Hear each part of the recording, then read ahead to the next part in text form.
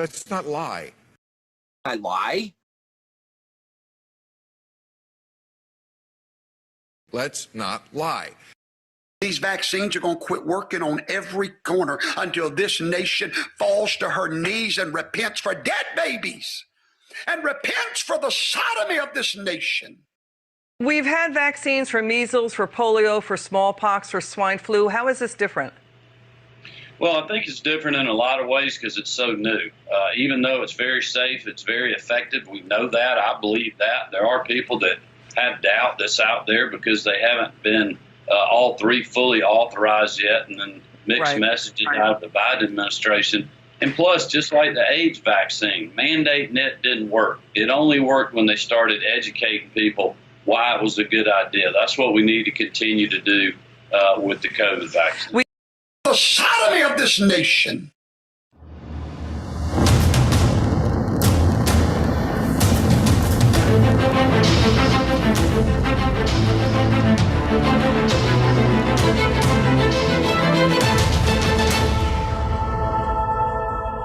Critical race theory. It was very good, very informative. Thank you, Mark. Appreciate it. Thank you, Mark. On the Princeton point here, you and I have discussed it. At the college level, this is fair game. Go ahead and do it, right? I mean, I remember 20 years old going to Trier, Germany, and trying to find the home of Karl Marx because, 1848, he wrote Mein Kampf. I want to know what it was all about. So that's part of the education in America, if you so choose. So that's that. More to come. Green Mile. Have you been a good little Nazi? Hail Fauci! Hail Fauci! Hail Fauci! Hail Fauci!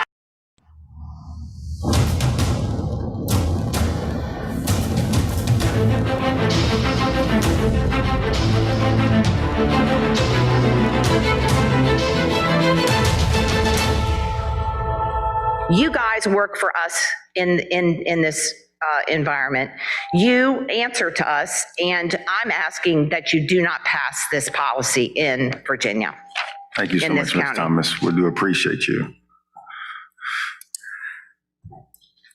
Phil McCracken.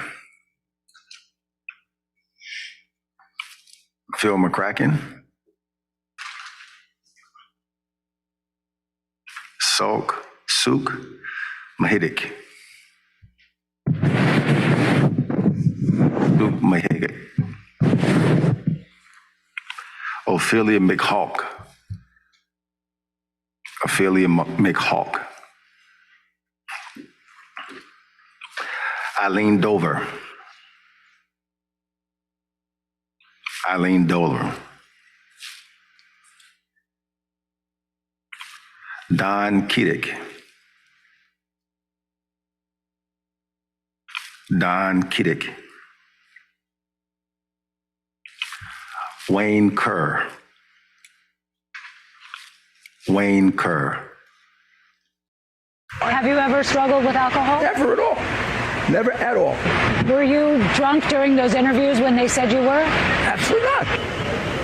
I don't think I've ever done an interview drunk. I have sometimes. I mean, I drink normally. I like scotch. I drink scotch. So you do not believe that you have a drinking problem? I know. I don't believe it. I know I'm not. I mean, no, I'm not an alcoholic. I'm probably function. Let's not lie. Remember, I'm not the one trying to undermine American democracy. I am the one trying to save American democracy.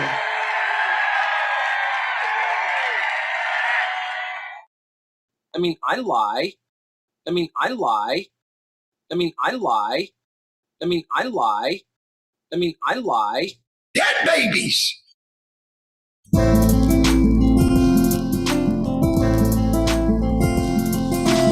mean, I lie.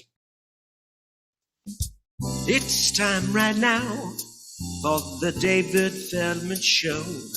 He's talking politics and comedy too. Now tell a dirty joke if you want him to. He's just a lefty from way back. He's a union man with an Emmy for writing. Someday he's mad and he feels like fighting.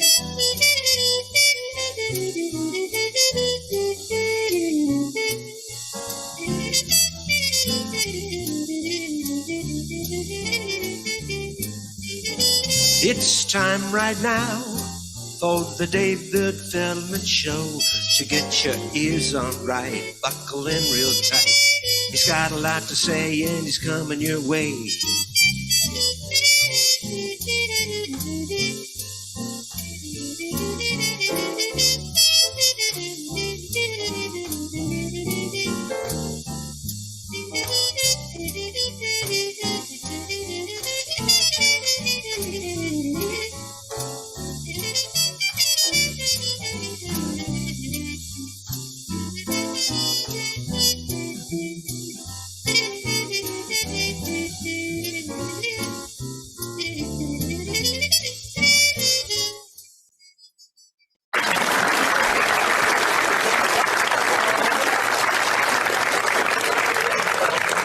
I think we can do this. Can you hear me? Yes, you can. Yes, you can. Welcome to the mop-up for September 20th? September 20th, 1921. Yes, I'm not taking a vacation, so just deal with it. Welcome to the mop-up for September 20th, 2021. I'm David Feldman, barely coming to you from an air shaft overlooking a parking garage somewhere in Manhattan where it is the last day of summer. Did you accomplish anything during your summer? Like get vaccinated? Coming up at 6:30, Howie Klein is going to introduce us to, that's at 7 o'clock, he'll be here, but he's coming on early at 6:30, and we're going to meet Brittany Ramos de Barros. She's a candidate for New York's 11th Congressional District. We're going to talk about Staten Island, the only borough in New York City that consistently goes for Republicans, except 2 years ago. But, and then at 7 o'clock, we'll be talking to Howie Klein. And, you know, I'm a hopeless romantic. I believe in love and I believe in marriage. I've been married, 6 times, I think. And I love people who believe in the future, like this guy who decided the world is falling apart, but you know what?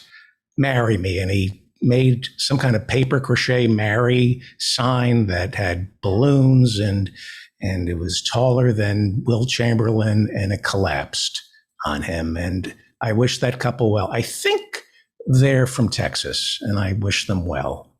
Marry me. What a romantic way to propose. You know how I proposed to my third wife? I bought a nice engagement ring. I said, honey, go change the kitty litter box. I think you're going to be pleasantly surprised. And she was scooping out the kitty litter box, and she found the engagement ring. I love proposing marriage. That's why I'm constantly getting married. Bill Maher. I love Bill Maher. I used to work for him. He is brilliant. He's the smartest man on television. I consider him the undescended testicle of liberal thought. And the man has a problem telling the truth. I don't know why. He's been playing fast and loose with the truth, and I have tremendous respect for him. But I have to call him out when he's lying to protect the richest 1%. Which he is more than just part of. He's become their spokesperson. Here he is talking about AOC showing up at the Met Gala wearing an Eat the Rich dress. I'll talk about that later. The picture of AOC wearing her dress, because this got all the attention this week. This is something that, the Met Gala attracts lots of crazy outfits, but this is a new thing that people have been doing. They've been wearing, I guess, their message, their life philosophy, tax the rich. I just want to read I had some stats here. Oh, New York City, 65,000, the richest 65,000 New Yorkers out of 8 million people pay 51% of taxes. And what proportion is that? I'm just saying 65,000 out of 8 million pay half. And their taxes so it's are not like we don't tax the rich at all. Mm-hmm. We've been slashing. That's fine. I'm all for ending income inequality, but let's not lie. The rich pay a lot of the taxes. Yes, because You can't tax the help at the Met Gala. You're going to have to tax the rich fuckers. Most of at the them Met don't Gala. pay taxes already. They pay a higher proportion of income tax than Jeff Bezos does. That his company does. Yes, I understand that.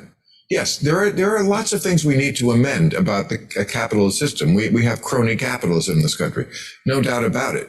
I'm just saying, you wear tax the rich on your ads, and people are always saying rich don't pay taxes. They pay some taxes. They pay a big part of the freight already. I'm not saying it shouldn't be more, perhaps, but let's not lie. Yes, let's not lie, Bill. Wow, you really are the smartest man on television. Even more incredible is you're not just the smartest man on television, you've also stopped reading 30 years ago. I don't know how you do it. I don't know how a man can be that brilliant and not pick up, not crack a book. The man doesn't read anything unless his writers put it in front of him. But he is the smartest man on television. I have tremendous respect for Bill Maher. I think of him as an oozing anal fistula clinging desperately to the body politic. And we should listen to this baby boomer. Baby boomers need to be heard, especially the multimillionaires who lie to protect their neighbors. So let's peel this back a little. This is the first thing he said. The picture of AOC wearing her dress, because this got all the attention this week. Actually, Bill, it didn't get all the attention this week. Didn't get any of the attention. It got the attention of people who have to desperately find AOC's hypocrisy, because there's no way you can argue with AOC on the merits of her ideology. You've never addressed socialism. You're too frightened to take on the socialists because you're a tool of capital. So, of course, you're going to say this got all the attention this week because AOC showed up at the Met Gala with a tax the rich sign, or emblazoned on her rump in her dress was a tax the rich sign, and it got all the attention. It got all the attention because you're too lazy intellectually to challenge AOC on the Green New Deal, the infrastructure bill, socialism, greed, which you should know something about, Bill. Does HBO just pay you to be stupid? I guess so. It's a multi-billion-dollar company, and everybody there wants to protect their profits. So they just pay you to act stupid. But you're not stupid. You're lying. Okay, so AOC, call her out on her putative hypocrisy. It's not hypocritical for a socialist to show up at a museum. Museums, believe it or not, are something socialists are in favor of because you're socializing art. You're making Picassos and Rembrandts available to everybody. You're not allowed to hoard the paintings in a socialist Eden. They're museums. I have problems with the Met, but that's a whole other story. There's no hypocrisy going to the Met Gala. Let's not lie. The rich pay a lot of the taxes. Let's not lie. Okay, you're telling us the truth because of your preamble. Let's not lie. The rich pay. What did you say? I want to make sure I got this right because it was so interesting. Let's not lie. The rich pay a lot of the taxes. The rich pay a lot of the taxes. Well, that's a bold statement. Anybody who's been reading for the past 30 years, they would know that that's not true. But you haven't cracked a book, Bill Maher, in 30 years. So back that up. On this show, we back things up. So if you have a fact, you say the rich pay taxes, back it up. Tax the rich. I just want to read I had some sets here. Oh, at New York City, 65,000, the richest 65,000 New Yorkers out of 8 million people pay 51% of taxes. And what proportion is that? I'm just saying 65,000 out of 8 million pay half. No citations. And then He was asked by Dan Savage, one of the supreme intellectuals when it comes to tax code, because if it weren't for Dan Savage, I never would have known about fisting. Dan Savage opened my eyes. I have no problem with Dan Savage. He's taught me a lot about fisting. So I can't wait to hear his take on the tax code. That's Bill's guest. He's talking taxes with Dan Savage. I'm just saying, what is the stat here? What did he say here? Tax the rich. I just want to read I had some sense here. Oh, New York City, 65,000, the richest 65,000 New Yorkers out of 8 million people pay 51% of taxes. I'm just saying that. I'm not backing it up. I have a stat. It's on a card. I'm not telling you where I read it or where I found it or whose asshole I pulled it out of.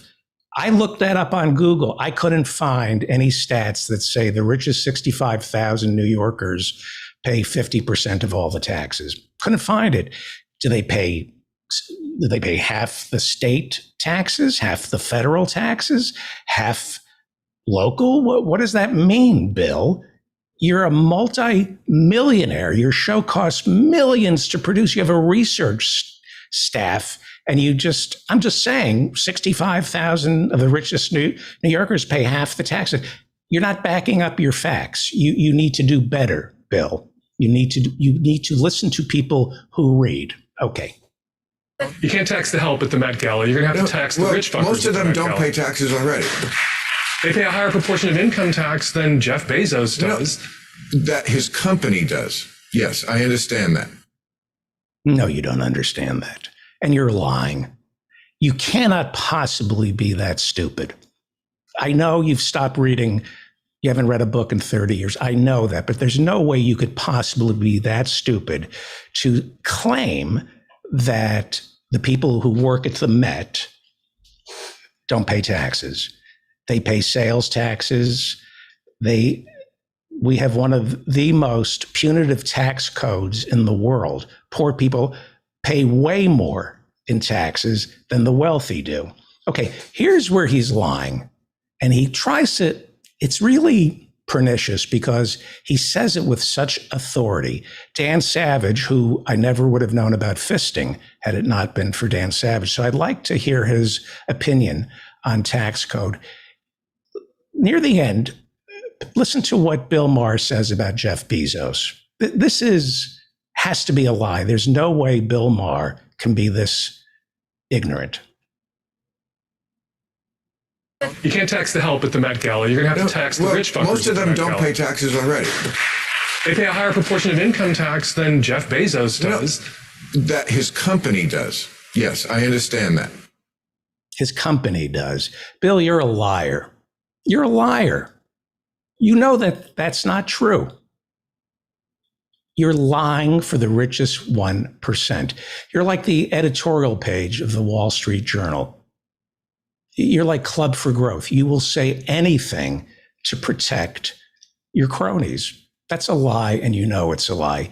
You said that Amazon pays taxes, which they don't, right? You said that you know that. I'm sorry. You said you knew that Amazon doesn't pay taxes, but Jeff Bezos does, right? And you said it authoritatively, and that's a lie. You said that Jeff Bezos is taxed, and he's not. And you know that, and that's a lie. Well, I don't have a research staff. I have Google. And this is from ProPublica, Bill, which I know you know about, Bill. I know you've seen this. You're a liar, Bill.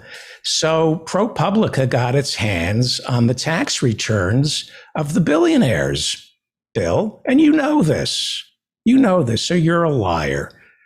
Warren Buffett, his wealth grew over a 4-year period from, hang on for 1 second here. Let me clean up my desktop here. I'm a one-man band. Yes.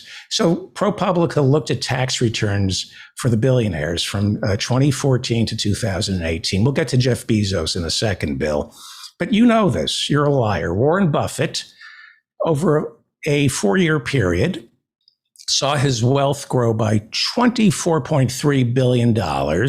He reported an income of $125 million over a 4-year period, and the total taxes paid was $23.7 million. Warren Buffett paid $23.7 million over a 4-year period when his wealth grew by $24.38 billion. That's a true tax rate, Bill, of 0.10%. You're lying. You're a liar, Bill. You know that. Your friend, Jeff Bezos, who I'm sure you're in business with, according to ProPublica, they got their hands on the tax returns of Jeff Bezos. His wealth grew between 2014 and 2018 by $99 billion, right? He paid $973 million in taxes over a 4-year period. You got it, Bill? His wealth grew by $99 billion. He paid $973 million in taxes. That's a true tax rate of 98%? Fewer than 1%, Bill. That's fewer than 1%, and you know that. Now, I know that when people's wealth grows, it's because of property that gets more expensive or stocks that get more expensive, and it's not treated as income. Although Elizabeth Warren believes, and I do believe, that there should be a wealth tax. If you're worth $50 billion on paper, we should tax your paper. When you're worth $50 billion and you're only showing income, what kind of income did he show? So Jeff Bezos showed $4.2 billion in reported income on a wealth growth of close to $100 billion. So he's only reporting his salaries and his dividends, his capital gains, but he's not reporting what he has. And that should be taxed. There should be a wealth tax, period. If your stock portfolio is worth $20 billion, those assets should be taxed, not just the dividends, the assets. And you know that, Bill. You know that. You know that the wealthy do not pay taxes. They do not pay their fair share of taxes. They do not pay taxes. There were some years where Jeff Bezos, I think 2 years ago, didn't pay any taxes. You're a liar, Bill. You're too smart. And this is a problem when we have people like Bill Maher lying, because we have a $3.5 trillion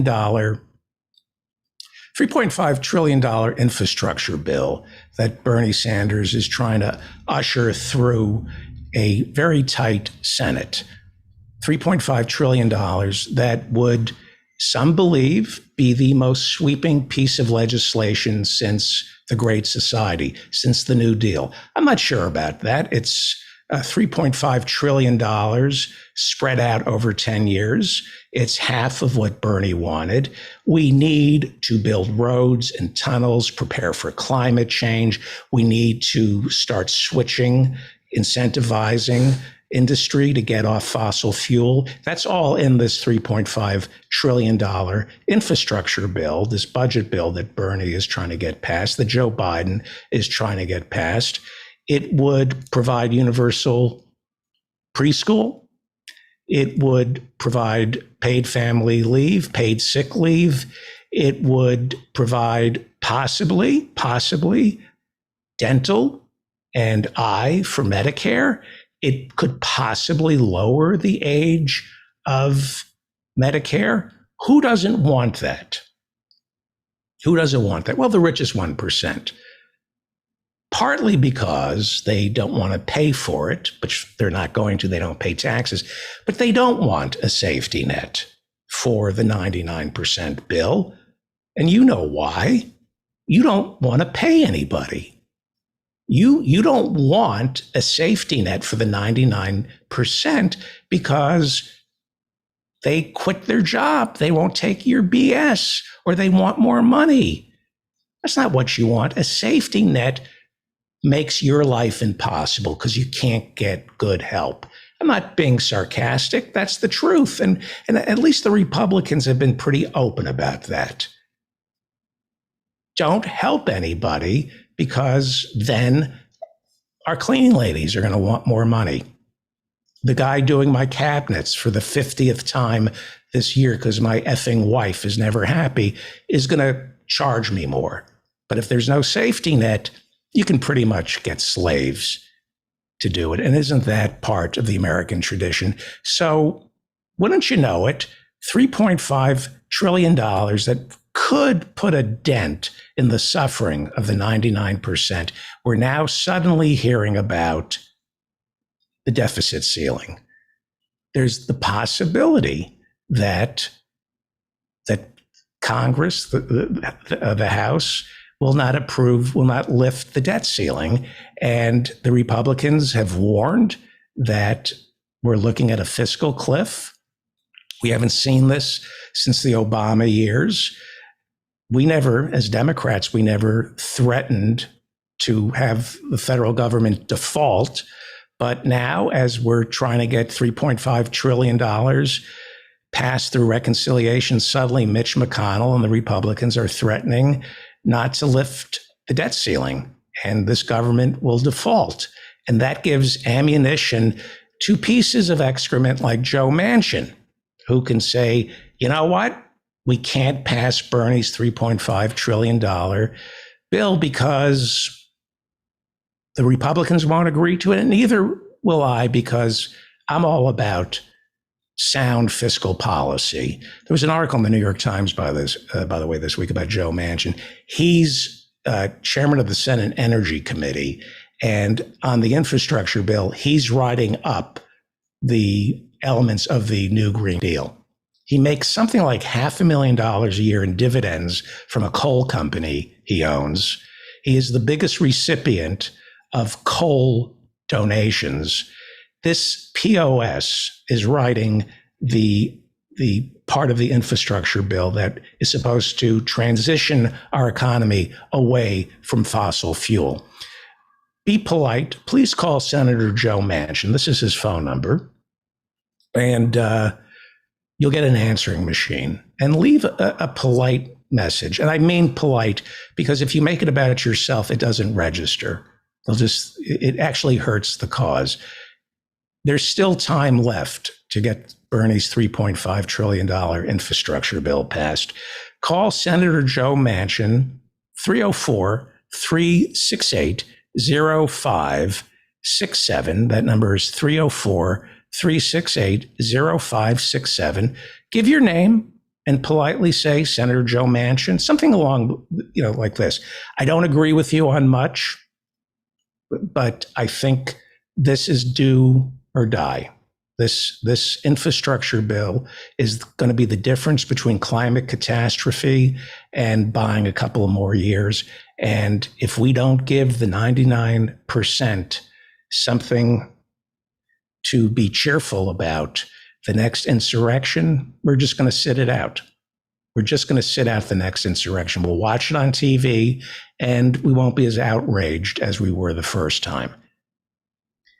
Again, Joe Manchin, pretty bad guy, but if you tell him that, if you leave that on his machine, he's not going to respond to that. Call 304-368-0567 and politely ask him to support Bernie's bill. Please, politely. Well, we have a Twitter poll coming up. I'm trying to make a decision as to who is the more vile corn-filled effluvium. Is it Manchin or Mnuchin? Remember Steve Mnuchin? That's his wife, his third wife, the ape man, Steve Mnuchin, who was Treasury Secretary under Donald Trump. He was the one who literally forged foreclosure documents. I think it was Bank West that he owed. He just foreclosed on people's homes illegally, and the Attorney General of California wouldn't prosecute him.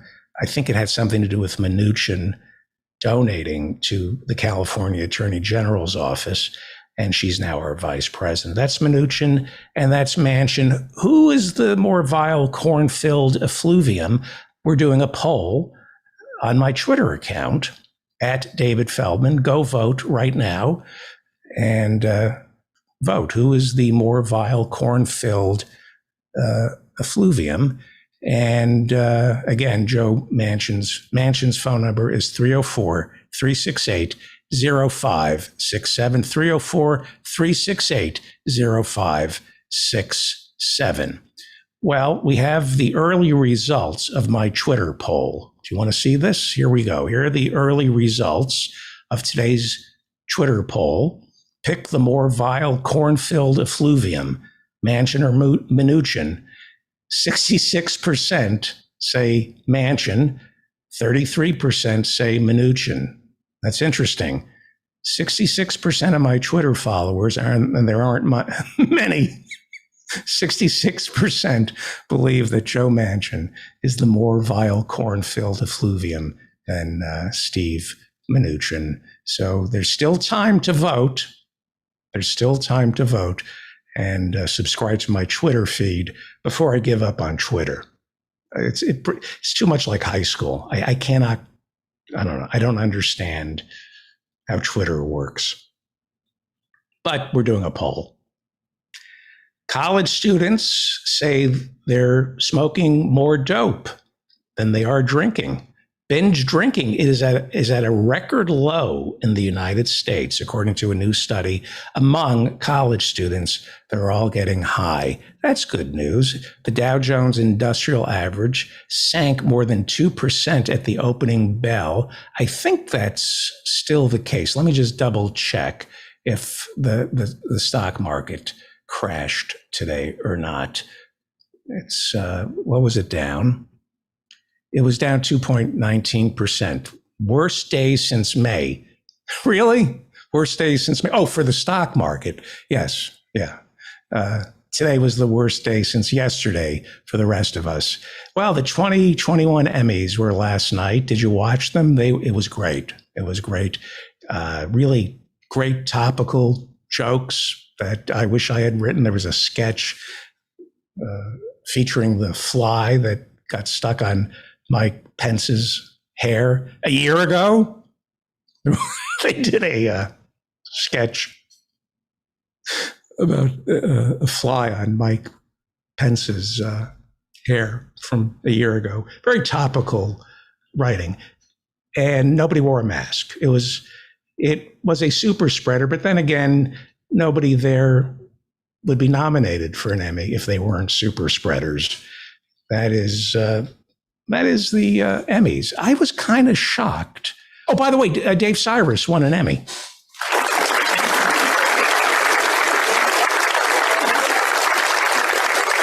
Dave, our very own Dave Cyrus won an Emmy for his writing on Saturday Night Live. If I did happy for others, I would be happy for Dave Cyrus. I just don't do happy for other people. But congratulations, nevertheless. I was almost happy for Dave Cyrus. Nobody wore a mask. I couldn't believe. It is why Democrats lose. I don't know what they were thinking. I really don't. Hollywood is so cut off from reality. That's their job, is, not to deal with reality. Don't lecture people, though, about politics. I always wonder why. Even Bernie fell for it. Nobody likes the idea of Hollywood. They like movies, they like their favorite television shows, but the general idea of Hollywood, nobody likes. People are jealous of them. They're seen as royalty. They're seen as hypocrites. When people in show business go to the Emmys and they're not wearing masks, while at the same time they're mocking Oklahoma, Florida, Alabama for not wearing masks, it's bad. It's really bad. I know everybody was vaccinated. I get that. But it's Hollywood. People lie in Hollywood, especially as to whether or not they got vaccinated. Lying in Hollywood is considered good manners. If somebody doesn't lie to me, it's good manners to me is if you saw me do stand-up and you just say, that was great, and I know you're lying, but you're just being polite. Hollywood, there would be no Hollywood if it weren't for liars. You really going to trust everyone who works in television to tell you the truth as to whether or not they've been vaccinated? Come on, that was really a bad call. Really bad. There's a shortage of ivermectin for horses because horses' asses like Joe Rogan and Jimmy Dore are telling people that ivermectin can stave off COVID and cure it, even though no evidence whatsoever. Now, horse owners, poor innocent people like Michael Bloomberg's daughter or Bruce Springsteen's daughter, there's innocent, hardworking women who want to ride horses, the salt of the earth. Bruce Springsteen's Olympic riding daughter can't get ivermectin. They can't get ivermectin for their horses. Yeah. And either can the kids in India. So they're going to go blind. I read more about horses not being able to get ivermectin in America than I do about all the third world kids who can't get their hands on ivermectin so they don't get river blindness. We care more about horses in America than we do about children, unless they're the children of the rich, like Michael Bloomberg's daughter or Bruce Springsteen's daughter, and they're riding a horse, in which case we wouldn't want them to get river blindness. 1 in every 500 Americans has died of COVID-19. Did you see the Emmys last night? They weren't wearing masks. They were wearing masks. No, but they insisted they were vaccinated, because you can trust people. You can trust agents and managers and lawyers in Hollywood who will look at a contract and say, we're not going to pay you this. I know it says we're going to pay you this, but we have all these lawyers, and it's just going to cost you way too much to get what we promised. So this is what we're going to pay you, and you're going to take it because you can't afford the lawyers that we can. Right? That's Hollywood. That's how it was built. But we're supposed to believe everyone who shows up to the Emmys when they say, oh, I'm vaccinated. 1 in every 500 U.S. residents has died of COVID-19. And the Democrats wonder why everybody hates them. They cannot wait to suck at the teat of Hollywood. They're fully vaccinated, but say they choose to mask up when out to protect their immune-compromised 4-month-old. But once inside... Our waitress came over, sat down next to me and said, so our manager sent us over because I am nicer than he is. And yes, this is very political, but you need to take your mask off. No masks allowed. It's a policy you don't hear often during the pandemic, but the owner says he considers it part of the dress code. I spent my money on this business. I put my blood, sweat, and tears in this business. And I don't want any masks in here. I put my money into this business. I put my hair into this business. I put my brain cells into this business, and I don't want any masks in here. I want to eat at that restaurant. That sounds no food poisoning there, right? Those are the hygiene requirements of the customers. You can't wear a mask. Imagine what their kitchen looks like. So means no masks in the kitchen. And I'm pretty sure this guy's such a libertarian. If you go into the men's room, there's no sign that says employees must wash hands, right? Hey, what happened to my What happened to my freedoms? I do not like to wash my hands after I go to the bathroom. And these hand washing mandates are an invasion of my privacy. It's tyrannical. The first thing Hitler did when he took over was he mandated that all employees must wash hands after they go to the bathroom. I don't want to wash my hands after I go to the bathroom. I'm proud of my effluvium. And nobody is going to tell me to wear a mask. Nobody's going to tell me to wipe. And nobody's going to tell me to wash my hands after I go to the bathroom in the restaurant where I serve and touch people's food. Yeah, okay. Well, this is the COVID situation so far. It's a laugh riot. We are almost getting back up to Christmas. It's looking at a New York Times chart. We're looking at roughly 250,000, 270,000 new cases each day. In back around Christmas time now, it's the beginning of September. We're looking at, close to 180,000 new cases every day. And it is a pandemic of the unvaccinated. That's why it's going up. It's because people won't get vaccinated. So why is that? Why won't people get vaccinated? I think there's a lot of hatred towards the medical establishment, and rightfully so. So I've said this on the show before. The Democrats, Joe Biden, should look at anti-vaxxers and say, you know what?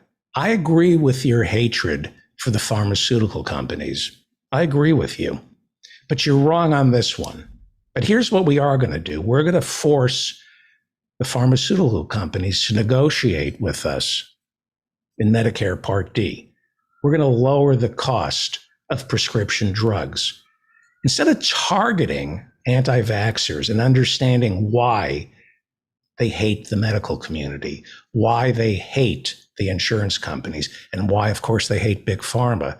The Democrats think the anti-vaxxers are a basket of deplorables who cannot be won over. You have to use their rage and bring them over to our side. It's good that people hate Big Pharma. If Bernie could do this. Bernie could talk to the anti-vaxxers and say, because he doesn't have contempt for anti-vaxxers, he understands that a lot of people don't get vaccinated because they can't afford to take a day off from work. They can't afford the child care. They can't, there isn't a site that is around where they work. They'd have to get on the bus for 3 hours to go get vaccinated. They can't afford, we don't have paid sick leave in America. The day after you get that second shot, some people don't feel so hot, so they're not going to want to go in to work. Well, we don't have paid sick leave, right? A lot of people just can't afford the luxury of a free vaccination in this country. That's how bankrupt we are. And Bernie would understand that. I've been really angry at the anti-vaxxers because I'm insensitive. And I'm not mad at the anti-vaxxers. I'm mad at the people like Joe Rogan or Jimmy, who's pushing ivermectin or raising questions about ivermectin. Those are the people I really have a quarrel with. The people who on their deathbed say, I didn't get vaccinated, don't be a schmuck like me, get vaccinated. I don't delight in that. The disc jockeys or the AM Phil Valentine, those AM radio hosts who told people not to get vaccinated, they can't die soon enough for me. But the regular Americans who trust these charlatans and then end up dying, that I find to be sad. And I also think Bernie, if he were president, would be able to talk to the anti-vaxxers and win some of them over. We could win some of them over, not all of them, but some of them. So why do people not want their vaccines? They don't trust their doctors. They don't trust their insurance companies. They don't believe it when the president of the United States says, if you have COVID, it'll be free, because it isn't. Remember, we were told that if you have COVID, go to the hospital. We know you're broke. We know you're sick of surprise bills, but we're going to kill this disease. And the only way we can kill it is if you go to the hospital and you will not be billed for your COVID treatment. Well, according to the Washington Post headline, the days of full COVID coverage are over. Insurers are restoring deductibles and copays, leaving patients with big bills. Large insurance companies waived cost sharing for coronavirus care in 2020, but it has sprung back in 2021. That's right. Anthem, Blue Cross, all the health insurance companies, Aetna, record profits in 2020. You know why? Because everybody was paying their insurance premiums, but they weren't going to the hospital. Did they lower your insurance premiums?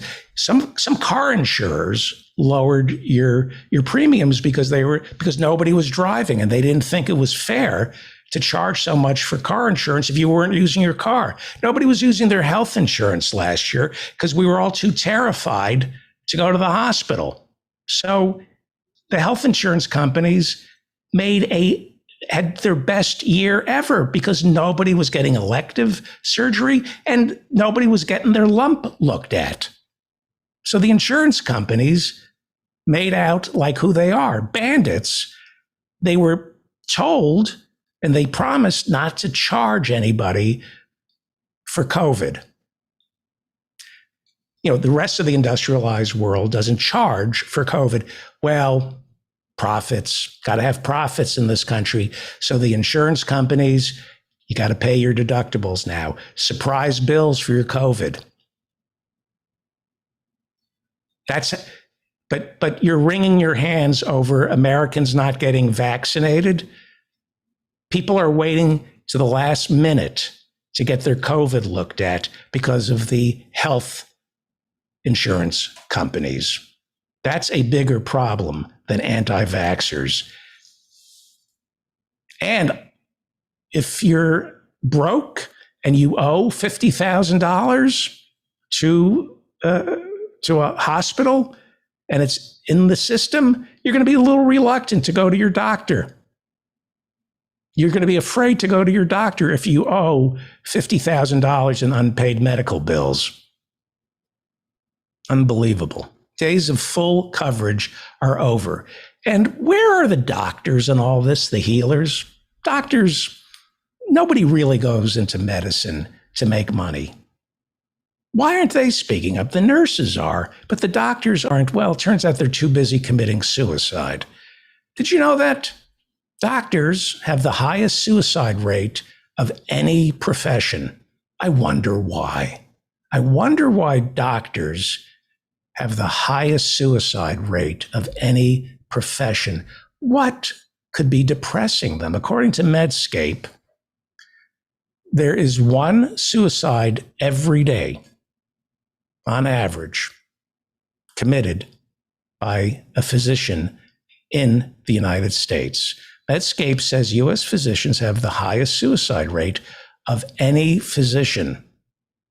Their suicide rate is more than twice that of the general population. New research shows. Medscape goes on to write, a systemic literature review of physician suicide shows that the suicide rate among physicians is 28 to 40 per 100,000. That's more than double that in the general population.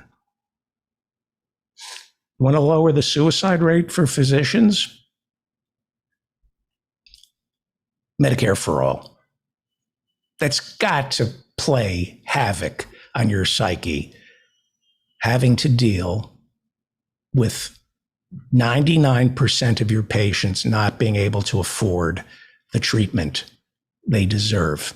And the ones who can afford it, the insurance companies wait them out, hoping they're going to die before they approve whatever they need. That's why doctors have the highest suicide rate in America, because of these health insurance companies. Why doesn't the AMA speak up and protect the doctors? They are depressed. This is one of the most depressed. Being a doctor is the most depressing job in America. There is no bigger proof than this. Physicians experience highest suicide rate of any profession. Why? Because we don't have Medicare for all. Are the doctors in this country so stupid they can't see the relationship between their suicide rate and being forced to deny coverage and treatment to 99% of their patients because the insurance companies have a stranglehold over their business? This is a really diseased country when even doctors can't take care of themselves. We have doctors in New York who can't afford health insurance. What about a general strike? Why can't these effing doctors do what the nurses are doing and go on strike? How many doctors have to commit suicide? Nobody goes into medicine to make money.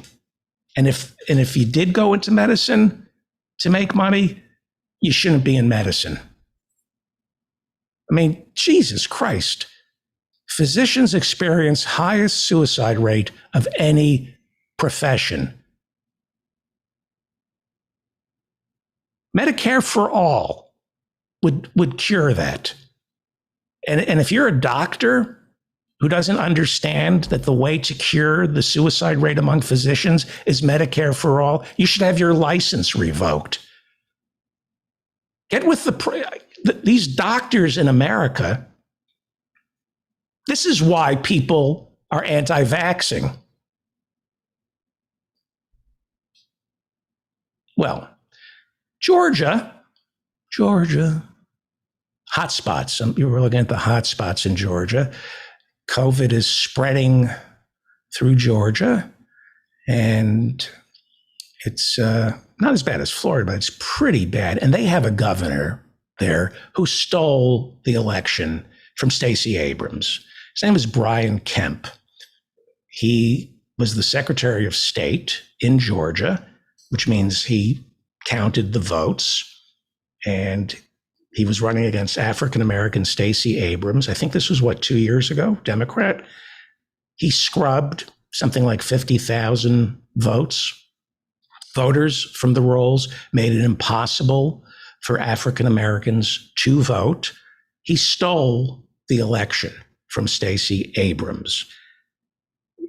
And he's now the governor. He's now the governor of Georgia. He was asked, as a loyal Republican, what he thought the answer is to COVID. You know, do you believe in vaccines? Shouldn't you be encouraging, forcing people to get vaccinated? And, he's for vaccines, but he doesn't think people should be forced to get them. Here's why. We've had vaccines for measles, for polio, for smallpox, for swine flu. How is this different? Well, I think it's different in a lot of ways because it's so new. Even though it's very safe, it's very effective. We know that. I believe that. There are people that have doubt that's out there because they haven't been all three fully authorized yet, and then mixed messaging out of the Biden administration. And plus, just like the AIDS vaccine, mandating it didn't work. It only worked when they started educating people why it was a good idea. That's what we need to continue to do with the COVID vaccine. I'm sorry. Did you say there's a vaccine? What did you say about AIDS? Just like the AIDS vaccine. There's I'm sorry. I am. The what? The AIDS vaccine. Okay, so you're saying that there's a vaccine for AIDS. Really? They've come up with vaccine. A vaccine for AIDS. Okay. Wow. So I guess we just need to go slowly. You're saying that with the AIDS vaccine, people were reluctant at first to get the AIDS vaccine, Governor Kemp of Georgia. And if we go slowly with it, if we go slowly with the COVID vaccine, the way we did with the AIDS vaccine, what? Just like the AIDS vaccine. Yeah. Okay. We just go slowly with COVID, just like the AIDS vaccine. How do these people, how do you, okay. It's the governor of Georgia. That's the guy who doctors, he gets to determine mask mandates and vaccine mandates. He's the one who says, yeah, we can open up the schools.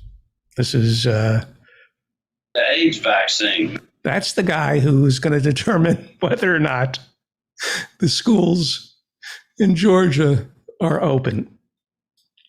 Interesting. Kemp stole the election from Stacey Abrams, who graduated from Harvard. That should tell you something. He stole the election, and he's trying to make it harder for everybody to vote.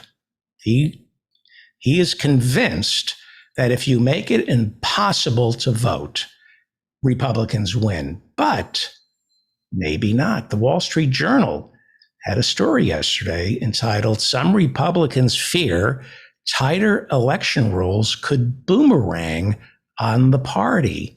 In Michigan, GOP officials are cautioning against tougher absentee voting laws, in part because it might discourage their own voters from casting ballots. See, that was one of the things I noticed in 2020 about absentee ballots. Donald Trump wanted everybody to vote on Election Day. But Republicans are just as lazy as Democrats. They like mail-in ballots. So making it harder to fill out and drop off a mail-in ballot may end up also hurting Republicans. According to the Wall Street Journal, since the 2020 election, Republicans in state legislatures have been tightening rules around voting and ballot security. They've passed more than 100 pieces of legislation in 24 states controlled by Republicans. Now, some Republicans in Michigan are saying that these voter rules may not be the best thing, that they may hurt our own party at the ballot box, because that's why you make voting laws, to benefit your own party, not democracy. You make sure that you pass voting laws that are beneficial to whoever controls the legislature. Now, the Wall Street Journal goes on to write, but survey data suggests those 2020 results were an outlier. In 2016, for instance, the use of mail-in ballots, I should spell out that in 2020, more Democrats used mail-in ballots than Republicans, but it's an outlier, according to the Wall Street Journal. In 2016, the Journal writes, the use of mail-in ballots was split fairly evenly between Democrats and Republicans. 26% of Democrats versus 23% of Republicans used mail-in ballots. That's according to the Cooperative Congressional Election Study. Interesting. Well, it sounds like Governor Brian Kemp, it sounds like tightening people's ability to vote could end up like... Just like the AIDS vaccine. Yeah, just like the AIDS vaccine. Voter fraud. Isn't voter fraud? Just like the AIDS vaccine. Right. It doesn't exist. Right? I think that's what you're basically saying. All right. Well, there is a senator from Louisiana. He's a Republican named John Kennedy. No relationship to President John Kennedy, or no relationship to reality whatsoever. As you know, bad things are happening on the border. Very sad things are happening on the border. And Senator John Kennedy was on Fox, and he's very upset with what's going on with all these Haitians trying to get into America. Look, I regret having to say this, but when it comes to illegal immigration, you just can't trust the Biden administration. It would be like trusting Harvey Weinstein with your daughter. I regret having to say this. I regret having to say this. I wanted to say it was like trusting Matt Gaetz with your daughter instead of Harvey Weinstein, but I couldn't. So I regret having to do that joke. I regret having to say this. I regret having to say this. I regret having to say this. My friend's daughter works in my DC office, and she came up with that line, and I think I have a chance. So if I use her line, maybe she'll have sex with me. But I regret having to say this. But I regret having to say this. That's what he regrets. He doesn't regret sending Haitians back to Haiti to face God knows what. Well, so is Joe Biden. Joe Biden and Mayorkas, the head of Homeland Security, who happens to be a refugee from Cuba. His family came over from Cuba. He's the new head of Homeland Security. He's also Jewish, so he's familiar with what it's like to be a refugee. Our head of Homeland Security, Mayorkas, and Joe Biden are sending Haitian refugees back to Haiti. They're down along the Mexican border. And there were some pictures that the Associated Press came out with. These are taken by Felix Marquez. He's been with the Haitian refugees. These are Haitian refugees walking across the Rio Grande. They leave Del Rio, Texas, and head towards Acuna, Mexico, Ciudad Acuna City. I don't know what that means. To shop for food and supplies, and then they come back to America, where they wait to be taken in by Americans. This is a little Haitian girl. Her father is holding her as he walks across the Rio Grande to go to Mexico to get some food and supplies. And then they will come back later with the hope that our country will welcome them like they welcomed all four of my grandparents. But we don't welcome refugees anymore. There was just a 7.2 earthquake in Haiti, immense poverty. There's the threat of a civil war going on right now, and we don't believe in political asylum for Haitian refugees. This is U.S. Customs and Border Protection on mounted horses. These are photographs taken by Felix Marquez. He's with Associated Press. And these are our immigration people, cowboys. They got their cowboy hat on and literally treating these Haitian refugees like cattle. This is your tax dollars at work. So for my podcast listeners, I recommend you look at this on YouTube. This is one of our immigration officers on a horse, dressed like a cowboy. He's got his chaps on, and he's rounding up a Haitian with rope. And look at what these two Haitians are carrying. They're coming back from Mexico. They're getting supplies, food. Looks like a lot of food. They picked up food for everybody. That's your tax dollars at work. We should be very proud. We should be very proud. Well, January 6th was the insurrection. And it looked like last Saturday was going to be insurrection part 2. This was scary. We were all on high alert because they were coming back to Washington, and this time they meant it. You certainly can't ignore any chatter. Thomas O'Connor was an FBI agent for 23 years on the Joint Terrorism Task Force. He says law enforcement must over-prepare.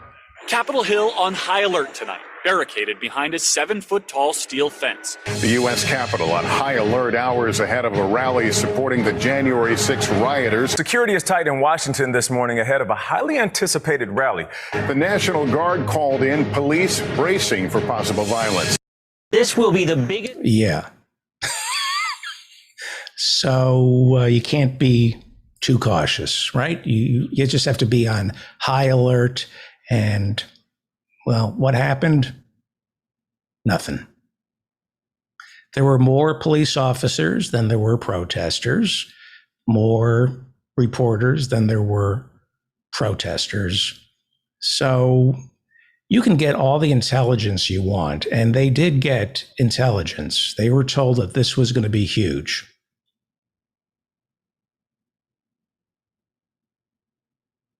You certainly can't ignore any chatter. Thomas O'Connor of a small number of recent online bulletin obtained by CBS News. The Department of Homeland Security is aware of a small number of recent online threats of violence connected to the rally and found online discussions encouraging violence the day before. According to the bulletin, social media users discussed storming the Capitol the night before the rally.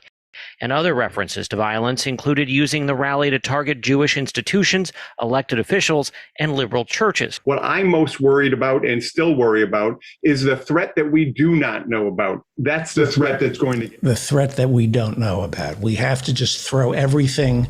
We have intelligence, we have Homeland Security, we have the greatest national security state in the history of civilization. We just assume the NSA is listening in on our conversations. We have drones circling over us. We're being monitored. We have all the information. We really do.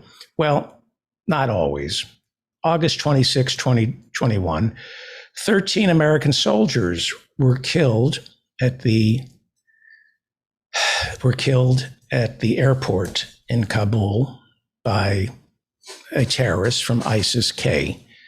That was their parting shot to us as we left. They killed 13 soldiers. And President Biden, on August 26, said this. To those who carried out this attack,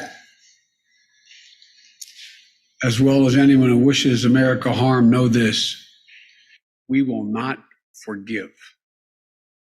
We will not forget.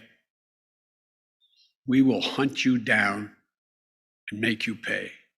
I've also ordered my commanders to develop operational plans to strike ISIS-K assets, leadership, and facilities.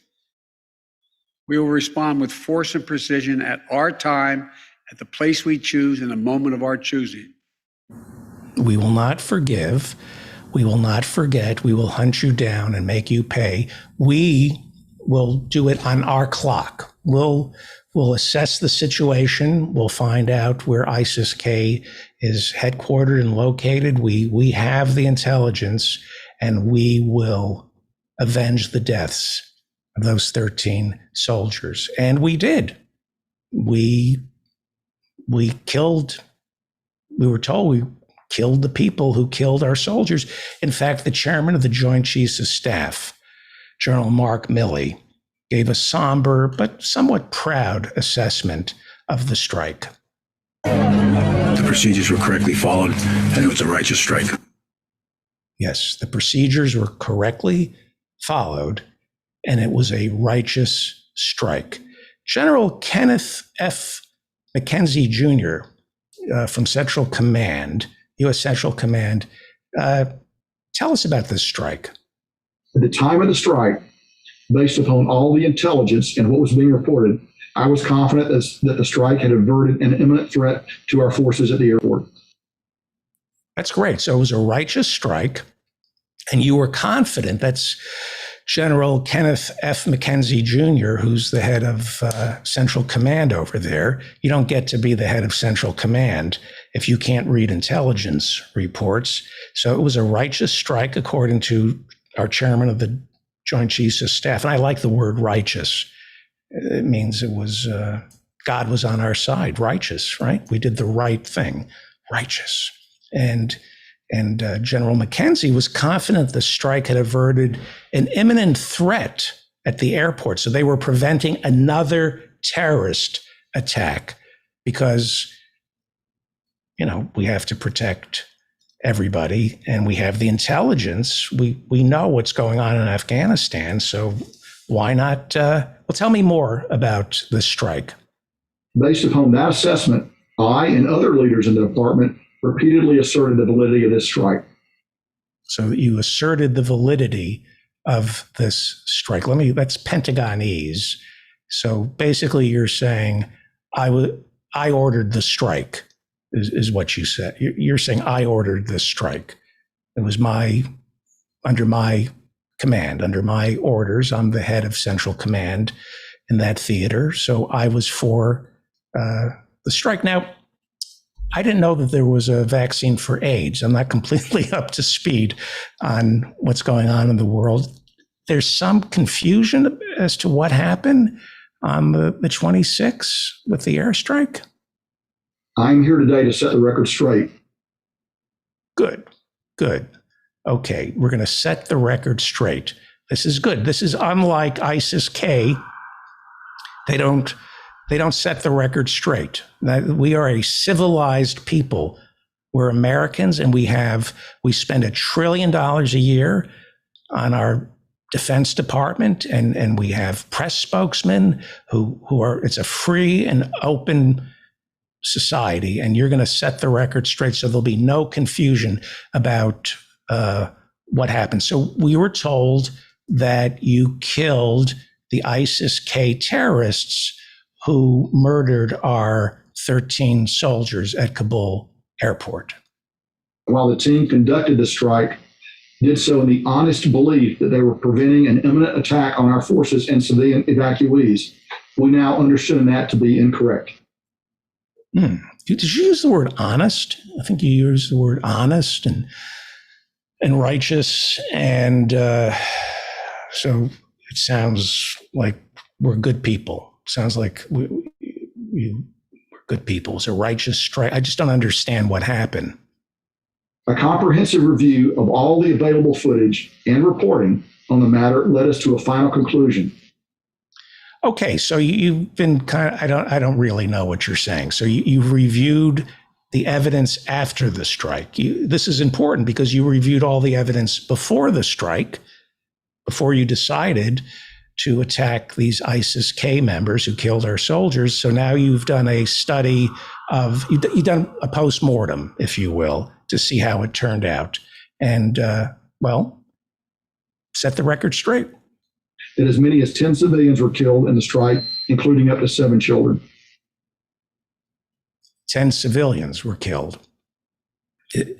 So that wasn't ISIS-K. You killed 10 civilians in the strike, and you didn't get ISIS-K. You didn't get the people who killed our soldiers. You killed 10. Well, hang on. You said 10 civilians and what? 7 children.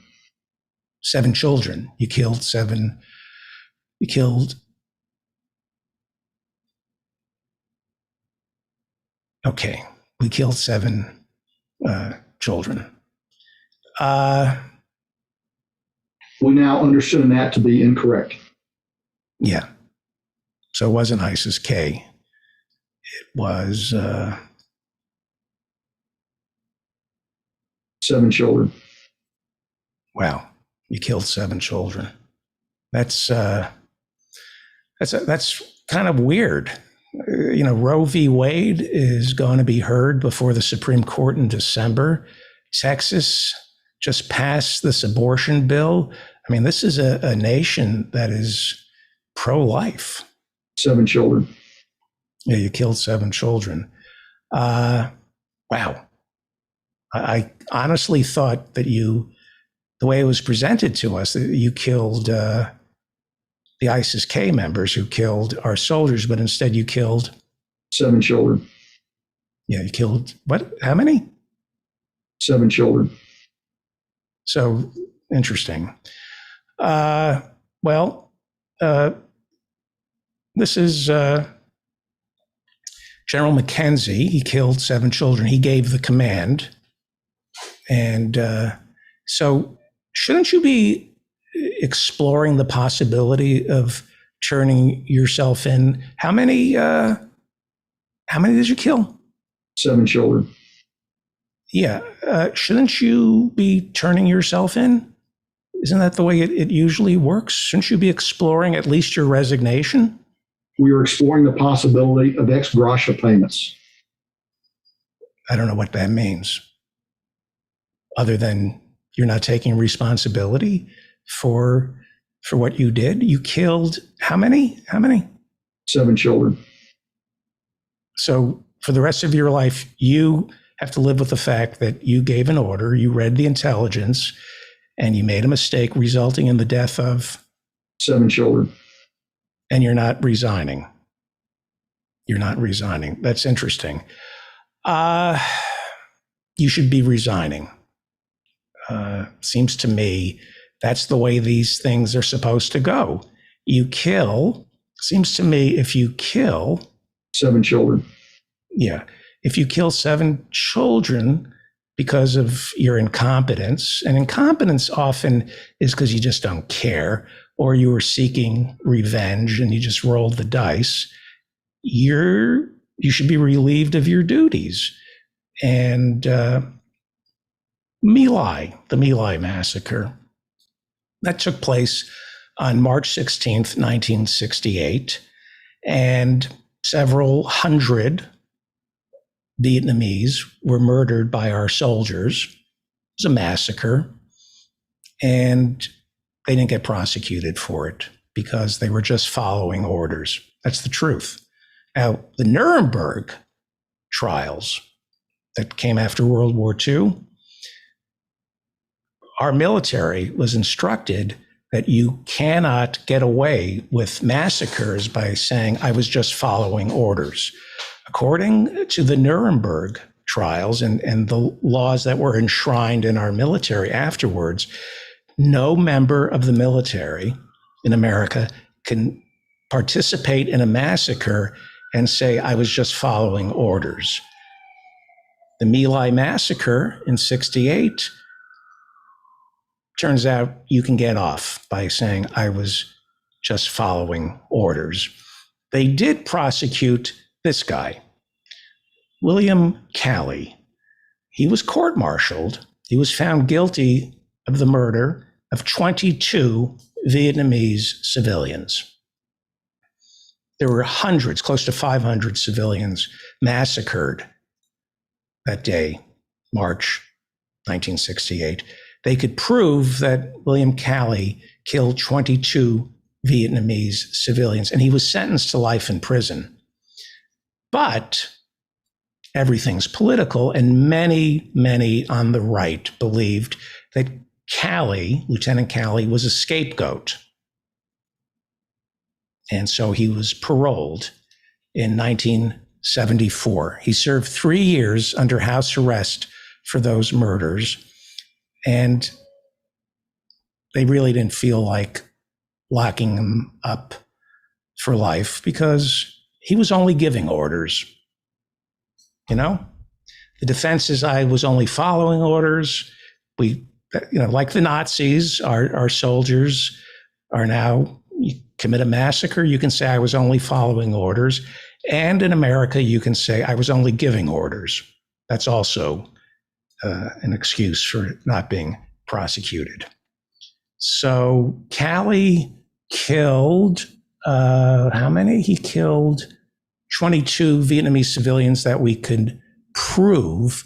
And how many did you kill, General McKenzie? 7 children. Interesting. You killed 7 children. Are we going to prosecute you? I mean, certainly, America learns from its mistakes. certainly a general who killed 7 children that we know of is going to be prosecuted for this. And you know who probably has something to say about this? You know who we should check in with? William Cohen. William Cohen used to be the Secretary of Defense under Bill Clinton. He was a Republican senator. So this is a guy we can trust. He's bipartisan. He can reach across the aisle, William Cohen. He was a Republican senator from Maine, but he's a good guy. When he was a congressperson, a Republican, he voted to impeach Richard Nixon when he served on the House Judiciary Committee. William Cohen is a problem solver. He's a straight shooter. And like I said, he was Secretary of Defense in Bill Clinton's White House. He was a Republican in a Democratic Party White House. You can trust him. And I think we should listen to William Cohen because he was on CNN, and I'm sure he's going to get to the bottom of this. I just want to pause long enough to say how this affected me, to see this family wiped out. Yes, let's pause long enough to learn how this affected you, William Cohen, former Defense Secretary William Cohen, because that's the first thing I thought when I heard about 7 children getting killed by our military. The first thing I thought was, I wonder how this affects William Cohen personally. That's the first thing I needed to know, because William Cohen is a sensitive man, and he's going to be affected personally when our military kills 7. How many did we kill? How many? 7 children. Right. You killed 7 children. Yes, you did it. Your mistake killed 7 children, right? And you still haven't resigned. So anyway, Bill Cohen, former Secretary of Defense, elder statesman, very compassionate, caring man. And we know he's got to be upset because he voted to impeach Richard Nixon, even though Richard Nixon was a Republican and William Cohen was a Republican. This is an honorable man. He's going to demand a thorough court-martial and trial. And Americans who ordered this airstrike are going to be held accountable. So let's listen to former Pentagon Chief William Cohen. It seems to me when something like this happens, you can expect the reaction is going to be very negative. Wow, so wise. This is why it's important to listen to our elder statespeople like William Cohen. This is good. Everybody, lessons learned. Write this down. There's going to be a negative reaction when you kill how many? How many? 7 children. Okay. So there's going to be a negative reaction to killing 7 children. That's interesting. I'm glad we learned that, William Cohen. So go on. Tell us the reaction is going to be negative, and go on. When we launch these strikes, to be as careful as we possibly can. And nothing is ever perfect. I know that I've been on the other end of this in terms of having launched strikes based on bad intelligence. Oh, wait a second. You've been on the other end of this. You mean you were attacked by our military? No. Oh, you attacked others based on bad intelligence. I see. So you're a war criminal as well. You ordered airstrikes. This is pretty much what you're saying, that you ordered airstrikes based on bad intelligence. So you seem pretty forgiving of yourself. It's interesting. You ordered airstrikes based on bad intelligence, which probably ended up with dead babies. Yeah. Dead babies. Yeah. When we launch these strikes, to be as careful as we possibly can. And nothing is ever perfect. I know that I've been on the other end of this in terms of having launched strikes based on bad intelligence.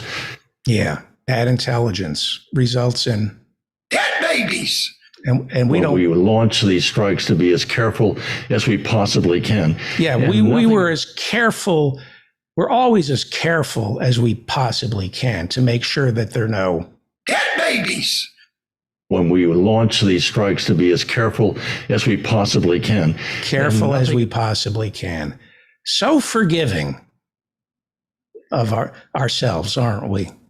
We're so forgiving. You're part of the cover-up. My Lai, there was a cover-up for My Lai, and there'll be a cover-up for 7 children. Dead babies. Yeah. Dead babies. Yeah. When we launch these strikes to be as careful. Yeah. We love babies in America. Yeah. So tell me, being on the other side of this, tell me what you've learned as a defense secretary. I remember that Don Rumsfeld, former Secretary of Defense, once said he worried, were we creating more terrorists than we were killing in Iraq? Let me answer that question for you. Yes, you're creating more terrorists than you're killing. That's generally the way it works, William Cohen. When you kill 7 kids, what happens when you kill 7 kids? If I were that family that had just been wiped out, I wouldn't be looking for any kind of compensation, any kind of reparations. I'd be looking for revenge. And I think that's the thing that we have to worry about. Yeah, I think that's the thing we have to worry about. Yeah. Terrorists just don't wake up one day and decide to kill Americans. They're probably wanting to kill Americans because of dead babies. When we launch these strikes. Yeah, dead babies. And so it's interesting. William Cohen was introduced as a former defense secretary.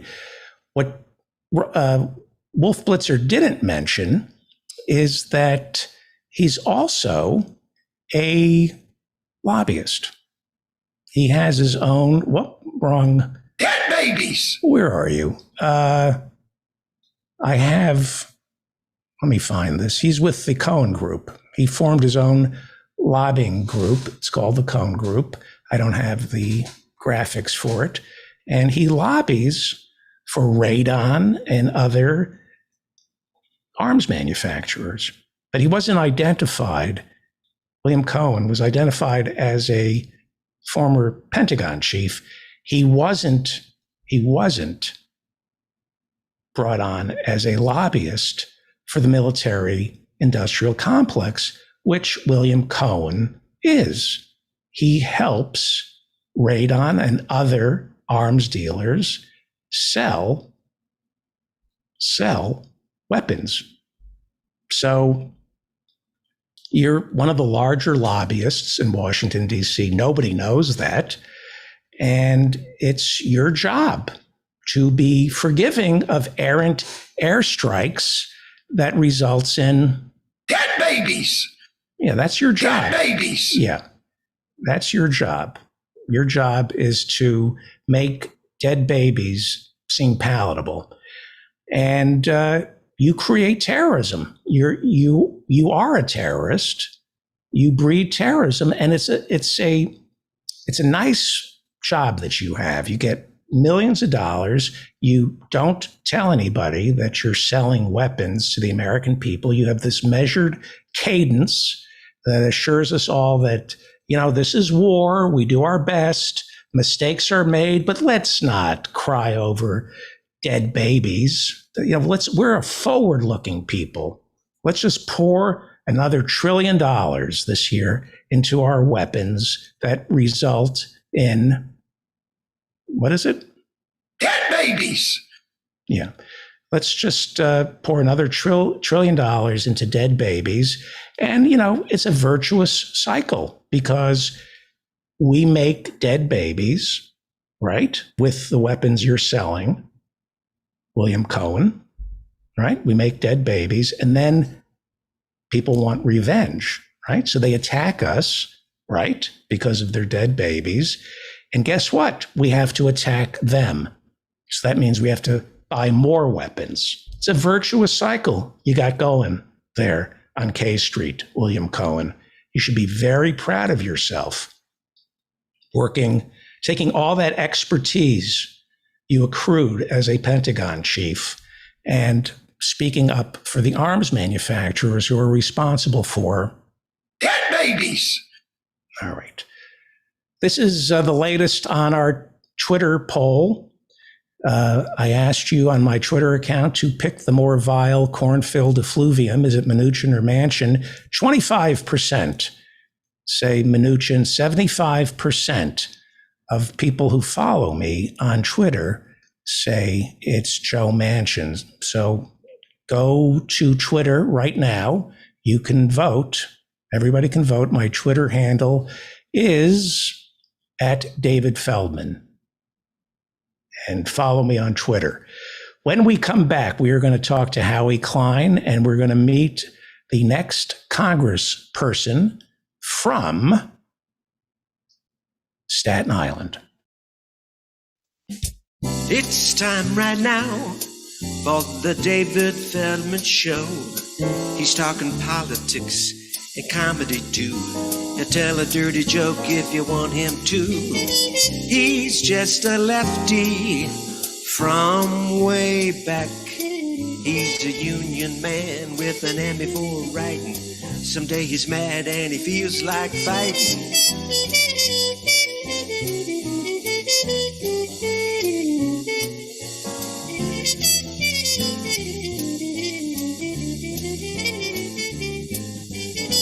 It's time right now for the David Feldman Show. So get your ears on right, buckle in real tight. He's got a lot to say and he's coming your way.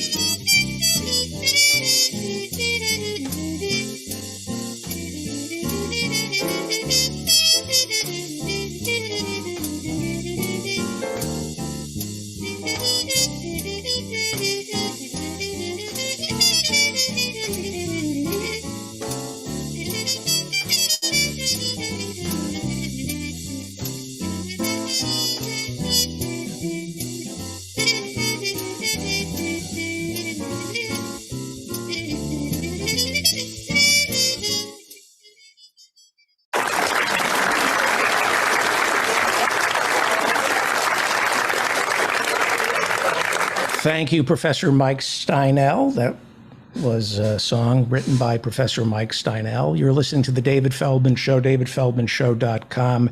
Let us now go to Los Angeles, where the founder and treasurer of the Blue America PAC, Howie Klein, I hope, is standing by. I'm here. You're there. Oh, good. And is it true that I have you for an hour tonight? No. Oh, I thought I had you at 7 o'clock as well. I just get you for. Is that? No. I didn't realize that. I thought what we were going to do is we were going to. Yeah, I thought this is a little early for calling me. I got it. I didn't pay close enough attention. Well, here's the thing. We're gonna meet. I made a request before we introduce our very special guest. We have a very special guest who's going to be the next congressperson from Staten Island, New York. But and you know what? Why don't you and I talk now, and then when she comes on, and then get on my way. Well, why don't we do this then? Why don't I talk to her and call you back at 7? Okay. Is she there now? She's there right now. Do you want to say hello? Hi. Yes. Hi, Howie. I'm not sure if I'm on. Yes, you are. Nice to see you, except I don't. Long time no talk. Thanks for writing all that great stuff for my blog. I very much appreciate it, and my readers do too. I got a really, really good response. That's why I requested Brittany Ramos Debatos you served in the military, and next year you're going to be serving in Washington, D.C., representing the great island of Staten, where is it named Staten Island? That's because right. It lowers your cholesterol. That's where all the statins are. So, Howie, why don't I do this? I'll call you back at 7, Because I was hoping for an hour with you, but that's okay. We'll talk in a half hour. I get dizzy after half an hour. Okay, thank you. We'll talk in a half hour. And thank you for introducing me to Brittany. Thank you. Great chat. Great, thank you. And David, could you do me a favor and ask people to donate to her campaign as well? Yes, of course. Thank you. Yes. I'll talk to you at 7.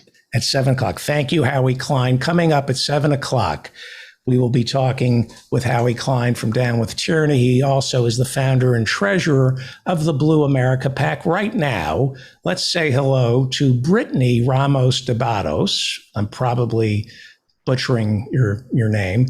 You are a candidate for New York's 11th Congressional District.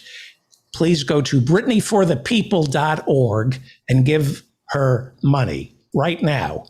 Howie Klein, if Howie Klein says, give Brittany Ramos Debatos money, you give her money. BrittanyForThePeople.org. Welcome, Brittany. Thank you so much. I'm excited to be here. And it's so nice when others... I got to I can't hear you over the pause for applause. Are we? Well, yes. Sorry. Thank you so much for having me. I'm really excited to be here. And it's so nice when other people make the fundraising asks on your behalf. And, I really appreciate it because we're coming up on a deadline and we really do need the support.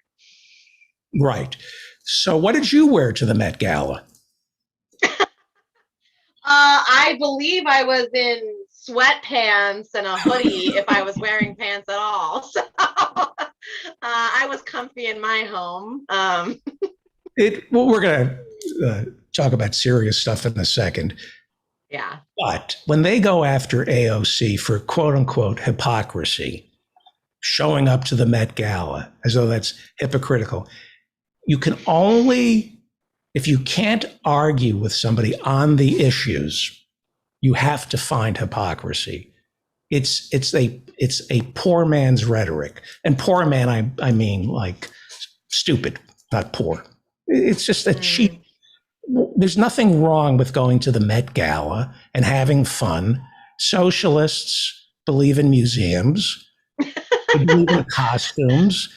And while you're getting all that attention, why not have your ass emblazoned with tax the rich? So are you a socialist? Yeah, I mean, I think that a lot of people, would fairly describe me that way. I've been doing work speaking about the problems with capitalism that are inherent for a long time. And I'm a very pragmatic person. For me, I feel like the left and all of us need to be less focused on the labels that we call ourselves and more focused on how do we reach everyday working class people. And, as the Poor People's Campaign says, unite the poor. That is our work, right? Is not about, kind of signaling, oh, I'm this label. I'm a perfect socialist, or I'm a perfect Democrat or a democratic socialist or any of these things, I mean, and if any of those labels are fit for you, fantastic, good for you, for me, I think that I tend to be a person who, I really care about reaching the unreached. I really care about speaking in language that is accessible and really reaches folks in ways that don't compromise our values, in ways that, yes, bring people in and build power for everyday people. And I think sometimes when we get caught up in jargon and all of these labels, we create deeper divisions in places where we should be deepening unity, right? And I don't mean a false, shallow sense of unity. I mean the deep unity that comes from principled struggles with each other around how are we going to relate to each other. And, I did tweet about AOC saying that I thought that her dress was fine and I liked the stunt. And it was the most controversial tweet of my entire campaign so far, which it was about a dress. So I thought that was shocking and concerning, to be honest with you. But I empathize. I empathize with my friends who, feel really offended and feel like she hasn't been doing enough. And that, I think, is where their frustration comes from. But I also am someone who believes that we have to, sometimes I wonder if folks really, from a power analysis, really resonate with what we're up against. We have all of the decks, the decks stacked against us. And I'm a person who in that case believes that we should be using every tactic, every strategy, every resource at our disposal to advance the cause of organizing working class people and building our political power. And so I think that the way you organize people is music, costume, culture, right? You culture, reach people fun. through culture. The right loves to paint the left as these dour, miserable people in Mao jumpsuits, and there's no joy. Joy is you have to have the weight of the world on your shoulders, and that's not what the left is. It's so true. I know. It's all about happiness. It's all about celebrating, making sure that people have the time to go to the museum, so you don't have to work 14 hours. Yeah. And, I think that when we elect people to power to fight for us, then what we want them to do, right? We're sending them into a lion's den of a system that was not designed for folks like us. Let's talk about the lion. Let's talk about you. Let's talk about you. Sure. So you are a veteran, an Army combat veteran. You come from an Army family. I just spent the last half hour really going after our military and the 7 kids that we killed using drones.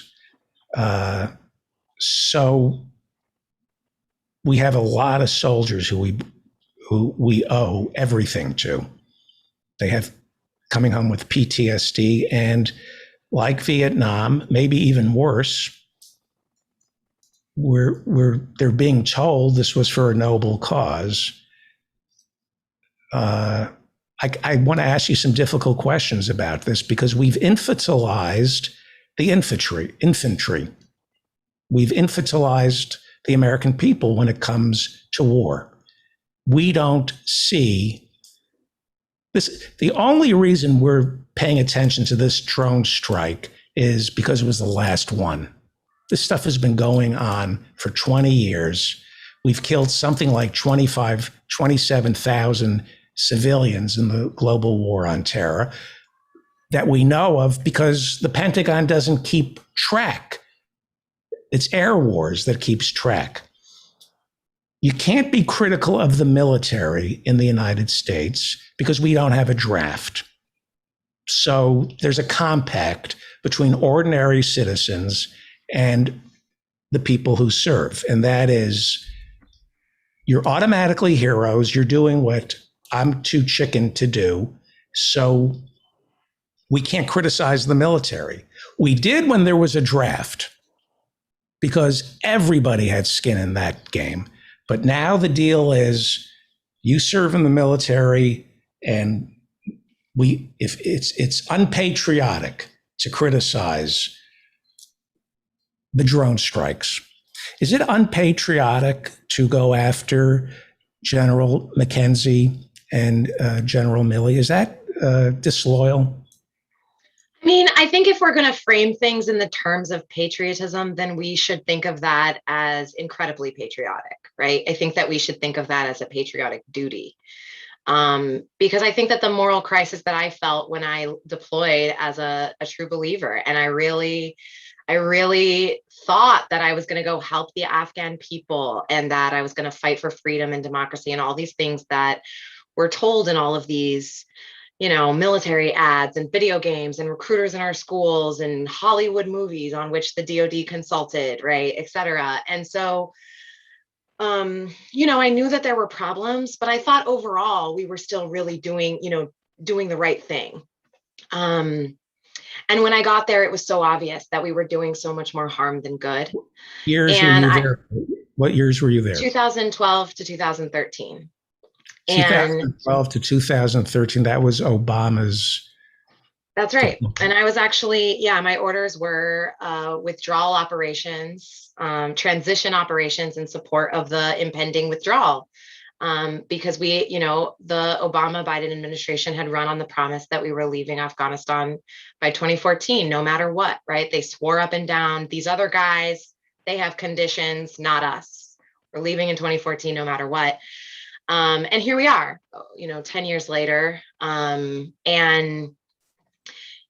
It's so I think that this is an important nuance, is that I think withdrawing is the right thing, right? We needed to leave. We were not helping. We were doing far more harm than good. And if the way that we left didn't prove that we, were not there with genuine concern for the lives of Afghan people, then I don't know how that's of any doubt at this point. And I think that what we saw in the nature of this withdrawal operation, though, was a real lack of regard for Afghan people, and even the American citizens who are stuck there, and even the Afghan people who literally worked for us for years. And what I saw when I was there was the way that corporations were really running the show. It was wild. We had, I was part of an engineer battalion, and we had mechanics who were fully capable, for example, of fixing our MRAPs when they were down. And I remember just being sitting ducks for a week while we waited for the corporate mechanics to come work on our vehicles, because there was a part of their corporate contract dictated that only their mechanics were allowed to work on it, right? So they built that kind of corporate control into the contract. And that threat, what was the corporation? Well, there's a few different ones. So it depends on, which one was the MRAP, was the vehicle that we were working on, right? Which is even more logistically, right? I mean, this is the thing I want people to understand. Can we know what some of those corporations are?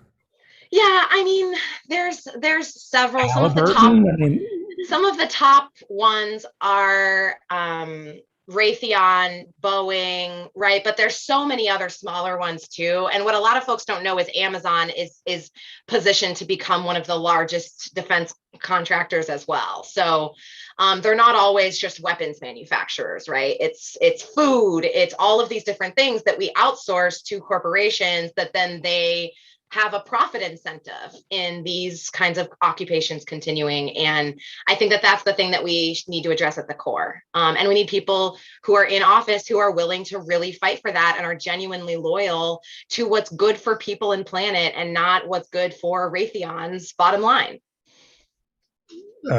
First, BrittanyForThePeople.org. I don't ask for much from my listeners. Howie Klein has endorsed Brittany Ramos Tabatos. She's running for Congress in Staten Island.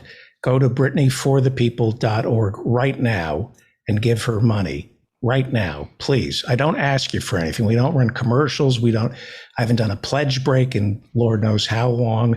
Go to BrittanyForThePeople.org and let's send her to Staten Island, send her to Washington, D.C. And you wrote a piece over Down with Tyranny that was just brilliant. And I called Howie and I said, please introduce me to Brittany. Explain something to me. You come from a military family. Yes.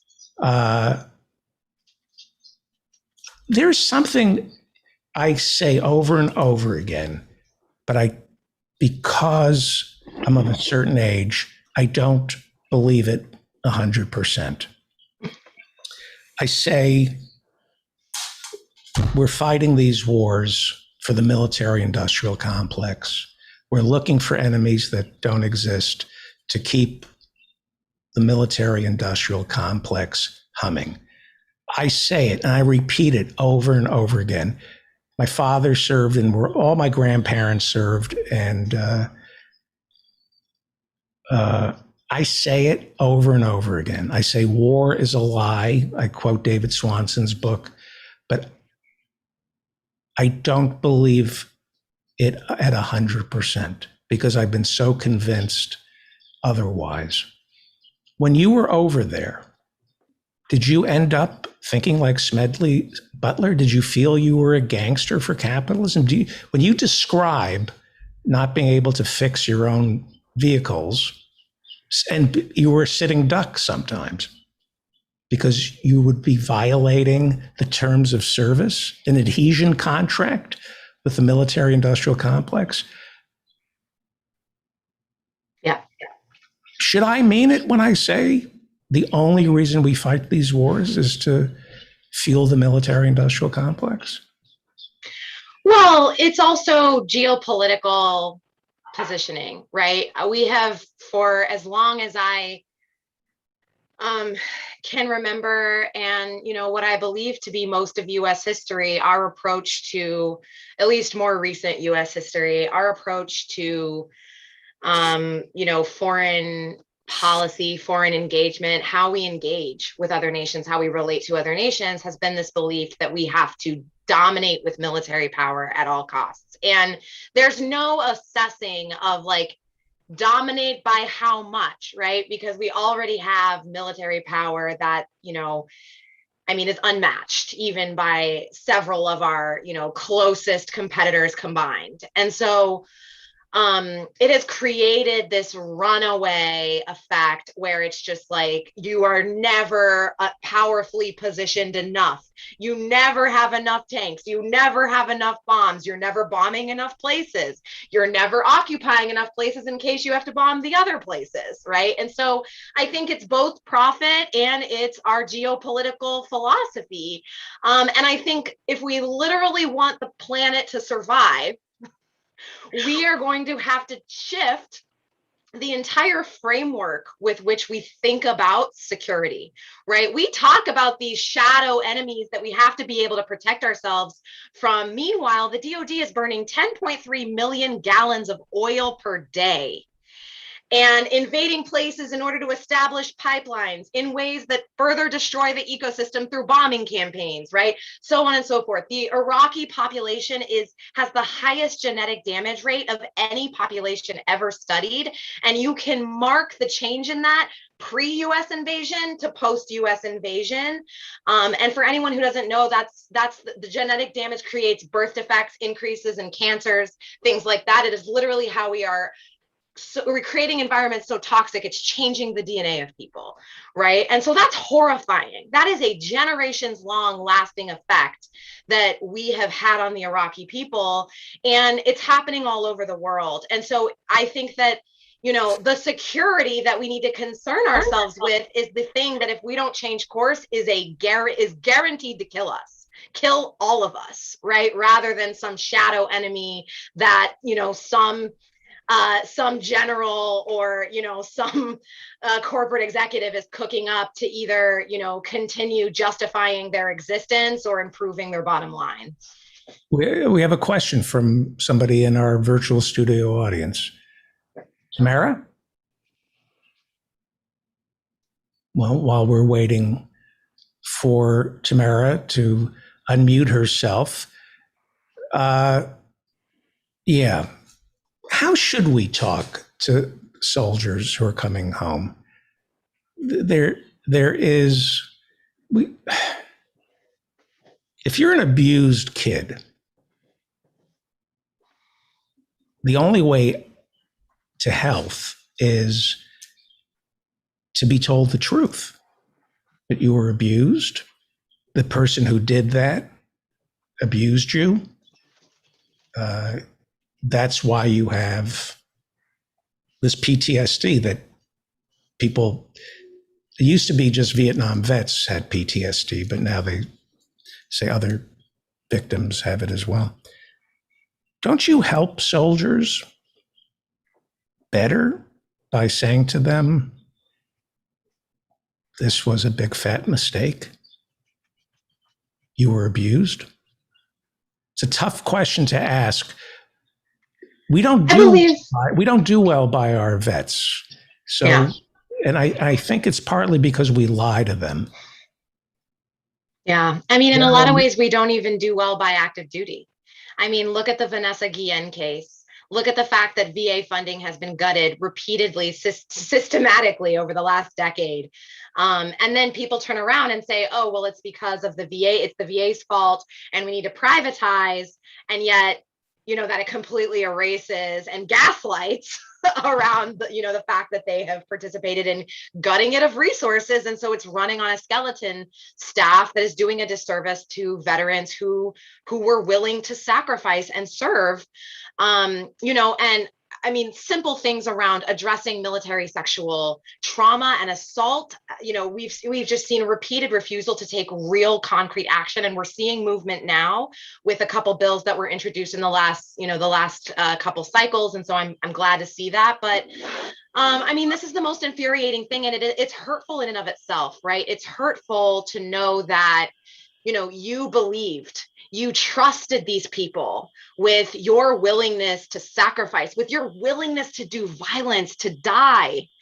You were willing to put all of that on the line, and in turn, they want to have dog and pony show parades and pat you on the back and give you an empty thank you for your service, while they continue to vote for policies that ultimately don't serve the community. And in this sense, veterans are a microcosm, but a very poignant microcosm of the way that both parties often say that they're fighting for everyday working class people, and they say the right things sometimes, but then they turn around and they don't actually invest in the things that we need. And we have to change that. I'm worried about our veterans because I'm old enough to remember the Vietnam vets and how they were treated. And I wonder if we have to talk to our veterans the way we talk to altar boys who were molested by priests. I wonder if there's an analog there. Because the military is sacred, keeping people safe, and it's the ultimate act of loyalty and patriotism. It is like being an altar boy, for some, for most, for many. It requires faith, duty, and honor, and then to be sent off. They were abused. They were abused in Iraq. And they were abused in Afghanistan. And for our country not to say that creates more abuse for them, I think. Yeah. Well, and it's worse. They don't just not say that, right? They literally prosecute and torment those of us who decide to tell the truth. I mean, there was a moment where I'm looking at my 18-year-old, 19-year-old troops freshly assigned to my command when I was a psychological operations officer. I had a detachment, and they're saying things like, I can't wait to deploy. They're true believers, right? The same way I was when I first came in. And I realized I am complicit in this lie that they're going to go fight for freedom as long as I'm not telling the truth. And how can I look myself in the face as a commissioned officer that committed to protecting this country? And this country is not the government. This country is the values that are encoded that we are supposed to be upholding, right? And so as far as I'm concerned, it would have been a betrayal to the American people and to the values that we say that America is supposed to be about and are protected in the Constitution if I had continued to keep my mouth shut as a commissioned officer who took an oath. So I started speaking out, and I didn't even share. I didn't leak any secrets, right? I just started boosting basic facts about what our DOD was up to around the world that I thought people should be paying attention to. And no, because I said, if I do that, at least I feel like I can look myself in the mirror and know that I'm telling the truth. In uniform or out of the uniform, I'm going to keep telling the truth. And I was threatened with court-martial, put under investigation. I got hundreds of death threats, hate messages, I mean, all of this craziness from people calling me a traitor, etc. And I want to know why telling the truth would ever be considered an act of betrayal when you have generals out here refusing. Literally, the Afghanistan papers exposed that you had elected officials and senior military leaders knowingly lying to the American public about this war and about what was happening and to the troops. And so, and think about Daniel Hale, right? You were talking about drone strikes. My friend, fellow About Face, Veterans Against the War member, is sitting in jail right now because he leaked the proof that Obama was lying about the drone warfare program when he said that it was a better option because it was incredibly precise. And Daniel Hale leaked evidence because when you go through the normal whistleblower channels, usually those channels are going through the very same people who are approving those missions in the first place, right? And have a vested interest in covering them up.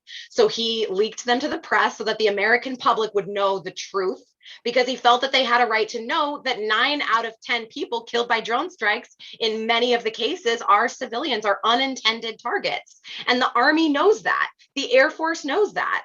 And, we saw that just now. At least they were willing to admit it this time. There have been Afghan, Iraqi, Pakistani, etc., even, people across North Africa begging for the US government to at least admit that their family member was not a terrorist. And the US has, in many cases, just ignored those people. And so, I think it's not just a refusal to tell us we're sorry, we're sorry, or to admit that this harm was done, but there is an active assault happening against truth tellers that the American public needs to be paying attention to, because this is the core fundamental check of accountability that the American public needs in order to hold the government accountable. And that's the way a democracy is supposed to work. And if we don't have access to the truth in these cases, then we have a real problem. Can you come back Thursday? I wish, but honestly, I have to figure out how to raise like $50,000 in the next 10 days. So how much you have to raise? I need to raise about $50,000 to be satisfied with my personal goal. I'm ambitious. We're looking strong, but New York City is a very expensive market. Yeah, you're incredible. I mean, you're the. Anything I say is not going to come across properly, but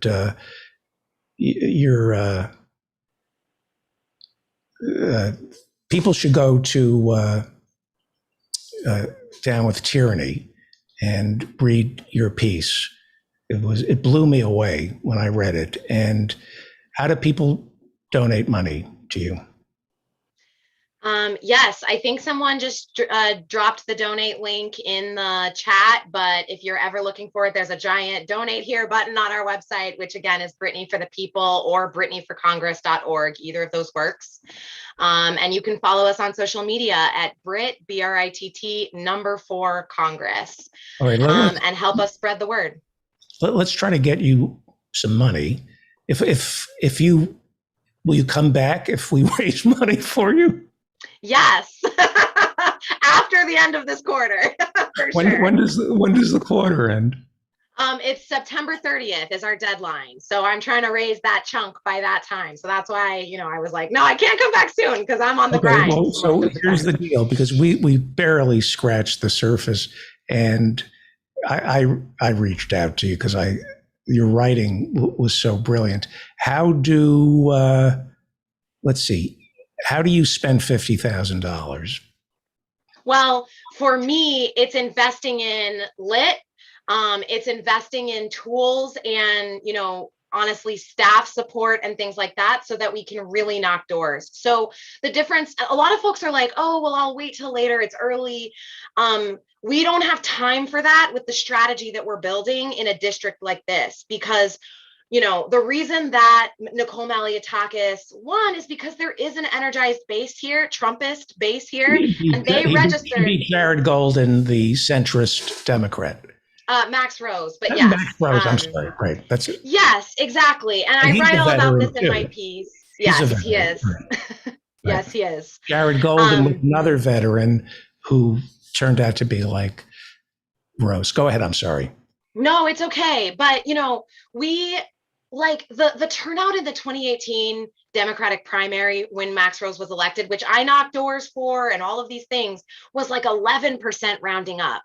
And, I write about this in more detail in my blog that was mentioned, but, we have almost a 2-to-1 majority of registered Democrats to registered Republicans here. And we have another over 100,000 potential voters who aren't turning out. And many of them are young, people of color, educated. They're folks that I think aren't turning out because they haven't had a candidate to really get excited about, because we've had so many traditional centrist establishment Democrats be the ones to run. And so we're running an unapologetic campaign, and we are organizing and we are building our own base. And I believe we can win that way, but that means we have to be knocking doors, making phone calls, registering voters now. And we've already been doing it for months, but that means that we have a prolonged amount of time where we're running a robust field operation.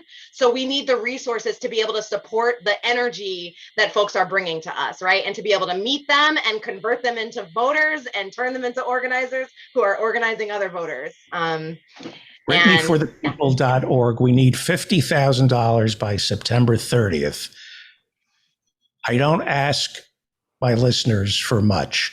BrittanyForThePeople.org. She's endorsed by Howie Klein. That's all you need to know. BrittanyForThePeople.org. Sometimes people come on the show, and today I'm a raw nerve for whatever reason, and you really got me. Wow.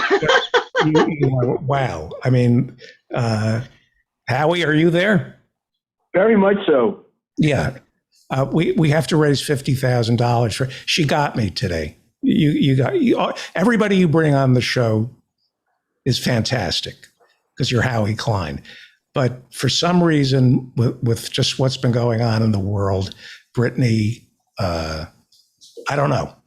I want to say any compliment I give her won't sound right. But Can I ask a question as well before she leaves? Yes, please. And if you covered it, just tell me to shut up and we'll move on. But Brittany, one of the things that fascinated me about you is that you unlike many vets who I've talked to, you were willing to be more insightful about your whole experience in the military and where that led you in terms of your thinking about the military-industrial complex. Did you and David talk about that subject yet? Yes, but go ahead. I want to hear this, please. Well, if you already spoke about it, you spoke about it. Well, but basically, I interrupted her as well. I was showing off for her, Howie, so I interrupted her a couple of times. I was trying to impress her. So, I'm turning red. I'm turning red in the cheeks, y'all.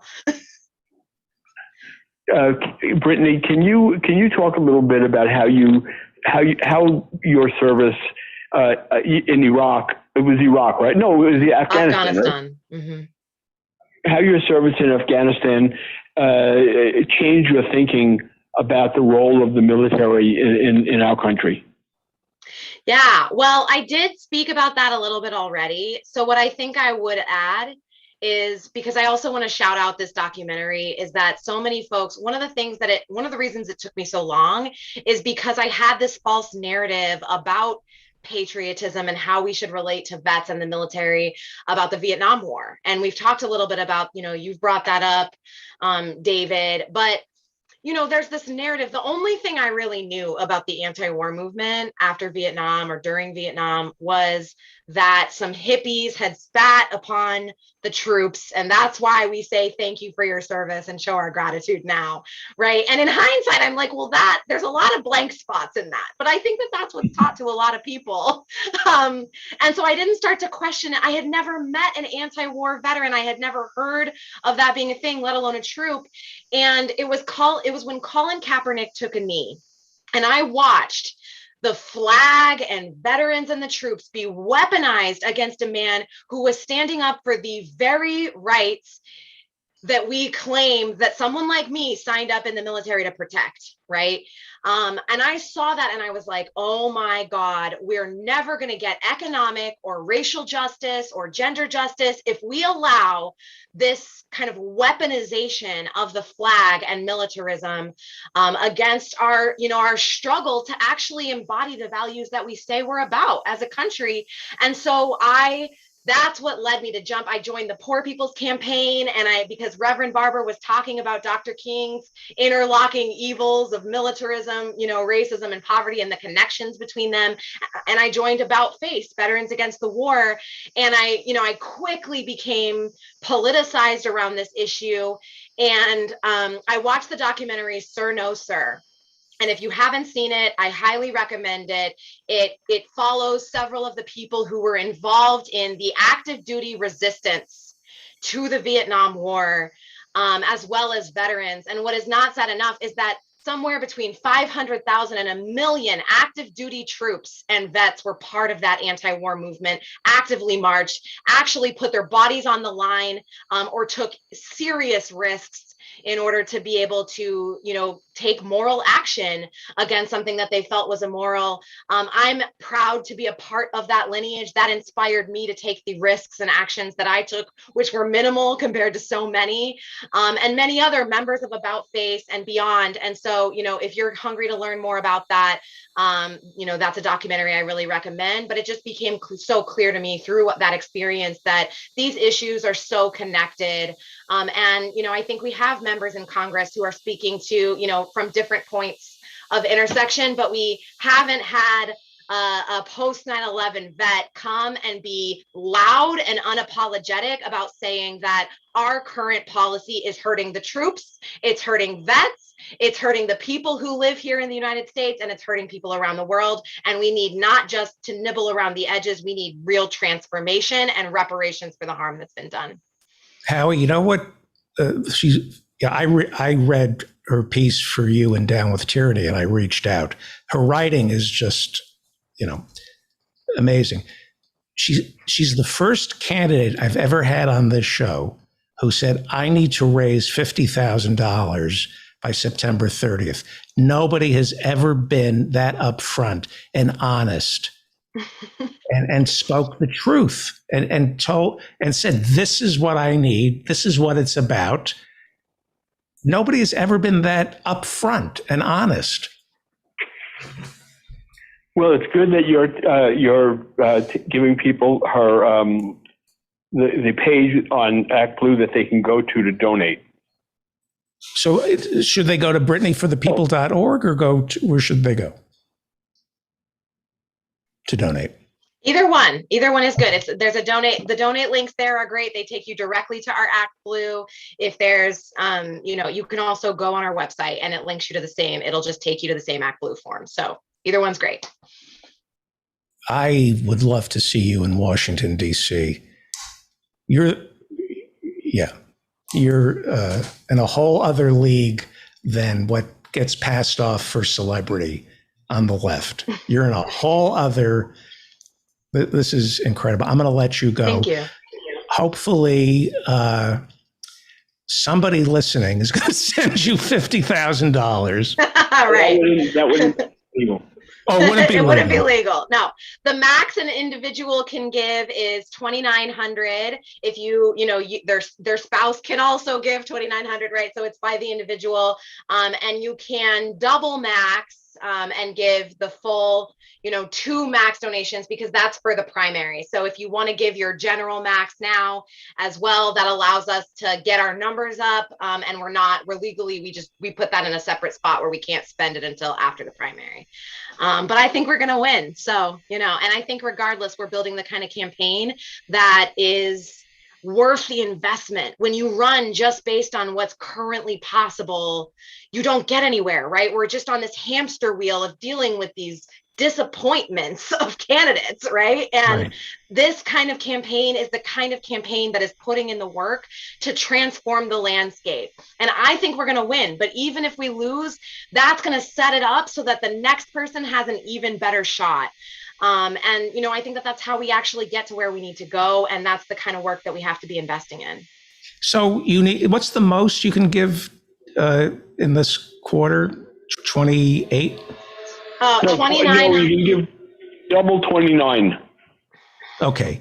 So we need $50,000 so that if we get 10, 12 people each listening right now to give $2,900, that's kind of close to $50,000.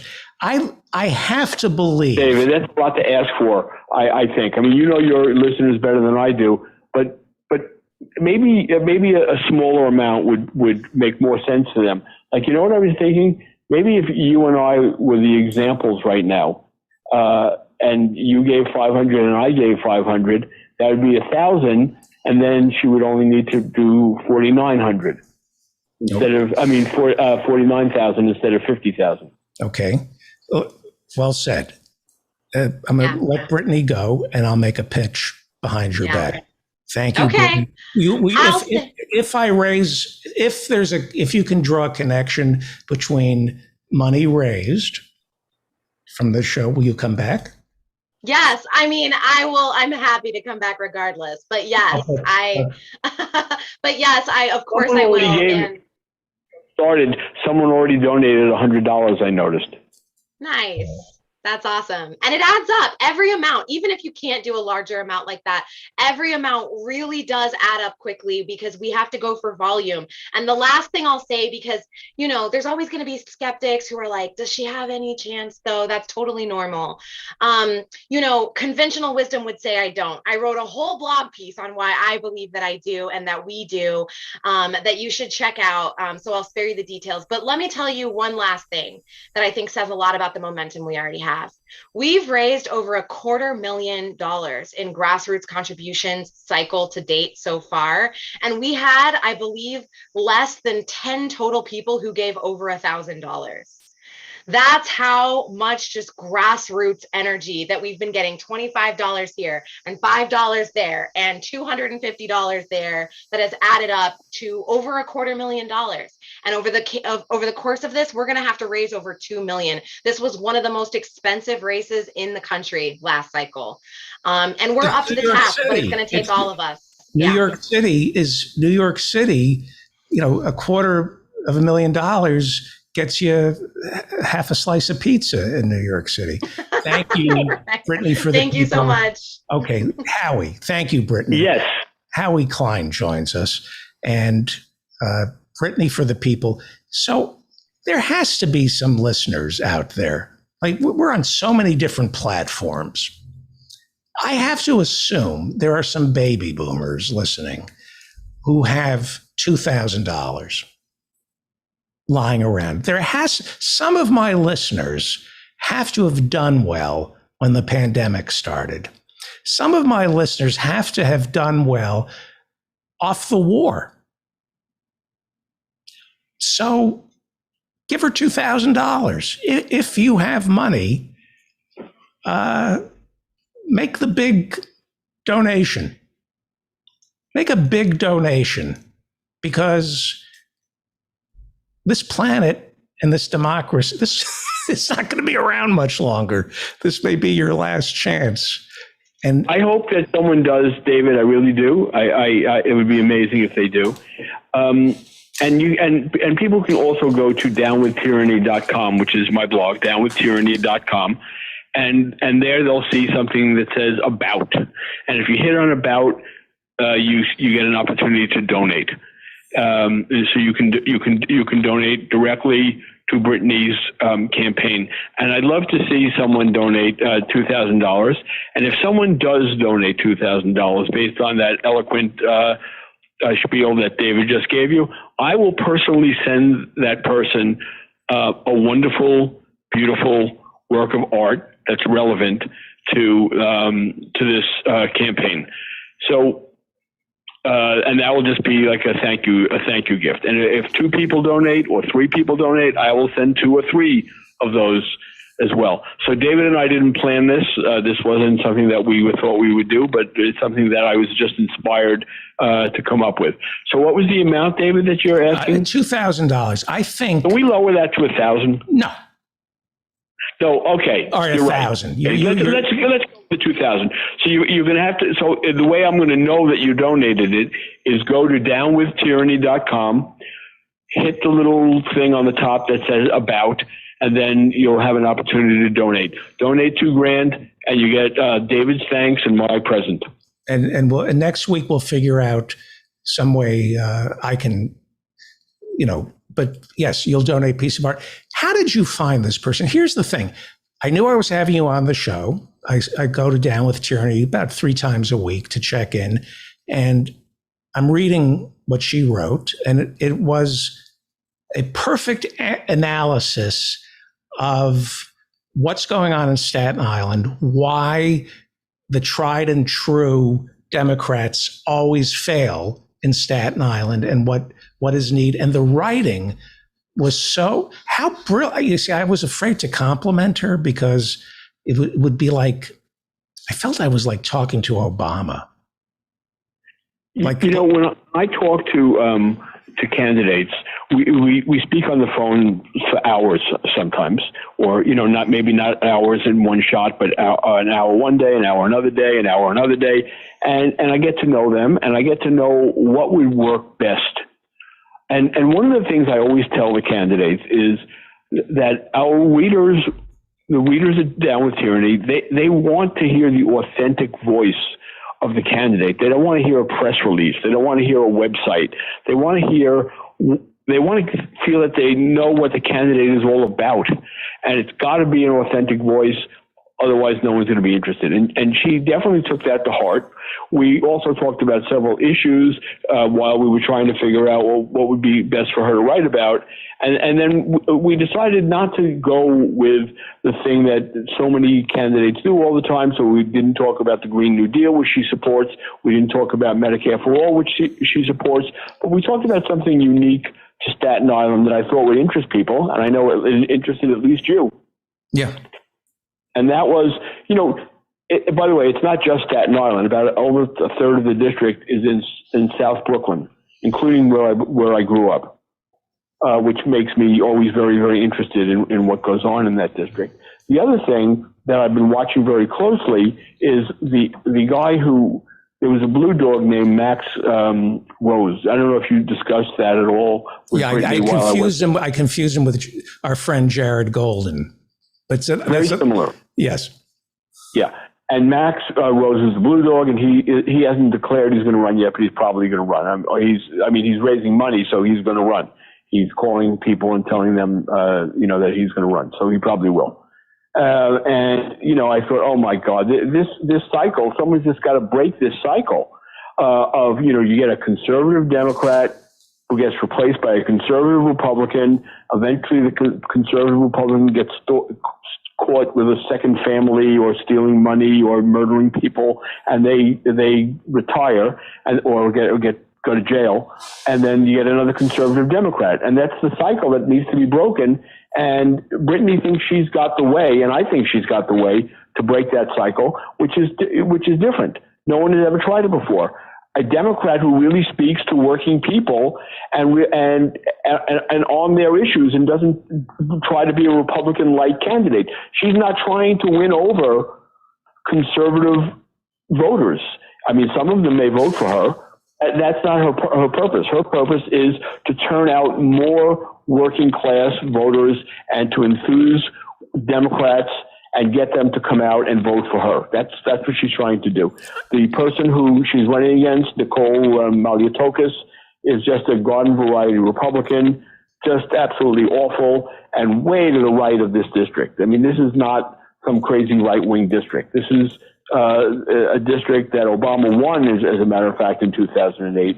And I am certain that there is a real chance for Brittany to win this district as well. In her piece for Down with Tyranny, she said Bernie won the primary there as well.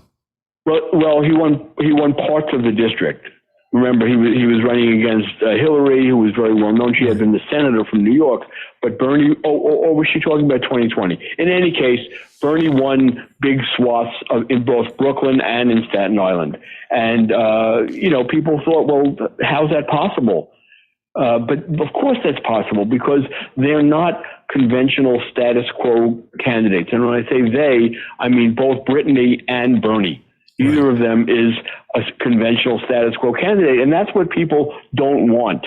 And they get stuck between a status quo conservative Democrat and a status quo conservative Republican, and they have no other choice. Now they're going to have a choice. Right. Brittanyforthepeople.org. I'm getting some pushback from the studio audience. I said it was like talking to Obama. You know what I meant by that, right? They just said he was smart, I guess. Yeah, I mean, if you were to meet Barack Obama without knowing anything about him, you would be blown away by him, and you would catch yourself. I mean, you would catch yourself before saying, you're pretty smart, because he'd say, yeah, you think? sometimes I felt that way with Brittany. I wanted to give her a compliment, but I thought, I don't think she needs a compliment from me. She's the very articulate. And she worked her way up in the ranks and became a captain, which is something, especially for she was in combat duty. She was on the front lines in Afghanistan, and in the end, before she left the army, she was a captain, which is not easy for a woman. No, not at all. All right, this one, every candidate you introduce, and I don't know, I think because of Afghanistan, and I think most Americans, whether they know it or not, are suffering, not like the soldiers are, not like the people of Afghanistan are, but this is a watershed moment in American history when we finally have to confront the truth about our Pentagon and our role in the world. I think a lot of Americans have finally realized what these forever wars are about. And it's very upsetting.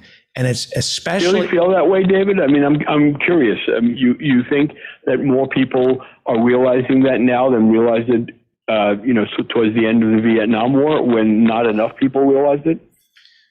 I think after the Vietnam War, people realized it. And then Reagan came along. So. And then they unrealized it. Yeah, and Vietnam was the first, the lead up to World War I, we had Eugene Debs. But in modern history, Vietnam was the first time the American people challenged the war machine. But there were no lessons learned from it. The second time around, this 20-year war, they broke us.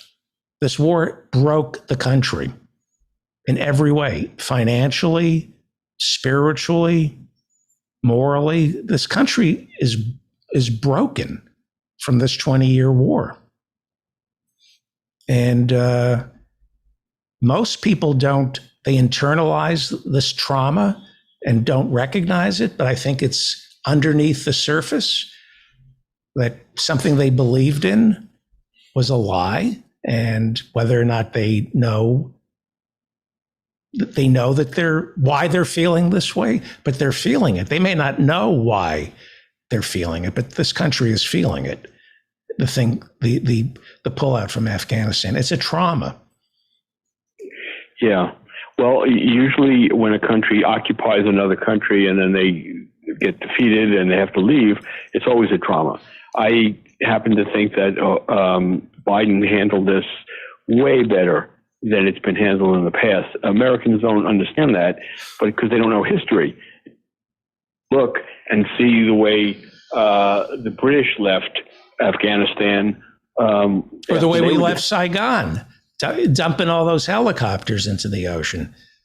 Yeah, that's right. And that was way more horrible. But you know what? When the British left Afghanistan after they were defeated, an entire army was massacred. The Afs left one person alive to go back into India to tell what had happened, but they slaughtered the entire army. Yeah. So that didn't happen here. We lost a few people, and that's horrible, but we didn't lose an army. Right. When people talk about the way Trump would have done it, come on, let's be real. Trump has a record. That's what he would have done. We would have lost the whole army. Right. Howie Klein is the founder and treasurer of the Blue America PAC. Go there right now and donate to Brittany, or go to BrittanyForThePeople.org. You got me this week. You got this one. Usually I see the candidates, they're all great, but this one, Well, you really like a lot of these candidates very much. I mean, I've heard you raving about some of the candidates, and I know that you've invited them back, and you treat them really well. Yeah. And I'm glad that you think so highly of Brittany. I remember it was just a week or two ago, and there was another candidate that you seemed extremely enthusiastic about. Yes. All right. I love you. Thank you so much. I'll see you next week. Yep. I can't wait to see you. Howie Klein. Thank you so much, Howie Klein. And why can't I? What? Hang on. The applause is deafening. Why can't I be on the Zoom thing too? Oh, and another thing I have to ask you. What happened with Dorothy Reich? I know you had her on the show. Did you not like her or something? She was fine. She was fine. She got the feeling that you were, sort of mocking her and treating her badly. We'll talk tomorrow. Okay. I did not treat her badly, but we'll talk tomorrow. You treat everybody the same. I treat everybody the same. Yeah. We're live, by the way. We are? Yes. Talk to you later. Thank you, Howie. Bye. Pay no attention to the man behind the curtain. This is. I do the show. David Cobb joins us. He ran for president in 2004 on the Green Party ticket. He's a lawyer, but one of the good ones. There are very few good lawyers, but he's one of them. He's an environmental activist, and he's working with the people, the Native Americans, the first people of Humboldt County. Is Humboldt County? That's correct. Yeah, and I want to ask you about the fires and the recall, and then what you want to talk about. Last call for BrittanyForThePeople.org. Please give $1 or $1,000, but give her money. That was, we just met an amazing candidate, just amazing. How are you, sir? I'm good. And boy, there's so much because I came onto the conversation. I was loving the very tail end because what I want to talk about is empire and how getting out of a failure as an empire is, of course, traumatic. Well, hang on. Professor Ann Lee wants to know how your lecture went last week. Oh, thank you, Professor. So, you know what? I got to tell you, to paraphrase or to quote The Who, the kids are all right. I mean, when I laid it out, not only was it a receptive audience for, I laid out. So look, y'all, this is what capitalism is. I'm just going to give you the objective definition. This is the objective definition of a solidarity economy. And these are the concrete policies that can be done as non-reformist reforms, because whether you think capitalism can be reformed or we need a whole nother system, here are the things like public banking and participatory budgeting and worker-owned cooperatives. There was not a single. But what I'll say, Professor, and to David Feldman, I will tell you that there was, there were some hard clarifying questions about the definition of capitalism, but once there was agreement on what it was, I just made the case. I said, I deduce that unlimited growth on a finite planet is the ideology of cancer. Now, I appreciate it that some folks think that may not be true, but I will just, that's my position. Mm-hmm. And that actually, I got very little pushback on that. What I got was, well, wait a minute. Well, then how do we meet human needs, right? And maybe it's because Humboldt State University business students are not the same as, University of Chicago business students, right? Is their degree rolling paper? Good, well done, well played.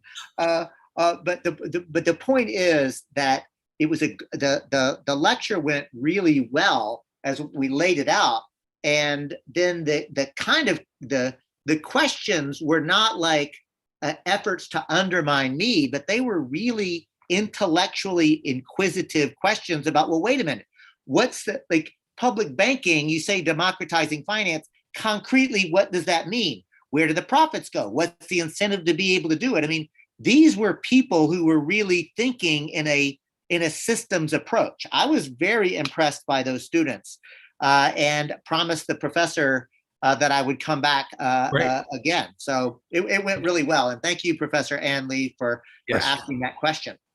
The kids are all right, and then they become adults. I know, right? And they forget that they forget. We do forget. We do forget it. And we need to remind ourselves. And so this is the other thing. Talk to me about empire. So yeah, thank you. Because, yes. What? So I thought I heard something. So look, about empire, what I heard Howie saying really resonated for me, right? And what I heard you saying resonated. It is trauma. And the difference is if all we do is say, okay, how do we get out of this failure in a way that is as least painful as possible, or okay. But really, let's be clear, Afghanistan was a failure of empire, right? And so rather than do empire better, let's just not do fucking empire. Okay, like what if we actually took a proper role for the United States of America in actually the global community and said, let's actually revamp US foreign policy so it actually reflects the values of liberty, justice, equality, and democracy. Oh, and by the way, why don't we do that here in the United States as well, right? Like, why don't we actually take that seriously?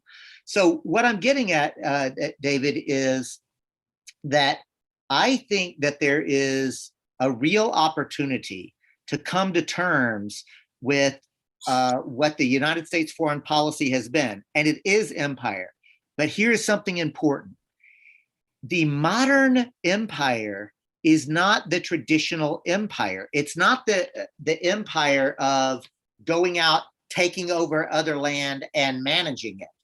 In late stage capitalism, imperialism looks like just extracting the resources and putting in a mechanism by which you can get the local people to exploit themselves, to extract their resources, to send it back to the capital of empire. The second part to that, David, so it's actually not even an American empire. It's a corporate empire, because that empire operates to benefit the corporate elite, right? And I will submit this. I have more in common than the working class person in Congo or Bangladesh or Costa Rica or anywhere in the country, even though I share language and culture, a historic cultural norms with the ruling elite of this country. Think about it as like the nations now are these super steep pyramids. And at the top, the ruling elite, even across different languages and across different histories, they've got more in common with each other than working class people do at the base. That's why having a genuine globalist worldview is actually so important, because empire, conquest, power over, domination, that's what's destroying the planet. Yeah. We got to stop that. The planet. You live in Northern California. The sequoias are being threatened. What's happening with the fires? So they are getting contained. It is so again, we're in a crisis, but remember that this ecological crisis is not coming. It's here and getting worse. This is like the new reality or the new normal. So we did get some rain all across the bioregion. So it's not as scary. They're getting contained, but at the end of the day, like we're going to have to actually look. The window is closing, but the good news is that, and I'll bring in the traditional ecological knowledge, or TEK, because the folks at the Wiyot tribe and the Karuk and the Yurok, who are frankly educating me and helping me to decolonize my own thinking and my own perspective, said, look, David, like the way Europeans and the way you white folks talk about fire suppression is actually part of the problem. we have always had a relationship with fire. And it's not even management, right? We don't even talk about managing the forest because we are in relation with the forest, the animals within the forest, and we are literally in a relationship with fire. In the Yurok tradition, they literally have a saying that basically translates: fire is the sharpest or most powerful tool in the toolbox. Fire to them is just a tool that they're in relationship with. And the problem has been that because, white colonized mentality looks at a forest and immediately thinks board feet, and the only thing that has value to it is whenever you cut it down and turn it into a commodity that's bought and paid for at a profit, as opposed to looking at a vibrant ecosystem that we ourselves are part of, right? It's something to be able to be part of and in relation with. So this is why, like, I have a friend who is indigenous or who works with indigenous people as well, who says, follow those who know the way, right? Like, there is a way out of the madness. There is a way out of the insanity, but it's not continuing to do what we've been doing, only better or more effectively. It's actually to remember that we all descend from indigenous peoples. I know, David, because I've done the research, and my mama was very proud of the fact that we descend from Scot and Irish, right? So I know that there was a time when my ancestors were in right relationship with each other, with the bioregion and the land. And then the English Empire came and raped and pillaged and plundered and drove my ancestors off of the land. And then they came to this continent and raped and pillaged and plundered and drove people off the land. The thing is this: there is so much trauma. My ancestors both experienced trauma and caused trauma. And so what we have to do is learn to heal ourselves, heal the trauma, and really and truly, I am talking to you from unceded Wiyot ancestral territory, where the Wiyot have stewarded this land since time immemorial. I am an uninvited guest here, but my mama and my mama and papa taught me, if you're going to be a guest somewhere, be an appropriate guest, be a good guest.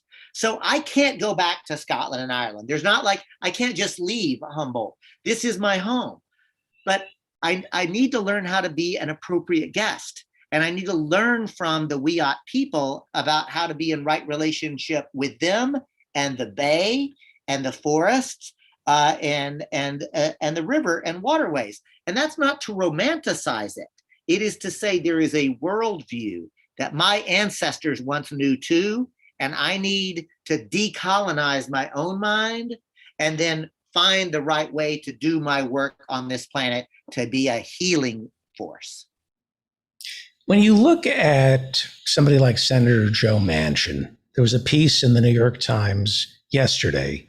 He's writing the climate script for Bernie's $3.5 trillion bill. Wait, Joe what? I'm sorry? What? He's chairman of the Energy Committee, so he's been assigned because of his status. And he's saying the Green New Deal, he says, I am willing to admit that climate change is man-made, but it's too much too soon. It's happening too quickly. He thinks Bernie's bill is happening too quickly. He hasn't looked outside, apparently. There's something else that's happening. I mean, like, this is the thing, like, with all due respect to Senator, and it's very little that's due, by the way, but with whatever respect is due to that position, science doesn't care about the politics, right? Like, the reality is that the world is literally being destroyed faster than she can replenish herself. And what is the final analysis going to be? Like, yeah, we destroyed the planet, but boy, we had about 50 or 75 years where we really returned the highest maximum yield for our shareholders, right? The most profit we could probably get. This is insanity. It isn't.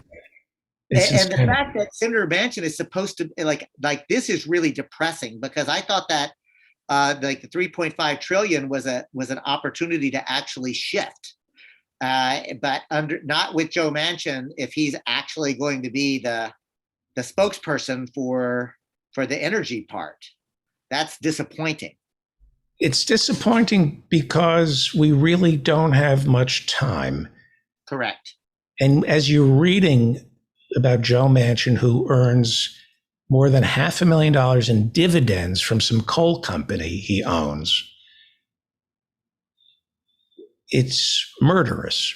There's no other word for it other than murderous, that he is murdering the planet for his coal dividends. Correct. I mean, look, that's how I read it too. And that's like, look, I want to be clear. It's not that I think that Joe Manchin is a bad human being. I do. I'm saying that the policies and the worldview that he has is destructive, right? So like, I have a scathing critique of that, but I don't want to demonize him as an individual. What I want to say is we are making a mistake if we allow him to be the spokesperson for what it is that we need to be doing. Like, it is just wrong. And as long as I'll stop there, because it is. Okay, yeah. His phone number is 304. His phone number is 304-368-0567. Call Senator Joe Manchin's office. You'll leave a message. The number is 304-368-0567, and politely ask him to support Bernie's $3.5 trillion reconciliation bill. Don't be an a-hole. If you're an a-hole, if you make it about yourself, you're hurting the rest of us. You leave a nasty message, it's just going to make them want to vote against Bernie. You leave, but that's right. Like, but as you know, David Feldman, I come from Texas, right? And the great Texas politician Sam Rayburn once famously said, as an elected official, when I feel the heat, I always see the light. And I always love that phrase, right? Because it really is about accountability. Now, yelling at somebody is not the same thing as an accountability. Like, I don't know about you, but I've never been persuaded by somebody just shouting at me. No. Right? Just a habit. And I know, by the way, anytime I find myself just shouting at somebody, I'm not communicating anymore. I'm venting. And, and that's not my best self. And guess what? I'm a human. I'm not always my best self. Nobody is. But this is very serious matter. I agree with David Feldman. Call 304-368-0567 and respectfully request Senator Manchin support Bernie Sanders' version of the reconciliation bill. It's just that simple. He's a member of the United States Senate. He has a very important vote to take. And if you're in West Virginia, all the better, right? But if you're not, he's still a U.S. Senator, and he needs to know that there is a growing movement that is making a request. This is how representative democracy is supposed to work. Don't call and yell at him. It doesn't help. It actually hurts. But do add your voice to the chorus. That would be my request. Right. I can't imagine. He's got to be in his 70s. Don't you want to go down in history? Do you really want to go down in history as the senator who destroyed the planet, who killed us all? This is the thing that I just can't wrap my head around. Like, is somebody like Manchin so bought in to the sort of corporate capitalist worldview that he really thinks that he's doing the right thing? I mean, because to me that the objective science is so obvious. It is so clear. It is so frightening that I can't square it. David. I can't Yeah. swear. We don't know rich people. That's the problem in America. There are two Americas. John Edwards talked about this. People who have, like he does, a $750,000 yacht named Almost Heaven. We can't fathom what they're thinking. In France, you can't build a luxury apartment in Paris without set-asides for low-income housing in that building. In Paris, they force the wealthiest 1% to have poor people as neighbors. Oh, how about this? Did you know that in Sweden, part of the reason they have such stellar public education? Because they don't allow private education. They say, the rich folks send their kids to the same schools as everybody else. I mean, there is something to this idea of, communalism, a collective experience. I think that if we really understand that we're all in it together, we have a different view. That, by the way, is what class consciousness actually means. And, the reality is that I think you're right. Somebody like Senator Manchin, like anybody who is in that class, they process information. Their positionality in the world is different than ours and the overwhelming majority of us. See, the problem is that they are in positions of power where they're going to kill us all, right?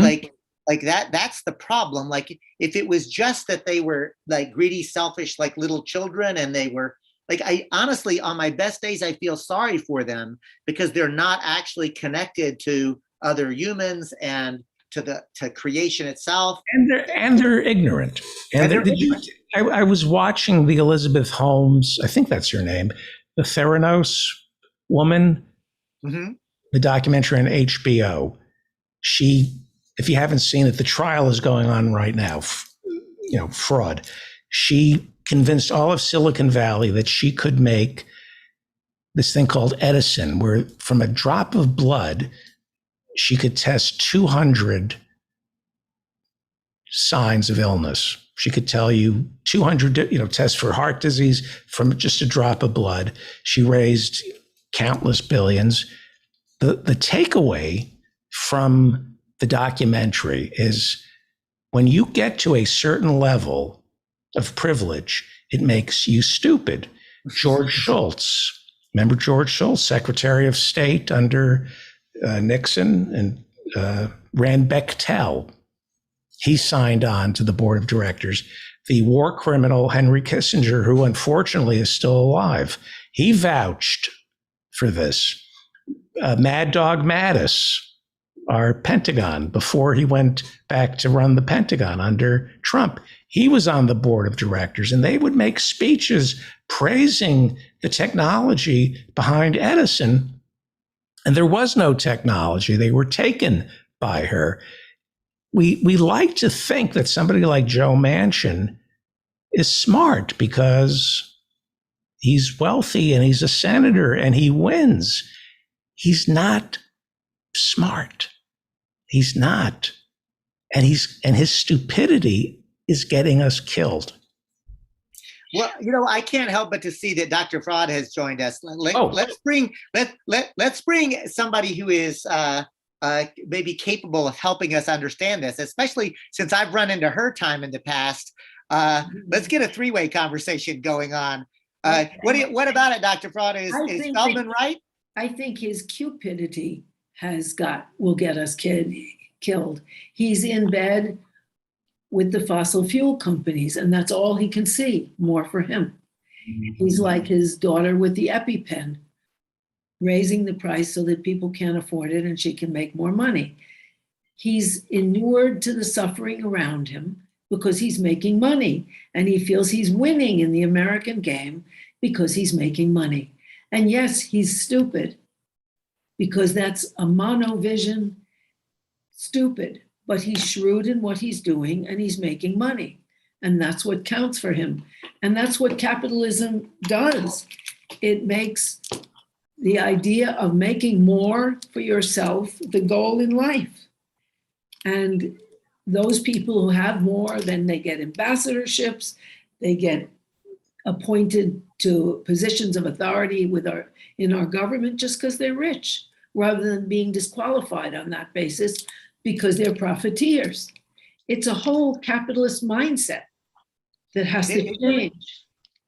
I thank you very much, because I think that that absolutely makes sense to me. This notion of accumulation, and remember, profit maximization is one of the key characteristics of capitalism.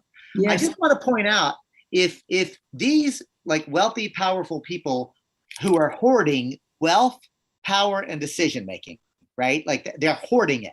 Mm-hmm. If they were hoarding any other thing other than money, we would recognize it as a mental illness and we would get them help, right? Like there's like literally like, and this is my point from earlier. Like, so on my best days, I can feel sorry for them. And if we had a just and compassionate healthcare system, single payer, right? We would get them actually help. But the problem is that they're not just hurting themselves, they are literally destroying the planet.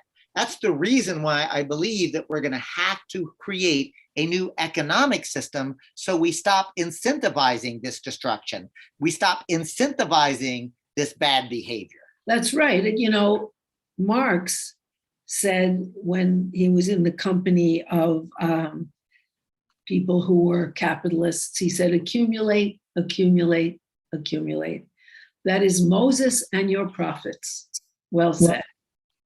Because the ethic is accumulate. And those who have accumulated a lot are considered clever.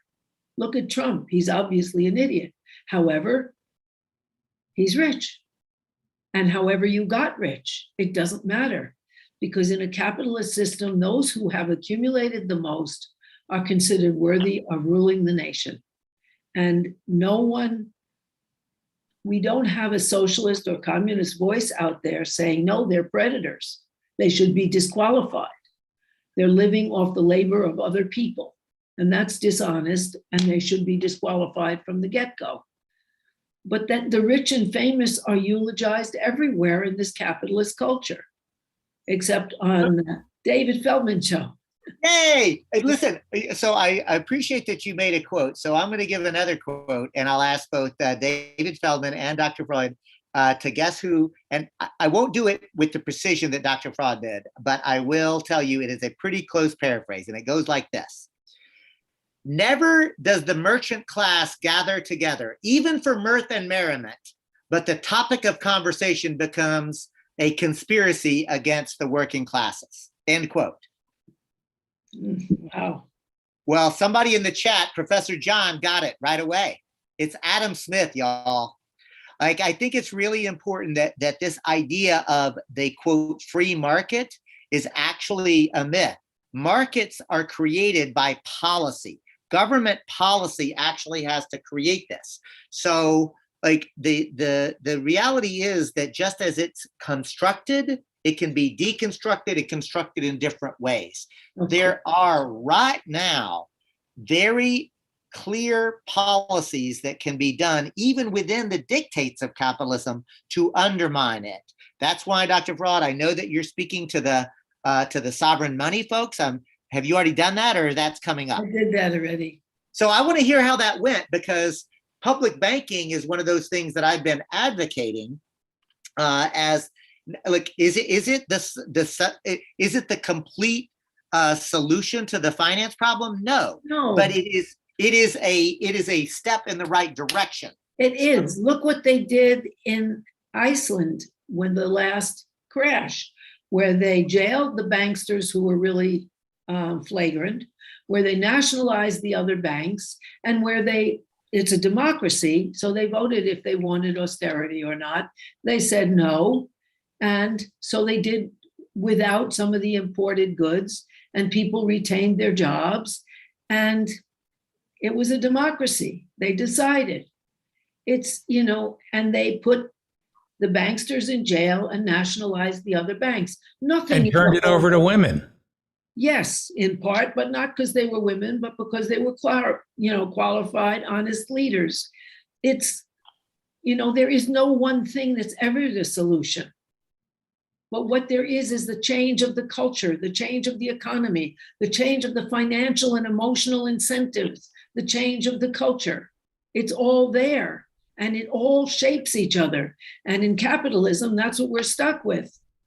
And we have to start to unstick it. I think with a really independent media, there's a great book called Stuck Nation by, I'll show it up to you. Stuck Nation. By By Robert who? Henley, who I hope to bring on your show. What's the last name? Hennelly. He has reported for CBS, for WN by NBC, and We had him. Henry interviewed him. Bring him on. Yeah, He's- he's terrific. Yeah. But he points out that the people who do the hardest work are the least valued in our society, while the people who do the least work are the most valued.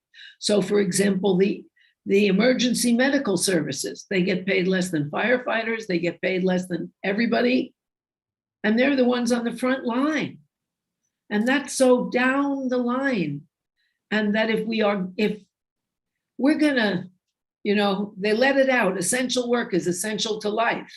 Well, the stock market is not essential to life. 80% of the stocks are owned by 10 or 5% of the population, and it's not essential.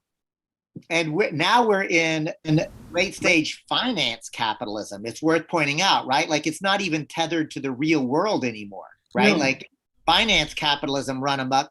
Do you know now, I'm sure Dr. Fraud knows, but I'll just let listeners know that the speculative economy is now, quote, more valuable than the actual productive economy.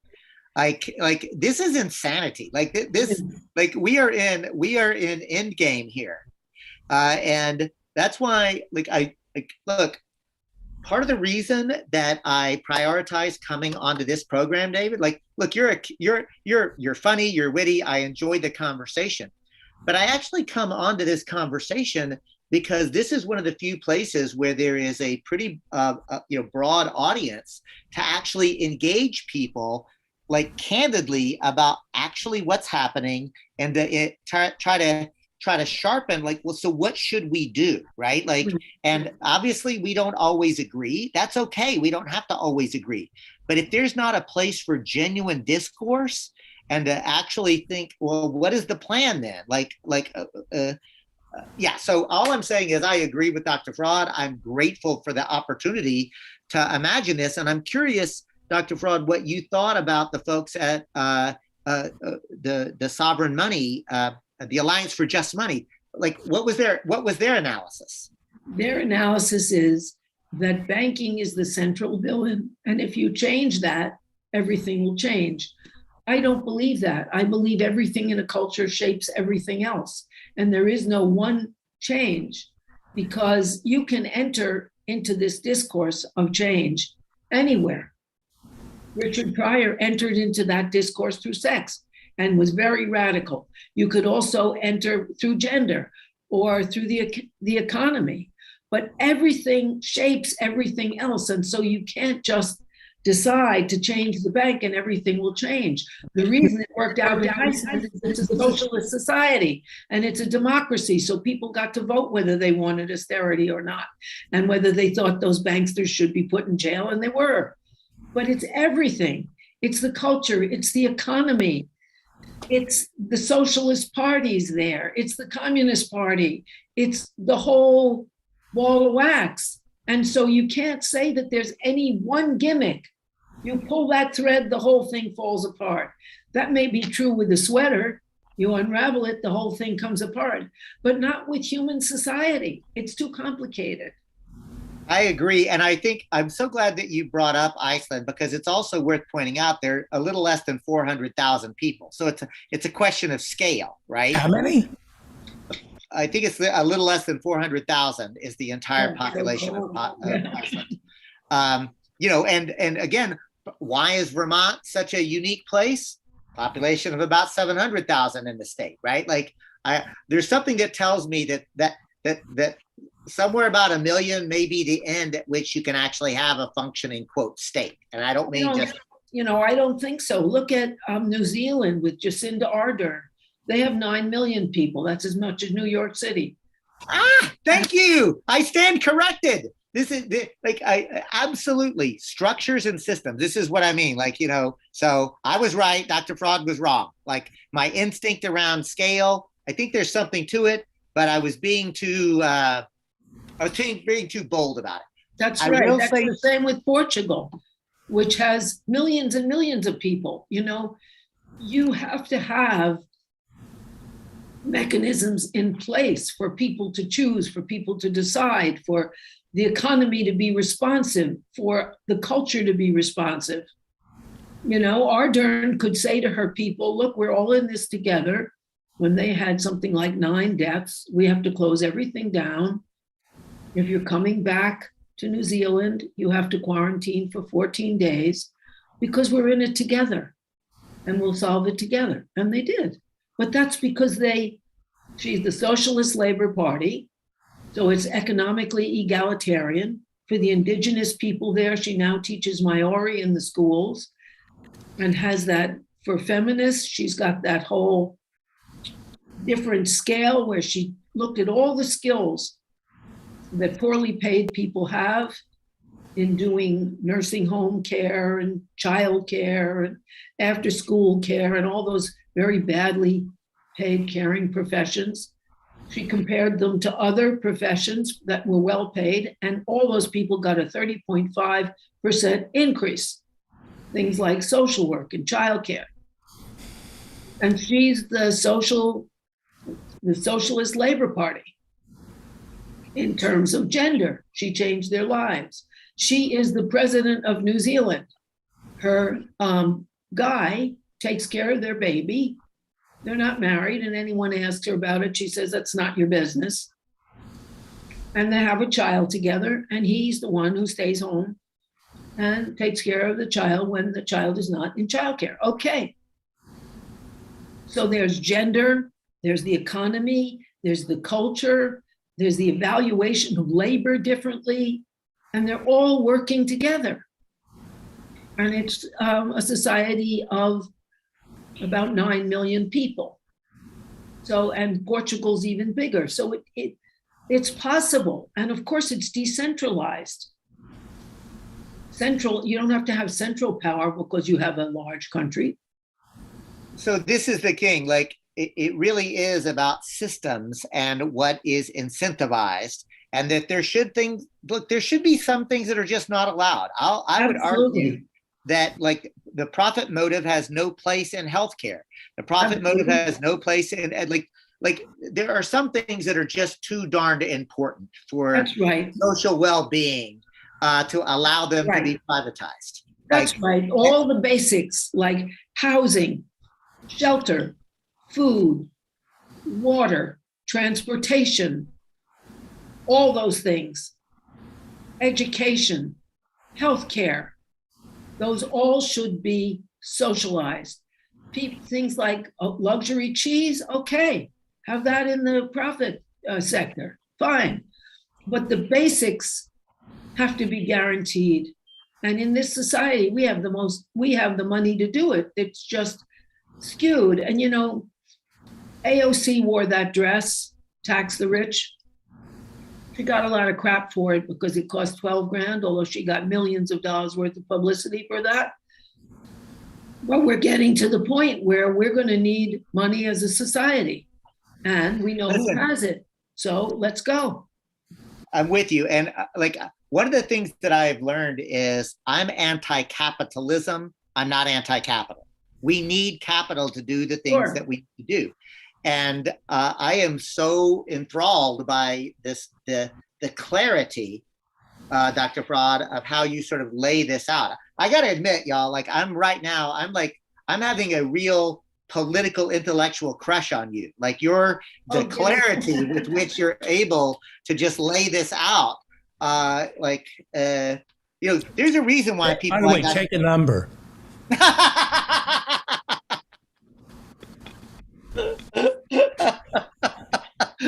Yeah, right. So I've heard. So I've heard. Now I'm making myself blush. But look, the thing is that what inspires me is that New Zealand exists as a working model. Iceland exists as a working model. That's the part of the reason why the ruling elite are so scared and try to make socialism a bugaboo, because there are working models where people's lives are better, demonstrably better under socialism. And I think that, frankly, it's time to actually embrace it and to say, you know what? Obama was never a socialist. I'm a socialist. Let me tell you what socialism would actually bring to us, and have some clarity around there's a difference between being a liberal, being a progressive, and being a radical. And let's have some clarity around the language and win people over to our side. Exactly. And show people there is an alternative. People are desperate for an alternative. The place is falling apart. You know, we lost in Afghanistan. We're there running the hell out. And they say we should have negotiated. No, we had to run for our lives, stupid. We lost. They don't say that. They say, well, we should have negotiated a different exit. You had to run. You lost, stupid. Okay, that's over. And it's also over that the United States is the king of the world. Biden asked Deng Xiaoping for a meeting, and Deng Xiaoping said, no, thank you. If you don't want to discuss China bashing, we're not going to discuss climate without your program of China bashing. Xi Jinping. Yeah. He turned him down. That didn't, that wasn't in the American imagination before. This country is going down, and we need an alternative. And we have one. That's the good news. That is the good news. And I think that that's part of the reason why, for me, I'm happy to have these conversations, and I do, because they sharpen my thinking, and that is critically important, like a theoretical basis. But I study theory and history not to be a good movement trivial pursuit player. No. I study it so that I can apply it to the best of my ability to my local material conditions. And then I'm willing to, and constantly do, ask, is it working? It's like, that's the praxis. That's the beauty of praxis, is that, like, really you have a theory, you make plans and strategy based on your theory, you put it into practice, and then you're constantly evaluating and making adjustments as we go. That's right. And you're doing it in Humboldt County. And it's very exciting and an inspiration to everyone in the United States who knows enough to know about it. Oh, thank you. That makes me feel good. Well, that's true. That's true. It can work. It does work. You're doing it. It does work. And, that's the other thing. Like, lots of folks are doing it, and it's beginning to bubble up.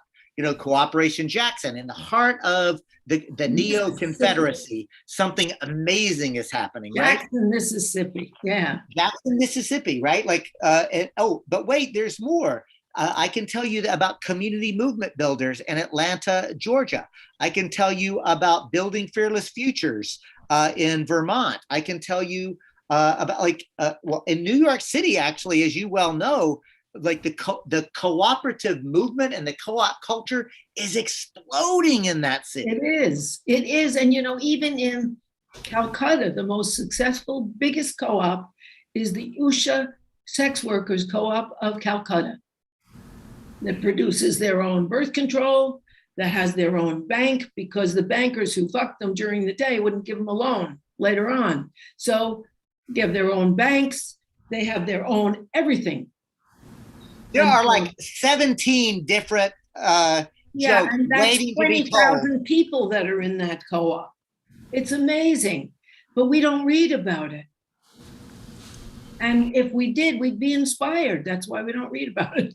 That's right. The corporate media is never going to actually allow those stories. And I'll tell you, the corporate media learned a lesson about letting Ralph Nader get famous, right? Mm-hmm. Because they'll never let, I think that they looked back and said, oh, it was a mistake to let him on the Merv Griffith show and have somebody like him just talk so plainly. Consumer advocate who was threatening the sponsors. Exactly. Consumer. Exactly.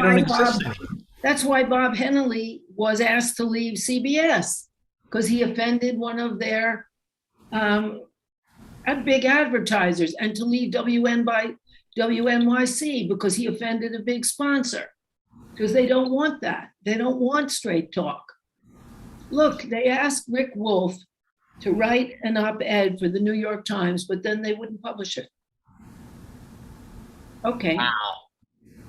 You know, again, I've quoted one of my favorite political analysts before on this show. I'm going to do it again. And this, my favorite political analyst said, no matter how cynical I get, it's hard to keep up. Lily Tomlin. Lily Tomlin said that. And it's like, yes, like they are just shameless. They are shameless. They are. We can't even imagine the stuff they do. Let me bring up, I remember Professor Rick Wolf talking about how Americans lack the vocabulary to understand where they're at. And I love that term, that we lack the vocabulary. So I like to think that doctors, medical doctors, are somewhat intelligent, right? Yeah. They're educated. They're educated in medicine, and they're, they know you can make money doing that. But I'll tell you, I am the child of a professor of pediatrics, and my father too couldn't get over it. They are so stupid. But they do know medicine. They're savants. They know medicine, but they don't know. My father used to say, as a professor of pediatrics, the hardest thing to get across to my students is that patient in front of you is a child. Mm-hmm. Person and a vulnerable child. Right. So you kind of miss the boat then. You don't realize that's a human. We like to think that doctors know medicine, right? This is from Medscape. Physicians experience the highest suicide rate of any profession. With one suicide each day, a physician commits suicide in America each day. They have the highest rate in any profession. If you're a doctor, compared to all the other jobs, you are more likely than anybody else to commit suicide. What does that tell you about the medical profession? Because I think I know why doctors in America are depressed. I don't think they have the kind of suicide rate that we have in Canada. I don't think Great Britain, I don't think the number one. Not in public medicine. And you know, the kind of medical doctor that commits suicide most is psychiatrists, because they have to pretend that they're not vulnerable, and they're psychopharmacologists on the take. Because look, physicians in the United States, the average of what you get is $30,000 a year for pushing a particular medication, using it in your practice, and also talking it up to your peers at a wine and cheese, where the wine and cheese is provided by the drug company. If you say anything, some Lipitor for the cheese. Exactly. If you're critical, you're off the gravy train, right? Right. And so you have a sold out group of people who are supposed to take care of us. There's a real contradiction. And that must be painful to live with. It must be painful to be a doctor in America. I don't think anybody goes into medicine for the money. I think I think a lot of them do. I think it's a part of it. I know. They want to go into it and make money. And they spend their years in medical school and in internship when other people are maturing and having relationships. They're in school and out of the loop. So they're quite stupid. Well, emotionally and intellectually quite stupid. It must be difficult for a lot of doctors to dedicate your life to healing, only to discover that half your time is spent dealing with health insurance companies. That's right. And also, a lot of it is spent trying to pay back the enormous loans you had if you weren't rich to begin with to pay for the school. And so it's very tempting when you have an opportunity to work for a drug company and do very little extra and get minimum 30 grand a year. You know, someone like Dr. Biederman, the head of the American Child Psychiatry Association, got millions. And he also, because he wrote articles excusing Zyprexa for children's problems. It causes diabetes, it doesn't help them, it makes them fat, and it was just corruption. He got huge money. But that field is so saturated with corruption. It wouldn't be if it were a public field, if there were universal health care, because salaries would be regulated. You know, that's, again, it's back to the system, right?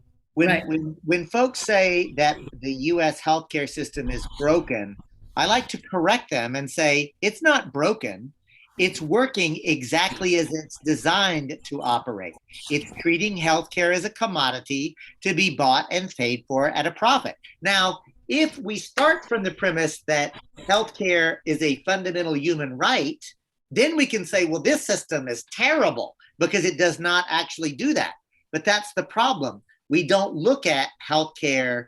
Healthcare is a commodity in this culture and in this political economy. And it's why it is connected. And we can have better versions of healthcare in this system. We don't have to wait for the glorious day of the people's paradise before we can begin to make changes. And you know, really, again, you can make improvements. But at the end of the day, I constantly am clear. I am a revolutionary because I want to restructure society.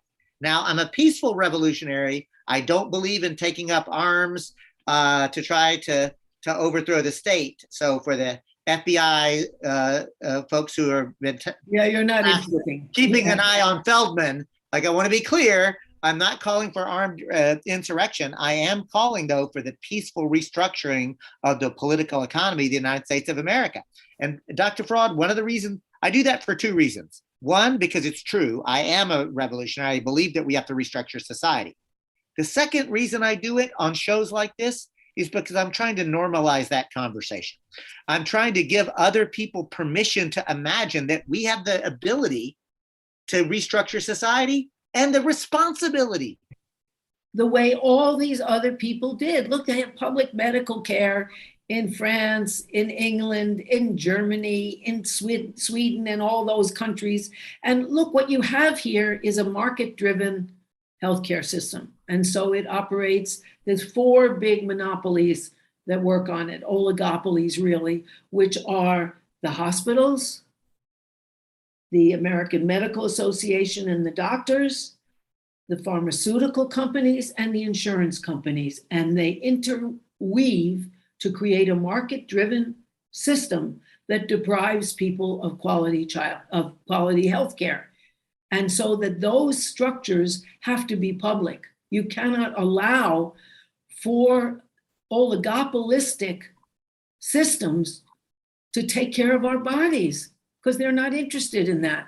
They're all interested in profiting. And that has to change. And you know, you can't have that, just like you can't have agribusiness profiting from pesticides take care of our food. It's the same thing everywhere. And unfortunately, healthcare is no different. Those four interests dominate, shape, and destroy our ability to have a healthcare system that works, which is why we're the most expensive healthcare system in the world, but not the most effective. The last 3 years, people die younger and younger. And it's not just the pandemic, because other countries aren't doing that.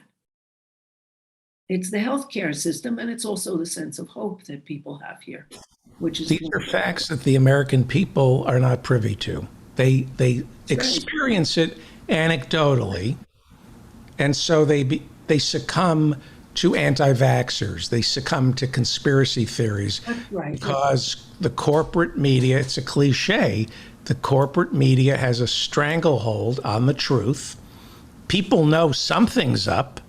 And they know they're getting shafted. Who's telling them the truth? Alex Jones, Joe Rogan, Jimmy Dore, the people who traffic in conspiracy theories. Because they know they can't trust anybody. That's right. And they have displaced it's a classic psychological displacement. Their anger is real. But putting it against a vaccine is their rage and hatred at a corrupt, market-driven medical system. But the vaccine is not where it belongs. It belongs at those 4 mega corporate entities, hospitals, doctors, insurance companies, and pharmaceutical companies that work together to deprive them of health care. Yeah, the shock that Biden expresses towards the anti-vaxxers, it's not disingenuous. I do think, no, I think he's shocked. He's shocked. He really is shocked because he can't make connections between saying Medicare for all will never happen on my watch and 99% of his country hating the medical profession. That's right. Everybody hates. They might love their own doctor, but the idea, the same way they might like their own congressperson, but the idea of the medical community, they loathe. They hate it, and they feel cheated because they are. They feel lied to because they are. We're the only country in the whole world that allows direct consumer advertising of medicines. The only one. But that's to shut Rachel Maddow up. In other words, they're buying her.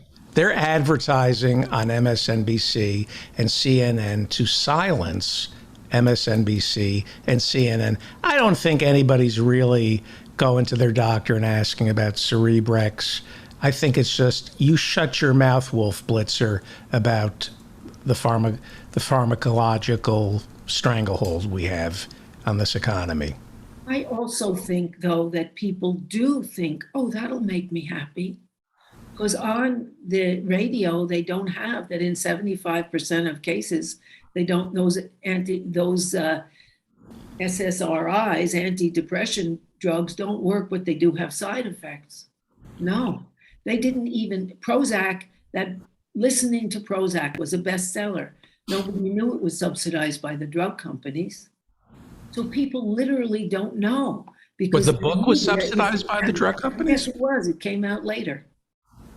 Yes, the person who wrote it got his money from the pharmaceutical industry, the makers of Prozac. And so people do feel that what you hear isn't necessarily true, and they're constantly being tricked. They're surrounded by advertising, which is lying to them. So they have a sense that they're lied to, and they're right. And we have to make sure they know who's lying. Right. And what we do, I was talking about, you've pointed out on the show, Dr. Fraud, that people who are anti-vaxxers come by it honestly, the socioeconomic pressures on why, A, you can't take time off to go get vaccinated, and B, why should you trust the pharmaceutical company? Establishment earned your trust. But what we do, and I'm guilty of it, a little, I mostly go after the charlatans at the top who are pushing the anti-vax stuff, but we blame the victims in this country. Look at that idiot. They look at them die. I've heard people say, look at that person with their deathbed mea culpa, I should have gotten vaccinated. Screw them. That person who didn't get vaccinated is keeping a serious illness from being treated. The hostility we have towards each other, the hostility we have horizontally towards a fellow citizen who's an anti-vaxxer, instead of going vertically and looking at who's influencing this anti-vaxxer. And why they're in. You know, what we don't do is say, well, there's a human being. Why? Why would they be? They must have something. You know, they must have some reason to distrust the Pfizer. and distrust the government. And of course they do.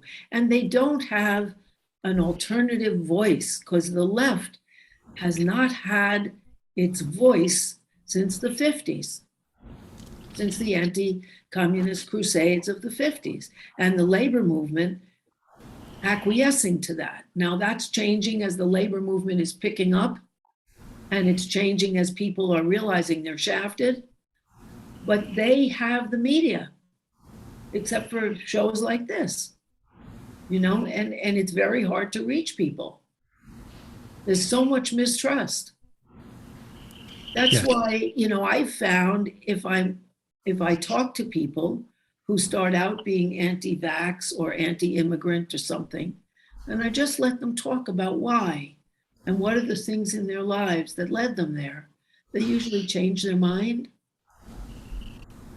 Great. They've never been heard and they don't understand. Well, Dr. Harriet Fraad is the host of Capitalism Hits Home, and it's not just in your head. And how do people... Of Not Just in Your Head with Max Golding. Yes. How do people contact you? They could go to my website, www.harrietfraad.com, or they could contact me personally if they want to, hfraad@gmail. Thank you. We're very grateful for you. And David Cobb, how do people contact you? Well, you know, I'm on Facebook at David Keith Cobb. I am on Twitter at David K. Cobb. And like Dr. Fraad, you can hit me up on a personal email, davidkcobb@gmail.com. You know, so and I see my dear old friend Peter B. Collins is on. So I'm going to stop talking. Thank you, Dr. Fraad. It was such a pleasure to share really that. Exciting to talk together. Yes, absolutely. Bye, y'all. Bye. Thank you. I've taken his turn too, so it's time for Peter Collins to be on. So I can talk about another topic another time if it's best for your time management. Yeah, we should next week, please. Yes, next week. You got it. Thank you. Okay. Thank you, Dr. Harriet Fraad. Thank you. Thank Bye-bye. you. You're listening to The David Feldman Show, davidfeldmanshow.com. Friend me on Facebook, follow me on Twitter. And we are doing a Twitter poll tonight. The question is, let's go to it right now. Pick the more vile corn-filled effluvium. Is it Manchin or Mnuchin? And 66% of my Twitter followers say Manchin is more of a vile corn-filled piece of effluvium than Mnuchin, who gets 33%. That's today's Twitter poll. It's my way of trying to get you to subscribe to me on Twitter. I'm trying to build up. I need more followers on Twitter because I'm still stuck in high school. That's, you know, I don't know. Today is Election Day in Canada, and we are following that. And it is, you're required to wear a mask to vote in person. You don't have to be vaccinated to vote in Canada. The polling locations vary from province to province, but each province, each polling station is open for 12 hours straight. Closing time ranges from 7 p.m. to 9:30 p.m. in local time zones. So as I understand it, I think, I don't know, Professor Adnan Hussein will be joining us at 9 o'clock to fill us in on the elections in Canada. When we come back, we will be joined by Peter B. Collins. It's time right now for the David Feldman Show. He's talking politics and comedy too. He'll tell a dirty joke if you want him to. He's just a lefty from way back. He's a union man with an Emmy for writing. Someday he's mad and he feels like fighting.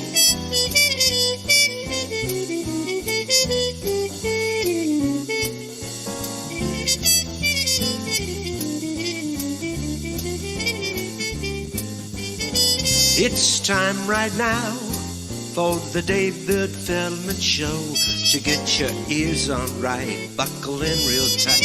He's got a lot to say and he's coming your way.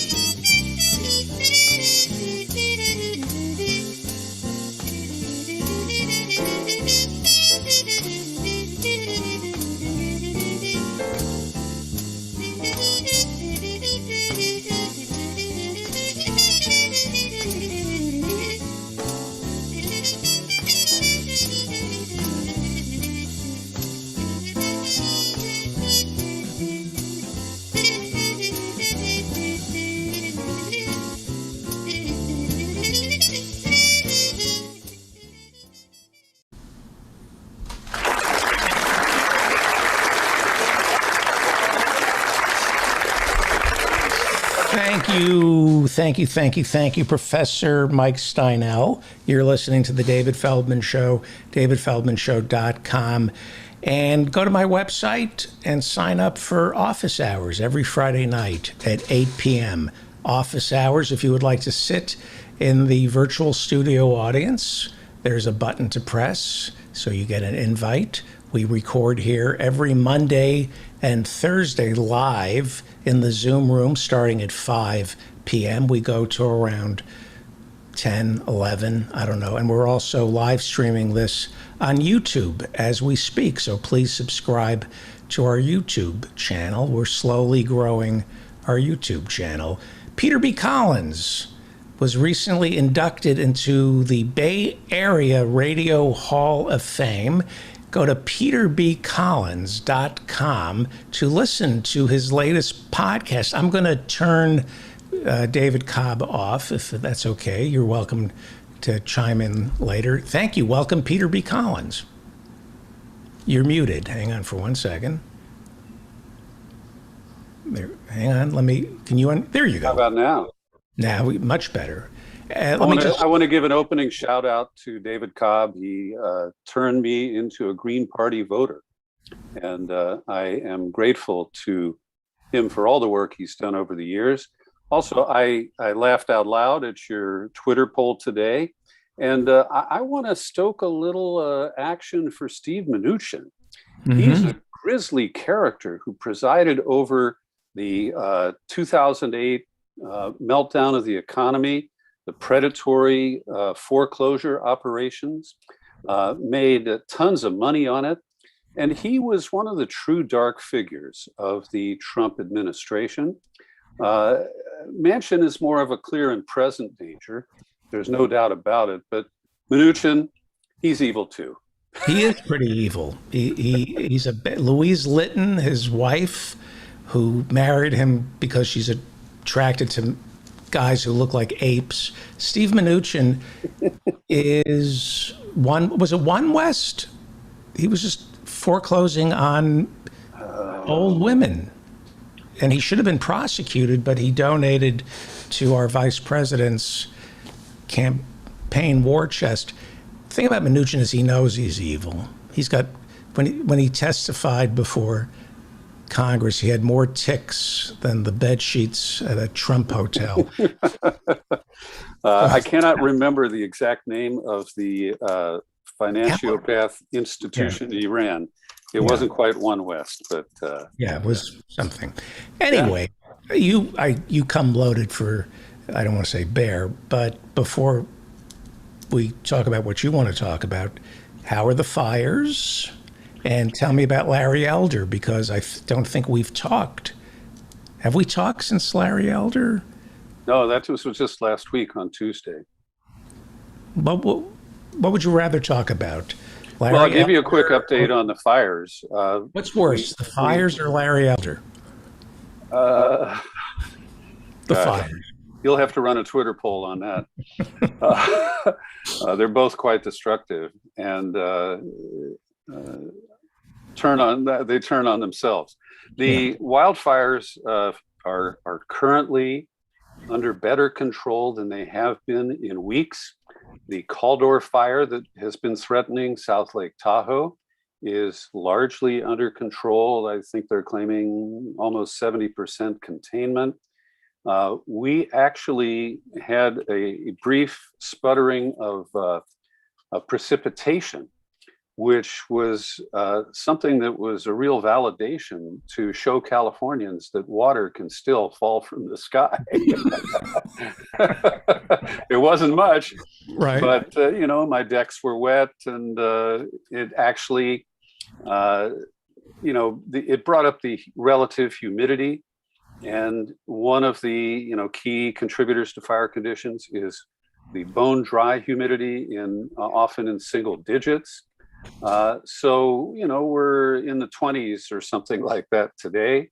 There is a red flag warning because we have high onshore winds. They're called Diablos in Northern California, Santa Anas in Southern California. Mm-hmm. And so we remain on a high alert. And the Dixie Fire, which we now know was another feature of our rogue utility. Was that PG&E? Yeah, they did this one too. There's a really good federal judge who is presiding over the ongoing criminal negligence trials of PG&E.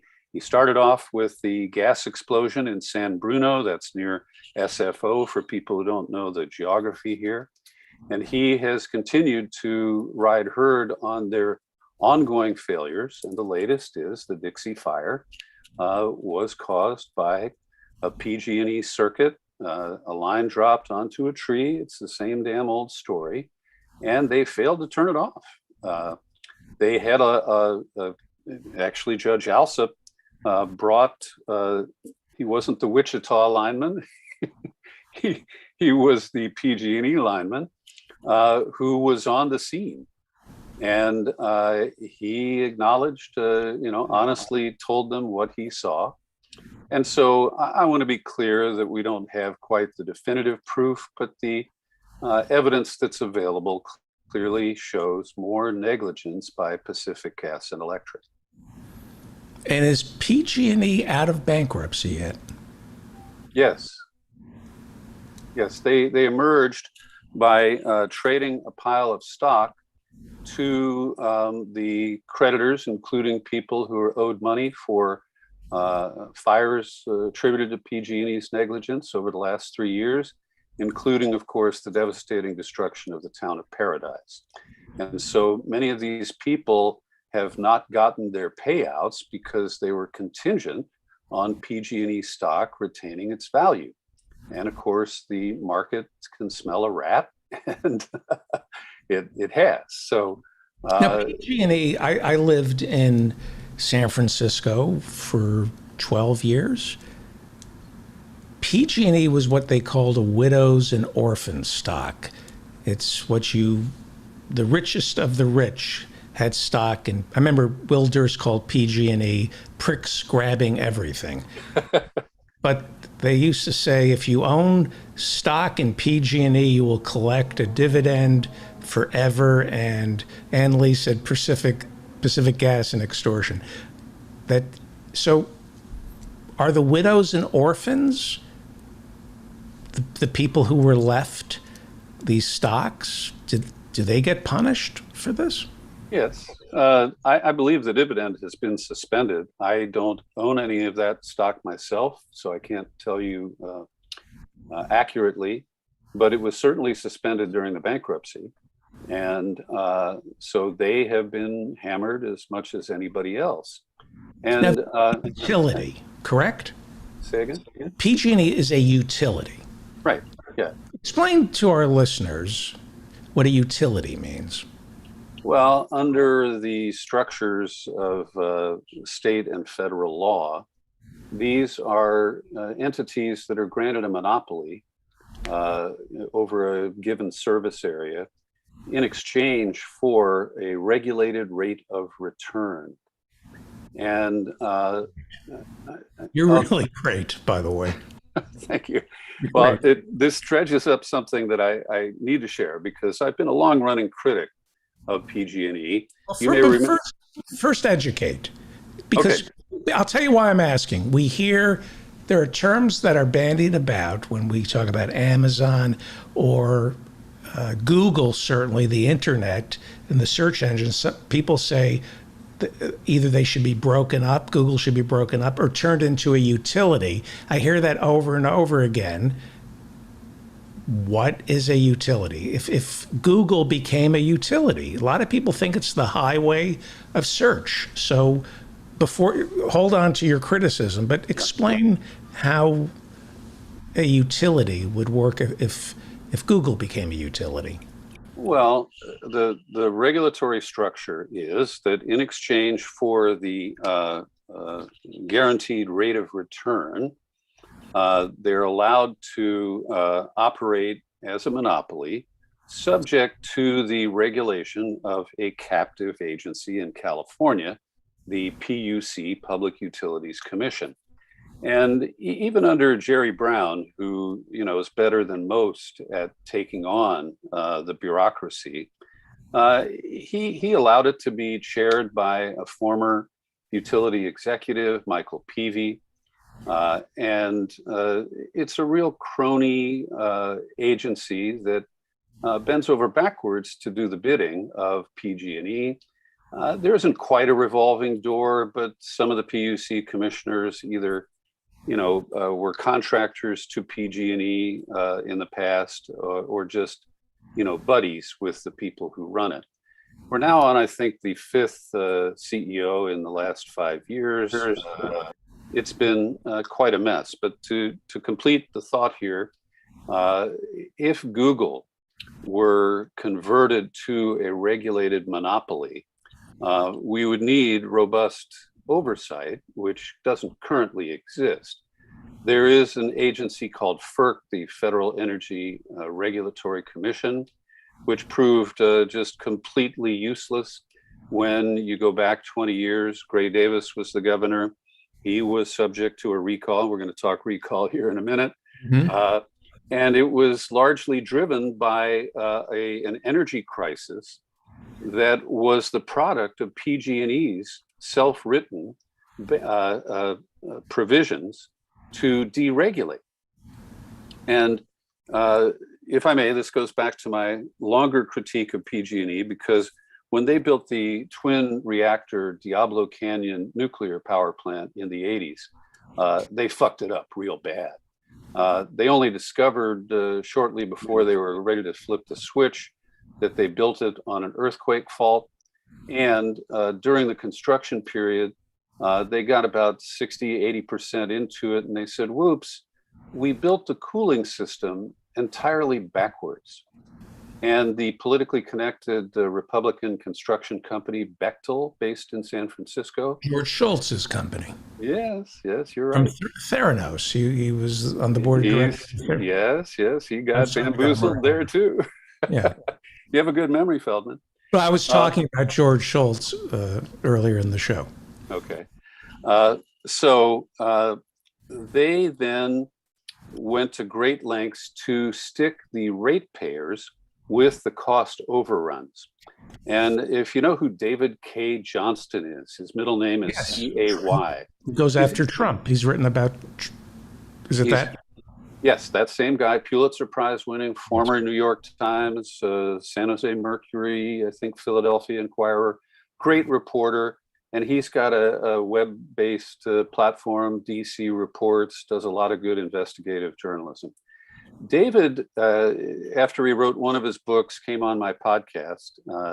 And since we've talked about it, I'll repost it this week. Good. And he explained to me the concept of stranded costs.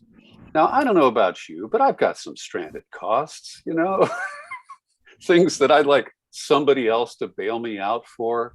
Mm-hmm. But I don't have the opportunity to get my friends who've been greased at the Public Utilities Commission to let me pass rate increases and soak the rate payers and not charge it to the shareholders. So Johnston did a brilliant job of that, and I can't fully replicate it. But PG&E sought to recover these costs for years. And they were actually, the PUC didn't let them, which was shocking. So then in the late 90s, they wrote their own deregulation package that sailed through the legislature. In one house, it was 99 to nothing. And That then took them out of it created a holding company. And when Enron and El Paso Natural Gas ganged up on California, they jacked up the cost of natural gas for generation, and Enron gummed up the distribution systems. I remember the tapes of the traders. Go ahead. I remember the traders gloating about it. Yeah. Yeah. So and Cheney blaming deregulation, regulation. Right. Before 9/11, the scandal was the rolling blackouts in California. Right.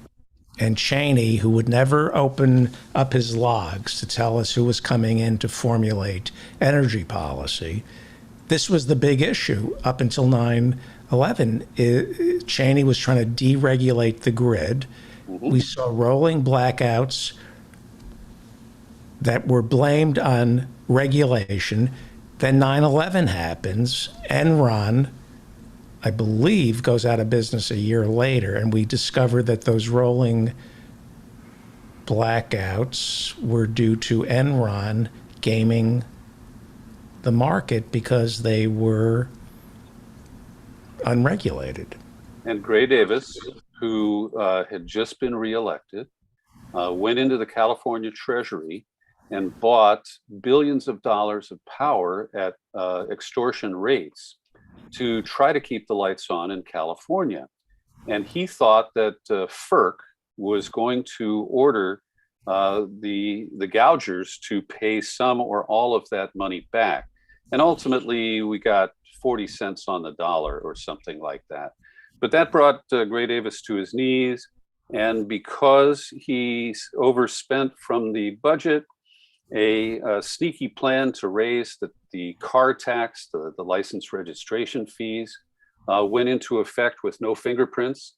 It's set up with triggers so that it would be increased without any action by any politician, so nobody could blame them. Well, Schwarzenegger capitalized on that, and that's what turned the recall back there in 2003 or 2004. So this is all interesting history. We still have this ongoing problem, and I put up in the chat a link to my op-ed that was published today in my local paper, the Marin Independent Journal. Great. And one of the things that they allowed me to put, I thought they would clean it up and edit it out, but I referred to the pyromaniacs at PG&E. And so this recall over the past year has been a huge distraction.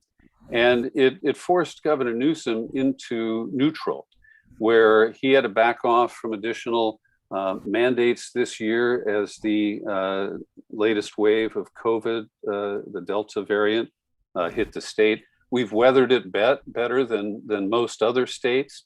But in addition, he really couldn't do much on homelessness, on really coming up with a long-term water distribution problem in the midst of this massive drought. And while he had a windfall of $75 billion that nobody predicted, that landed in the state accounts early in the year, he was able to buy his way out by hiring more firefighters and throwing money at that. He passed out party cash to many taxpayers, including undocumented people. And of course, the right wing thinks that was to buy their votes, but they don't actually vote. Anyway, the point I made in this op-ed is that the recall really took attention away from most of the important business. I will give credit to the legislature. They followed through on some Black Lives Matter legislation. And there are two bills sitting on Newsom's desk right now, and I think he will sign them. One rolls back the qualified immunity that police officers hold, which is impunity. And it empowers an obscure state commission to decertify police officers who commit a felony and to form a first ever registry that 46 other states have, but California doesn't, that basically would prevent a cop who commits a crime in jurisdiction A from resigning before really being punished for it, and then moving to another jurisdiction somewhere else in the state where a redneck sheriff or police chief will hire that person. Secondly, there's a separate bill, SB 16, that ends the total secrecy of the employment files of bad cops. And the combination of the two is a great step forward. It could have been better. It's sausage, and they watered it down or put a lot of sawdust in there. But it's notable progress. Beyond that, we've had a legislature that was paralyzed because it's controlled by Democrats in both houses. And they didn't want to do anything to put fuel on the fire against Newsom with the recall pending. On the other side of it, we had these hyper-partisan MAGA types who gathered the signatures, put the recall on the ballot, and they weren't dealing with substantive issues, just a lot of bumper sticker stuff about, on day one, there'll be no mask mandates, and on day two, we will stop vaccination mandates. And so it was mostly based on emotion. And David, this is the takeaway that I haven't heard. There's been a lot of coverage of the recall and a fair amount of analysis, and I don't disagree with much of it. But the strain that was not addressed is that this was a duel of fearmongers. All right. So the right wing promotes the fear of libtards, and Newsom is a corporate Democrat, not an evil man, but captive to corporate interests in Silicon Valley. No question about it. So, the way I describe it is that they say that anybody to the left of the far right is an extreme leftist, socialist, communist, dangerous. Got to throw them out. So that was the fear up, to quote Don Rumsfeld. And if you remember back when he opened Guantanamo and was encouraging torture, he used fear as a verb. And the whole idea was to get people to talk by scaring the total shit out of them. And the language was fear up. But I have to say that the Democrats resorted to the same tactics. And once Larry Elder, the black radio host, and I'm going to come back to Elder because you asked about him, and I want to expose his network a little bit. But once Elder started to show up in the polls as the far and away leading Republican in the second portion of the recall, it was a rich target for Newsom and his consultants. And he's got very good political consultants. Ace Smith is the guy who runs his campaigns. And one of the problems that came up in the polls as of July was that Democratic voters were blasé about it. They didn't think that Newsom was remotely vulnerable. And the polls were scary in July that showed that of likely voters, he only had a three percentage point cushion. So they whipped those polls. Then they whipped up a lot of fear about Larry Elder. They used Texas abortion vigilante law to rile up choice voters in California. They're not all women, but largely that's the profile. And so I've been looking at this this fear quotient in our politics, and particularly in elections, going back to 2000, when it was relatively mild, and the post-election shenanigans distracted us. But there was a fear element that Al Gore tried to use, that, the George Bush is dangerous, and he was right. And then it escalated in 2004, where John Kerry ran this really bad campaign where it was just, I'm a soldier, I'm going to end the war at Iraq.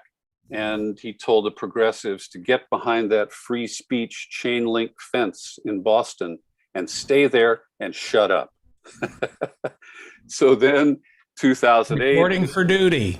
I'm John Kerry and I'm reporting for duty. Exactement. So then in 2008, we were afraid of Sarah Palin. In 2012, it was Romney and the vulture capitalists. And then, of course, it hit a peak and didn't work in 2016 because Hillary was such a hideous candidate, despised by the right and the left, that you could not scare people enough about Trump. And so I'm of the opinion that this California recall really doesn't tell us much about the rest of the country. It was a desperate ploy to use this low benchmark where Republicans, once they got Newsom with a 50% plus one yes vote on the recall, could win with a schlub like Elder, who only got 26% of the total vote. And so they're desperate. They know they can't win next year in a regular election. They only appealed to their base as if they couldn't count, because their base in California isn't big enough unless the Democrats stayed home. And because we voted by mail, you could stay home and vote. Right. So staying home didn't really mean much. So it's that fear mongering that I think has reached the point that you were talking about in the previous segment, where it's all this fear of the other, driven by a lot of disinformation. Although when you're attacking the right from the left, there is plenty to be afraid of in terms of what a Larry Elder would do. However, when you look at the big picture, let's assume that Larry Elder had won, okay, and gamed the system and been the top vote getter in the replacement vote.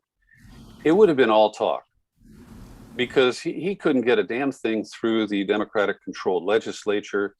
He would have served for about 16 months. It's hard to believe that he could win against Newsom or anybody else in November of 22.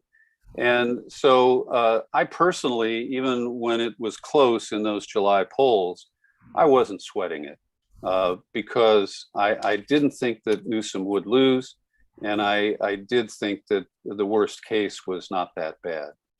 But let me finish on Larry Elder, because people need to understand that he came out of KABC in Los Angeles, but he's now featured on the Salem Radio Network.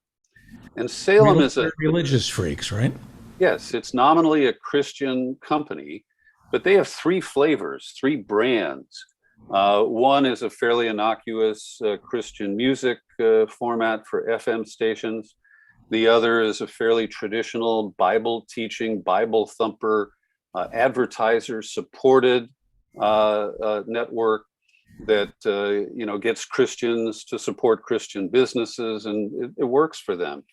But the third is a right-wing talk radio network that does play to Christian values and getting rid of the minimum wage, hating immigrants, being against free medical care, all the things Jesus would want. Well, Larry is at the extreme right of that spectrum. The other hosts on Salem are not quite as bad, but it flies under the radar of most of the people who are smart enough to listen to the David Feldman podcast. And it's a very dangerous system that allows hate talk with the blessing of our Lord Jesus Christ. Yes. Well, it's great to have you. I hope you'll come back next week. This was just, we're out of time. We're going to go. Well, David, I plan to be available on Mondays. And like you, I am watching the Canadian election. And I hope Fidel Trudeau does hold on to power there. He's better than the alternative. Yes. Thank you, Peter B. Collins. Go to peterbcollins.com. There's a treasure trove of podcasts and radio shows, and you'll go down a rabbit hole that's good for you. Thank you, David. Thank you, Peter B. Collins. Thank you.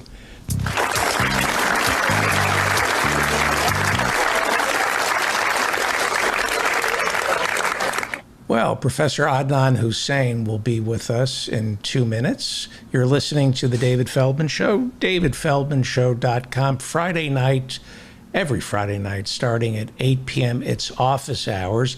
And why don't we do this, if Dan is okay with it, we'll talk to Professor Adnan Hussain about the Canadian elections, which are taking place. This is the second time in 2 years that they're holding a federal election in Canada. Mr. Trudeau, the son of Pierre Elliott, is seeking his third term in office. He called a snap election 2 years early, and we'll go over this with Professor Adnan Hussain, who I saw was hanging out with Jagmeet Singh, who's the head, I think, of the New Democratic Party. I think it's called the New Democratic Party, or yeah, something like that. Hey, Dan, can you come on after Professor Hussain, and we'll do Community Billboard, and then we'll do Professor Marianne Cummings, and we'll get out of here with our dignity intact. Well, that's optimistic. Okay.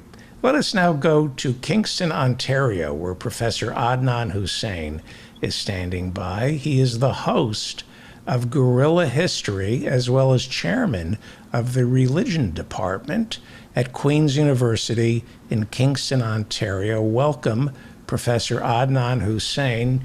You look like you're coming to us from someplace very authoritative. Oh, it's my office on campus that I've spent almost no time in over the last 18 plus months. But I happen to be assigned near the end of the day to move over from the very rural kind of zone that I was doing some election scrutinizing and get out the vote work down near campus, because there was incredible overflow at the two polling stations right near campus. So students were lined up like completely around the block, hundreds of them waiting 2 hours in order to vote. Many of them have to register because they've moved from home to a new district, new riding as it's called, and that process takes time, and these polls were completely overwhelmed. This exact same problem happened in exactly the same two polls that I noticed in 2019 when the last federal elections took place, and they even ran out of voter registration forms then. And instead of remedying the problem, that very same problem happened again. So the campaign manager of the local NDP candidate had to actually go out and photocopy more for the Elections Canada, okay, to photocopy more registration forms, because here we do have same day registration. You can register and then immediately go vote. But they'd run out of these. So polls close at 9:30. I took a break to duck in here, but let me say, because we have some international listeners, there is a federal election going on in Canada. It's big. Pierre Elliott Trudeau, Justin Trudeau, who was just endorsed by our own Barack Obama. I'm going to ask you about that, whether or not that's legal. He's the head of the Liberal Party. You need 170 seats in the parliament to be the winner. Yeah, to win a majority. Yes. Win a majority, and he's got 155. The Liberals have 155 votes. Projected. Yeah. They have that, and they're projected to have about 140 plus or minus 5. So you might actually lose a few seats. So they have to form coalitions. They have to reach out. I would assume, and I have this up on the screen, the other parties are the Conservative Party, run by Aaron O'Toole, and then there's Bloc Québécois, yes, NDP, Green, and the People's Party. So let me ask you, that's right. Justin Trudeau is not going to get 170 seats. I don't think so, no. Nobody So he has to reach out. He has to reach out. He's not going to reach out to the Conservative Party. Is he going to reach out to Jagmeet Singh and the NDP, Green Party people? Who does he go to get the extra seats? I mean, he already was, in a minority situation. He did not have enough in 2019 to form a majority, but because they had the most seats, they could form a government as long as there is no vote, a confidence vote on a key or major issue. There were attempts to actually create a governing coalition that would have been more stable by making some kind of an agreement, but he refused to do that. Even threatened, to make an agreement with other partners to avoid having to be in an actual governing coalition with the NDP. So they might try and do the same thing of governing with a minority and just trying to avoid any key confidence votes. That is a vote that the government, might potentially lose, and therefore, the government would fall and you would have a snap election. So, but given that we already had that period for 2 years like that, it actually would make a lot of sense to try and make a coalition. And the natural partner here really would be the NDP, because their policies, like, you see with Bernie Sanders' policies set, happen to be much more popular overall in the general population. Tell me about Jagmeet Singh. Is he a Sikh? Yeah, he's a Sikh lawyer from the Toronto area, from Toronto, and he is actually the only federal party leader that actually has a kind of positive approval rating. He's actually quite popular. Now, because this is a parliamentary system, you're not running for like an office of the president, where if you're the most popular, you would win if you're one of the most popular of the 6 candidates. I mean, he has an approval rating that's, well over 50%, I think into 60, 65%. He's looked upon favorably, but he's a figure who is the leader of a minority party that typically only gets about 19 to 21% of the overall vote. And as a result, because Canada does have a first past the post system, that all you need to do is win by 1 over any of the others and you get the seat. You don't have to have a majority. You just need to have 1 more vote than the second best vote getter.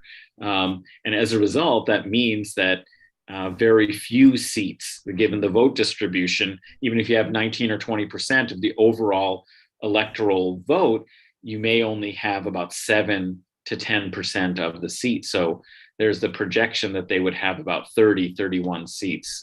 So when will we know the results? Sometime tonight. I think probably the basic outlines will be known. They're already tallying, but they don't announce anything, of course, until polls close. So I would say soon after 9:30, we'll be getting some sense of the overall picture. There will be some ridings, that is districts, that are hotly contested that we'll have to wait to see, but there will be an overall picture, I think, pretty clearly. What's at stake? What is it? What's at stake? What are the issues? Well, the issues are, of course, how well, you could say that this is something of a referendum on how well Justin Trudeau government, the Liberal government, managed the COVID pandemic, even though, of course, actual health policy in many respects was at the provincial level. But, they did put in something like a UBI program during the duration of, last year at the start of the pandemic and so on, at the behest of the NDP. So this was the important thing that, in government, it was basically the policy of the NDP that the Liberals, were pressed to adopt, and that has been quite popular. Just so you're speaking in shorthand, the New Democratic Party. Yes, Jagmeet Singh's party, the New Democratic Party, demanded basically, it was called the CERB, but that was a UBI program during the pandemic. And so that was very popular. It was passed under this Liberal government. How much? Well, it was about $2,000 a month. And it wasn't a one-time check or payment. It was a continuing monthly payment, if you qualified, and almost everybody, could qualify if you met certain, kinds of conditions. Did you have a job and also collect the UBI?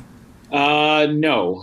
Well, I mean, you could if you were furloughed, right? So this was sort of if you were furloughed from your job, right, because of the lockdown, then you would be able to qualify for this. And then they also had a program. Is there a shortage of workers? Do you hear people saying? Yes, of course, the Conservatives are claiming the same thing, that this UBI has made it impossible to hire, and we have exactly the same kind of discourse. In fact, actually, what I would say is more than in most years, the Trump phenomenon and the Conservative kind of discourse is pulling a lot from the US, because the US elections preceded.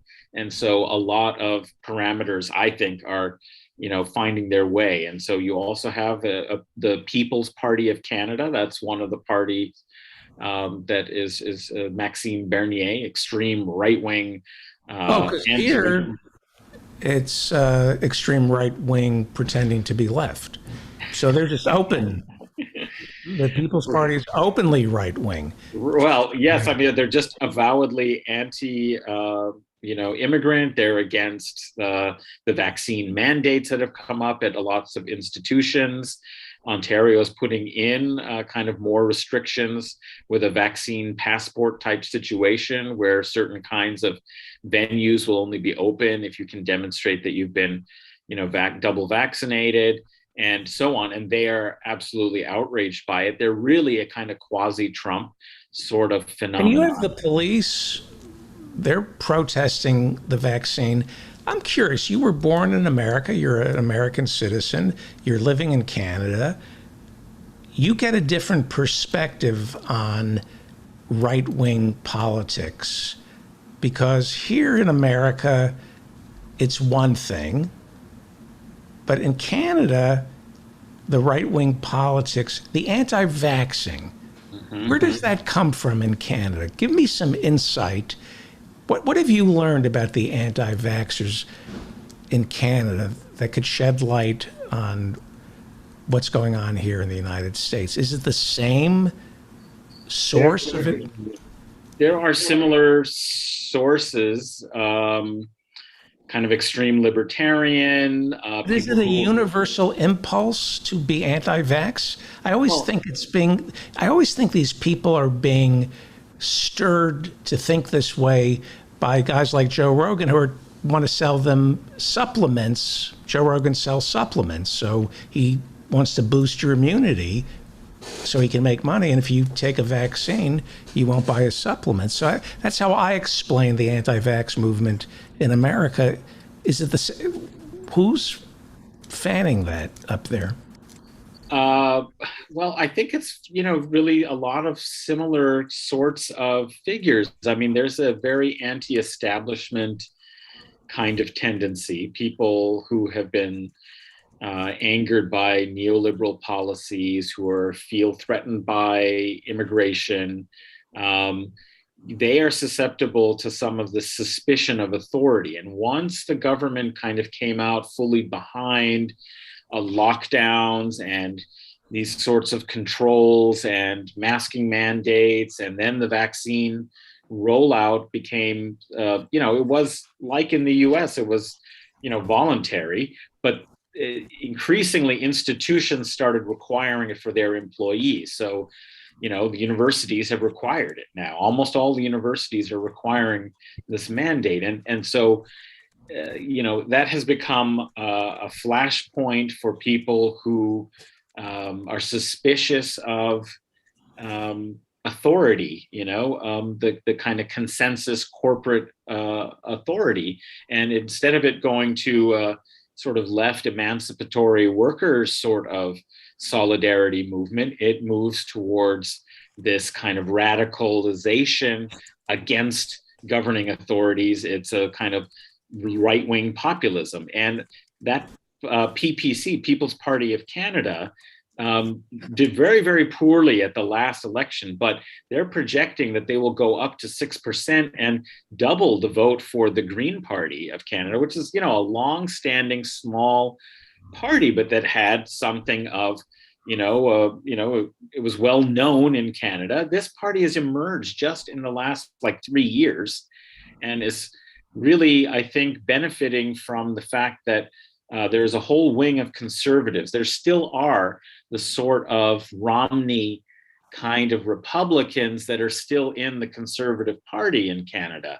Like that, they were called red Tories. They're Tories. The red is the color of the Liberals and blue is the Tory party's color. They were called red Tories because on social issues, they were pretty open-minded and tolerant. They were just conservative on being kind of pro-business and very kind of, pro-law and order, that kind of Romney Republican, the Rockefeller Republicans, that have totally disappeared in the US Republican Party, they still kind of exist. And so as a result, the Conservative Party in Canada has not been, it's got these divisions and these two wings, and that has hampered them during this period and allowed the People's Party of Canada to siphon off a certain amount. And as a result, Aaron O'Toole, the Conservative Party leader, has been a little confused about how to maintain a health conscious conservative community that, cares about law and order, is in favor of these, protocols to stop COVID without hemorrhaging support on this increasingly radicalized anti-establishment kind of politics, populist politics. But you don't have these cretins screaming about their freedoms, do you? Oh, absolutely. Absolutely. Really? Absolutely. They are mimicking exactly the same kind of idea. I saw a rally, in Whitby over the weekend with people gathered together, close together, unmasked, with signs saying, "You cannot take our freedoms," no fascism, no vaccine fascism. There was all this kind of rhetoric and discourse that I think is bleeding over, maybe from US kinds of, right-wing media. But it has taken hold here. And I'm actually surprised at how many people I know who are who are opposed to getting the vaccine, or vaccine hesitant, or openly really upset about the imposition of this. We were just talking to Dr. Harriet Fraad, and we were showing sympathy for the anti-vaxxers, because here in America, why would you trust Big Pharma? Why would you trust our doctors? Because they're all in cahoots with the insurance companies. This is the problem, is that, anti-corporatist, leftist, rhetoric has been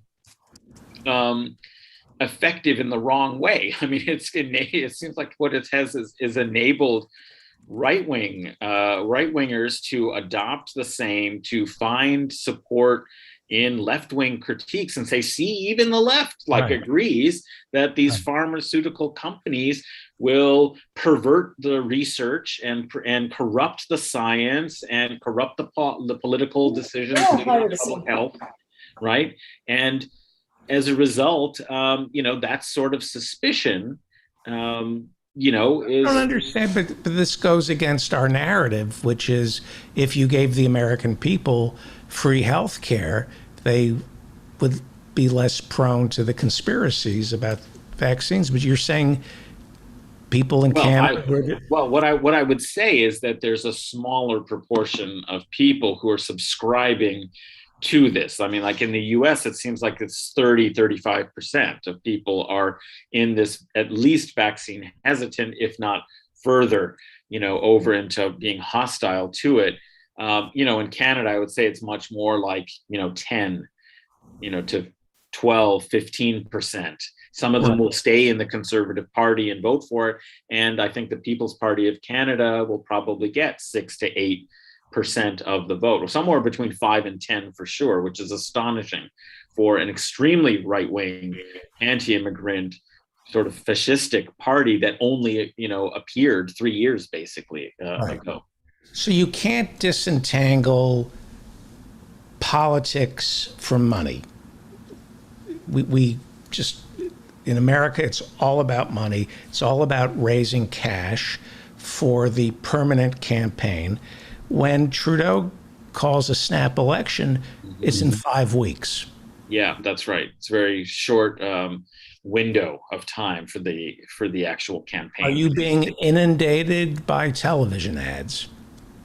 There are television ads. I don't watch a lot of just regular television. And I think a younger generation watches almost no television. They just get, their news on YouTube and they, watch Netflix and so on. And so I don't know if that's the most kind of useful way to reach people. I have, however, seen a lot of billboards. I've seen a lot, suddenly within a week of the election being called, lawn signs are everywhere, billboards are up. Do you need a lot of money to run these campaigns? Is it as expensive? Do you have It's not quite as expensive. I mean, obviously it helps if you have more money, and the Conservatives typically are the best funded. And so as a result, they're able to blanket the airwaves much more. But because it's such a short period of time, it doesn't cost as much. I mean, if you think about, 2 years essentially of nonstop fundraising in order to run for office in the US. And that includes, even congressional districts. They have a month to settle in, and then immediately they're still fundraising. And so the election seasons are so long in the US. You can do some preparation and fundraising beforehand. You need to have your coffers, filled. But you're actually, in certain respects, you're not allowed actually to put signs up or run ads. Advertising. Yeah, you can't run ads outside of this window. You cannot be running ads for the coming election that you may anticipate before what's called the writ drops, which is when it is actually called, and then you have a specific timetable. Then you can start doing real electioneering. But you can't do it. What about issue ads? I don't see a lot of issue ads on we don't have this kind of proposition sort of system, which is the most overt way in which you would run issue ads because you have an actual referendum or a proposition on a particular item. I don't really see that sort of issue ad. Debates. How many televised debates were you able to see, and do they?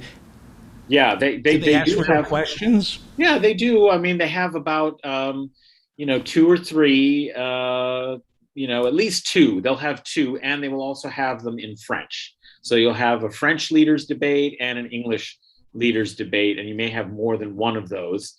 Are there any candidates who don't speak French? Well, there are candidates who don't speak good French, but if you want to be a party leader in a federal election in Canada, your chances of being chosen are not good if you don't have at least passable, workable French. But I mean, I've heard some of the most atrocious sounding. Bloc Québécois. Yeah, I would assume they represent. They tend to do well in the French debates and can articulate themselves very well, of course. But usually they go they into do the have, parliament just focused on the needs of Quebec. Yes. This is constantly, that's who they're not looking for votes outside. They don't run candidates anywhere else. They are a national party. They understand themselves as a distinct nation, and their position is that Quebec should have greater autonomy in a variety There's of only ways. one real party in Quebec.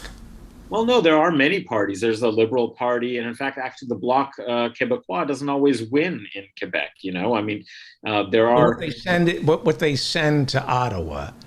They send representatives when they win in ridings, federal, ridings, that is districts. Right. They elect members of parliament who go to the federal parliament, but on some level don't actually. The rhetoric of it is that they don't actually recognize that the federal government really should have, all these powers over the province of Quebec, because it's not a province for them; it's a nation. Are there province rights people who believe in a smaller, do they run against Ottawa? Yeah. Oh, yeah. Definitely, people run against Ottawa. That was very important for.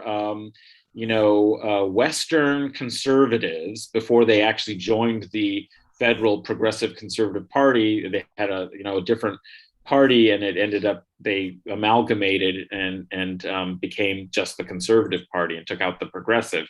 That party was constantly running against Ottawa, and there's a lot of Western kind of animosity for the East Coast elite, essentially, the idea that Ontario and Quebec, kind of the most populous provinces, run the show, and the priorities of the federal government reflect those provinces, and we out in Alberta, Manitoba, Saskatchewan, we're British Columbia, even to some extent, we're left out in the cold. So this is human nature. They do run that, but it's interesting. There isn't quite as much the same sort of states' rights. So there may be animosity towards Ottawa, but they don't quite frame it in the sort of states' rights, kind of language, which is a powerful discourse, of course, in American politics since the beginning, in order to preserve, segregation and slavery and so on. But there is, interest in greater autonomy, provincial autonomy, and resentment at, Ottawa. And usually these are from parts of the country that have received a lot of payments from the federal government. So it's just like what we see in the U.S., where the anti-government rhetoric comes most powerfully in places that really only exist with the kind of infrastructure and services that they have because of federal support and taxes going to them. But this is these conundrums of politics. I don't know how you solve them, but they seem to be consistent. That the victim politic, the sort of sense of a grievance, is always a good bet. To run on grievances against the center. I love the name of the leader of the Conservative Party. It's so apt, Erin O'Toole. Nothing. Yeah. Mr. Toole. I've been seeing quite a few jokes about that. Yes. And is he as bad as we can imagine? Well, it's astonishing that he's getting, at the start when Trudeau called this election that he didn't need to call. This was his choice. As in government, they can choose when they'll have this election, but he had a couple of years, could have continued governing as a minority government. He wanted a majority. He called this election thinking that the fourth wave, wouldn't affect things. People had been vaccinated mostly, and so he thought it was a good time to do it. But also, it looked like Erin O'Toole was a very weak leader. His popularity was really low. He'd made a few gaffes. He seemed very unclear on how he was going to resolve this question of resentment of the vaccination kind of policy, versus other just basically pro-business and pro-establishment elements of the Conservative Party. And so his popularity was really quite low, but it has skyrocketed since the calling of the election. And now basically the Conservatives are polling at or above Trudeau, but because of the vote distribution, there are areas of the country where they have super majorities, like in Alberta, Western BC, parts of the prairies. But there are other places where, they're the third party really behind the Liberals and the NDP. And so as a result, they won't necessarily win the number of seats that you would expect for a party that will receive 33% of the overall vote share. So it looks like Trudeau will hang on, but with a minority government. Okay. We've been talking with Professor Adnan Hussain, who's on Guerrilla History this week. Oh, well, we just had last Friday, we published our conversation with Comrade Joma, who is the head of the Communist Party in the Philippines and is also a scholar and an academic. He's somebody who's seen a lot of history of the Philippines, the anti-Marcos fight against that dictatorship, and subsequently the post-Marcos period. And he is really, really interesting, and I would say very funny. He actually had a real kind of wry sense of humor. So I think people will enjoy hearing from somebody who was part of a really important non-Western Communist Party, and how he analyzed both Philippine politics, but also geopolitics in Asia during this period. Very interesting interview. Okay, before you go, I want to ask you if this ad would appear on Canadian television. This is an ad for Congresswoman Marjorie Taylor Greene. Would you ever see anything like this on Canadian television? Because it's running here in America.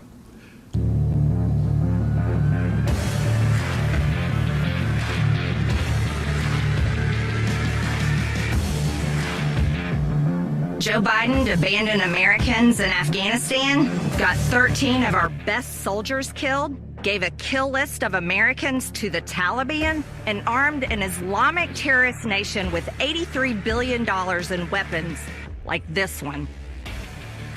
Biden should be impeached. Now I'm doing a gun giveaway of my own, but for Americans only. I want you to win this .50 caliber rifle that Democrats will ban if they keep the House next year. While Joe Biden broke America's pledge to never leave a man behind, Nancy Pelosi is sneaking the Green New Deal into the $3.5 trillion budget. And in 2022, I'm going to blow away the Democrat socialist agenda.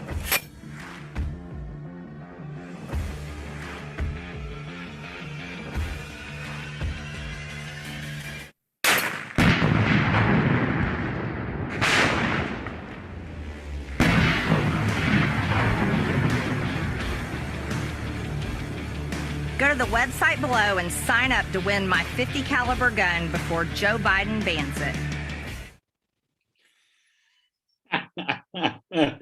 That is incredible. I can't hear you, David. I think you're... That's Marjorie Taylor Greene. Sorry about that. She's giving away a .50 caliber gun. Yeah, but no Taliban. This .50 caliber rifle that Democrats will ban if they keep the House next year.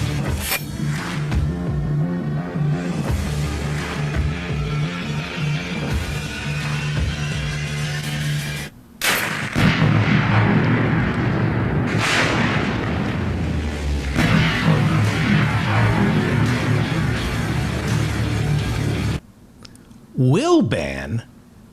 Will ban? That's not bad. You can get...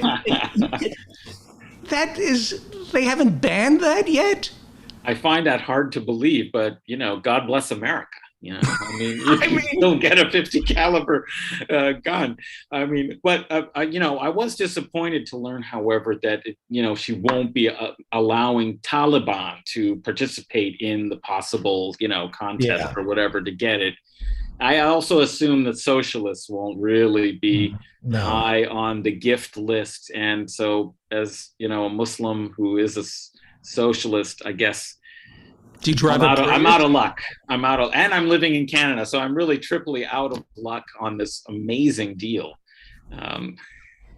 Did you drive a Prius? Because she blew up a Prius. And it's so, this is what's so, I cannot believe this is allowed to run on television. It's actually genius. I mean, this is. I felt like I was.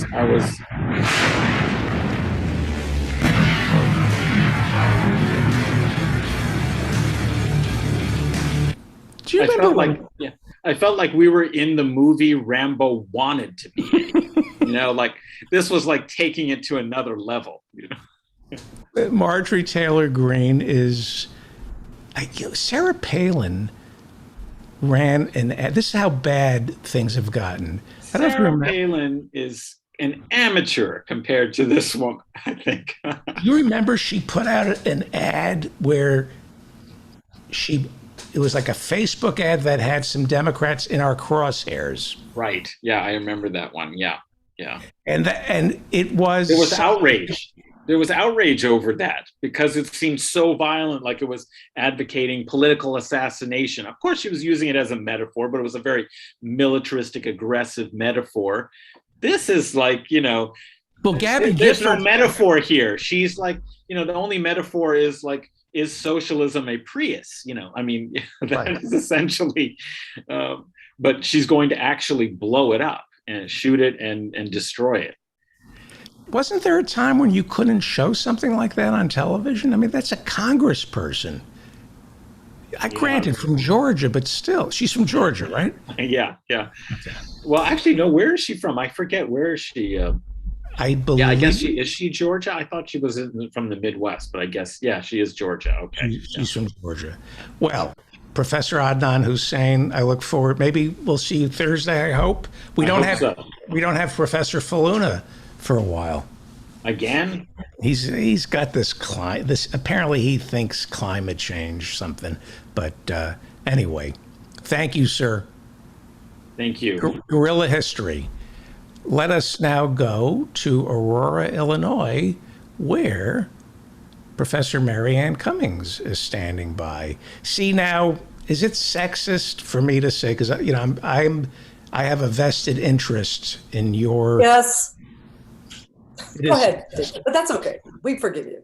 Okay, so whatever it is you're about to ask. You're the Parks Commissioner, Aurora, Illinois, and I have a vested interest in your political career because I have some parking tickets that I need fixed. I would like to see you rise to president. Would you be willing to make an ad like that? When I was on my graduate experiment, dissertation experiment, I went down to Florida State University because I was the only University of Michigan person on my experiment. And one of the professors that was on the FSU one of the physics professors, part of our experiment, was on an extremely important committee in Florida State University. He was on the parking committee.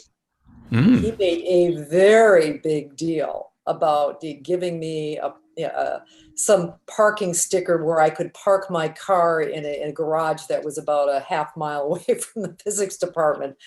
I couldn't park in the faculty parking lot. But, that was just considered like, ooh, he pulled strings. And, I was laughing my ass off, but apparently that's actually, a thing down there. Oh, yeah. If you being a parking czar on the faculty committee at Florida State University. My first writing job was for Roseanne, and it was CBS Radford, where all the sitcoms are made. So it's like I'm a week into the job. It's not going well. It was going fine, but I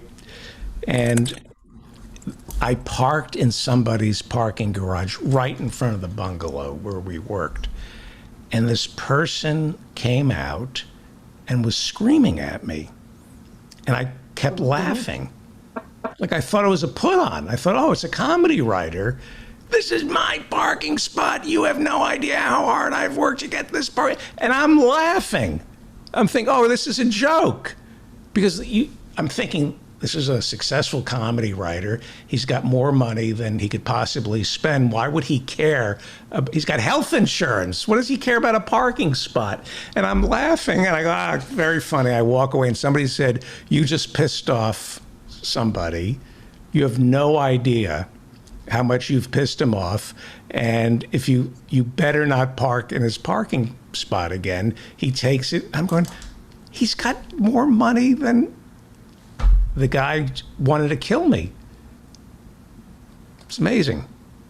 Yeah, there's only one. There's only one higher office on that score than the parking commission around Chicago, and that's the people in charge of giving you a boat slip for your boat in the harbor in Chicago. I mean, you have to have political connections. You have to be brown nosing somebody for a decade, and usually people will just. The big thing is that people will put their boat for sale, and they'll charge just an extraordinary amount of money for it. And people, well, how do you? This is like, this ketch is like 50 years old and leaky. No, people throw out the boat because it's the slip permit that comes with the boat. Right. That's in perpetuity. So Right. yeah. Right. God, There's always those little things, look at and they're the people- things that matter to people in life. Yeah. Jackie Mason said there's no bigger schmuck than a Jew with a boat.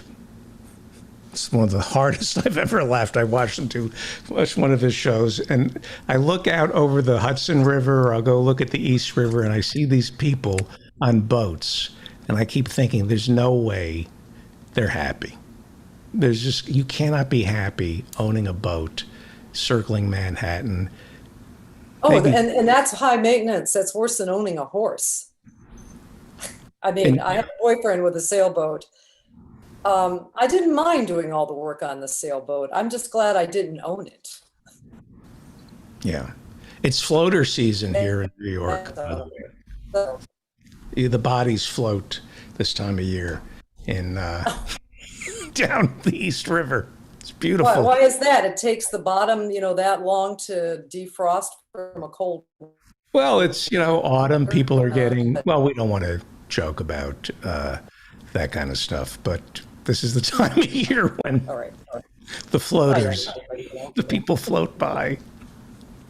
Not funny. What is on your mind tonight? I have some questions for you. Well, I'm just confounded. I mean, I just have to shake my head because, the IPCC has come out with its report, and it's, pretty dire. That's the UN. The UN climate report. World And, government. World government. The Biden administration has come out with a statement that there doesn't seem to be anything pressing enough for it to, to change their energy policies. And maybe from their point of view, they might actually even be correct. I mean, I've said forever that the actions of Democratic Party leadership, even the scientists in Congress who will campaign on global warming, and once they're there, basically they accept all their, they accept fossil fuel money. They're not acting like this is the existential crisis that they all campaign on. I think it is an existential crisis for most of us. I think these guys think they can just move or something. There's the top 5% think they're mobile enough, have enough money to just kind of keep ahead of this, what's happening, what's already happening. I mean, this is, now they're talking, we need to have a reasonable time frame. We need to have to restrict it to just enough damage that we can possibly mitigate against us in the next 30 to 40 years. I mean, we're not heading anything off anymore. I mean, it's happening.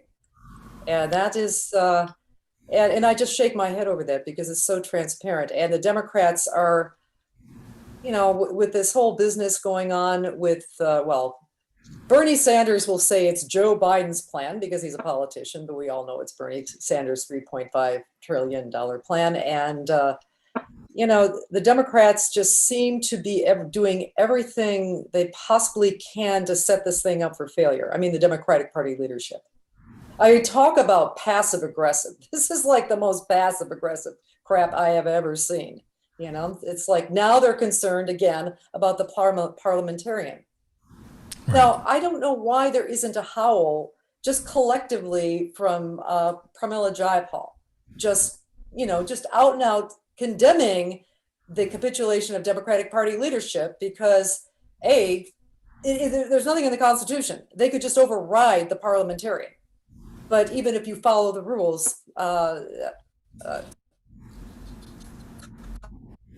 just with a vote.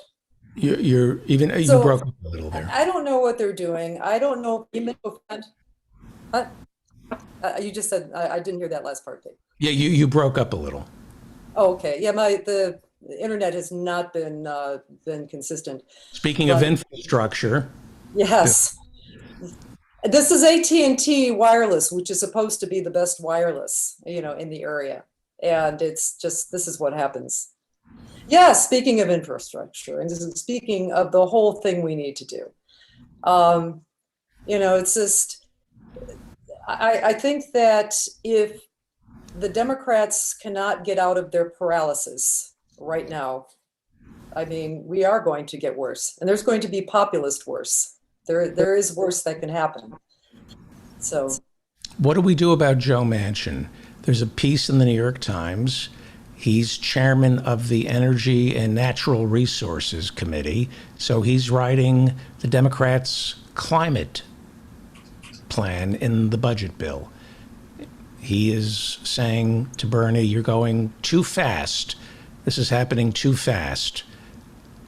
As I said earlier, apparently he hasn't looked out the window. There's something happening that's even faster, and that's climate change. What do we do about this guy, Manchin? What do we do?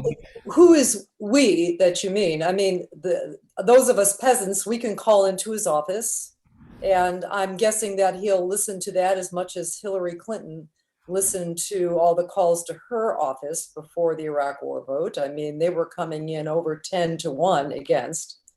But they don't care. I mean, that's not the people that they're catering to. I think it's on Chuck Schumer. I mean, you are a leader, the Senate leader, for a reason.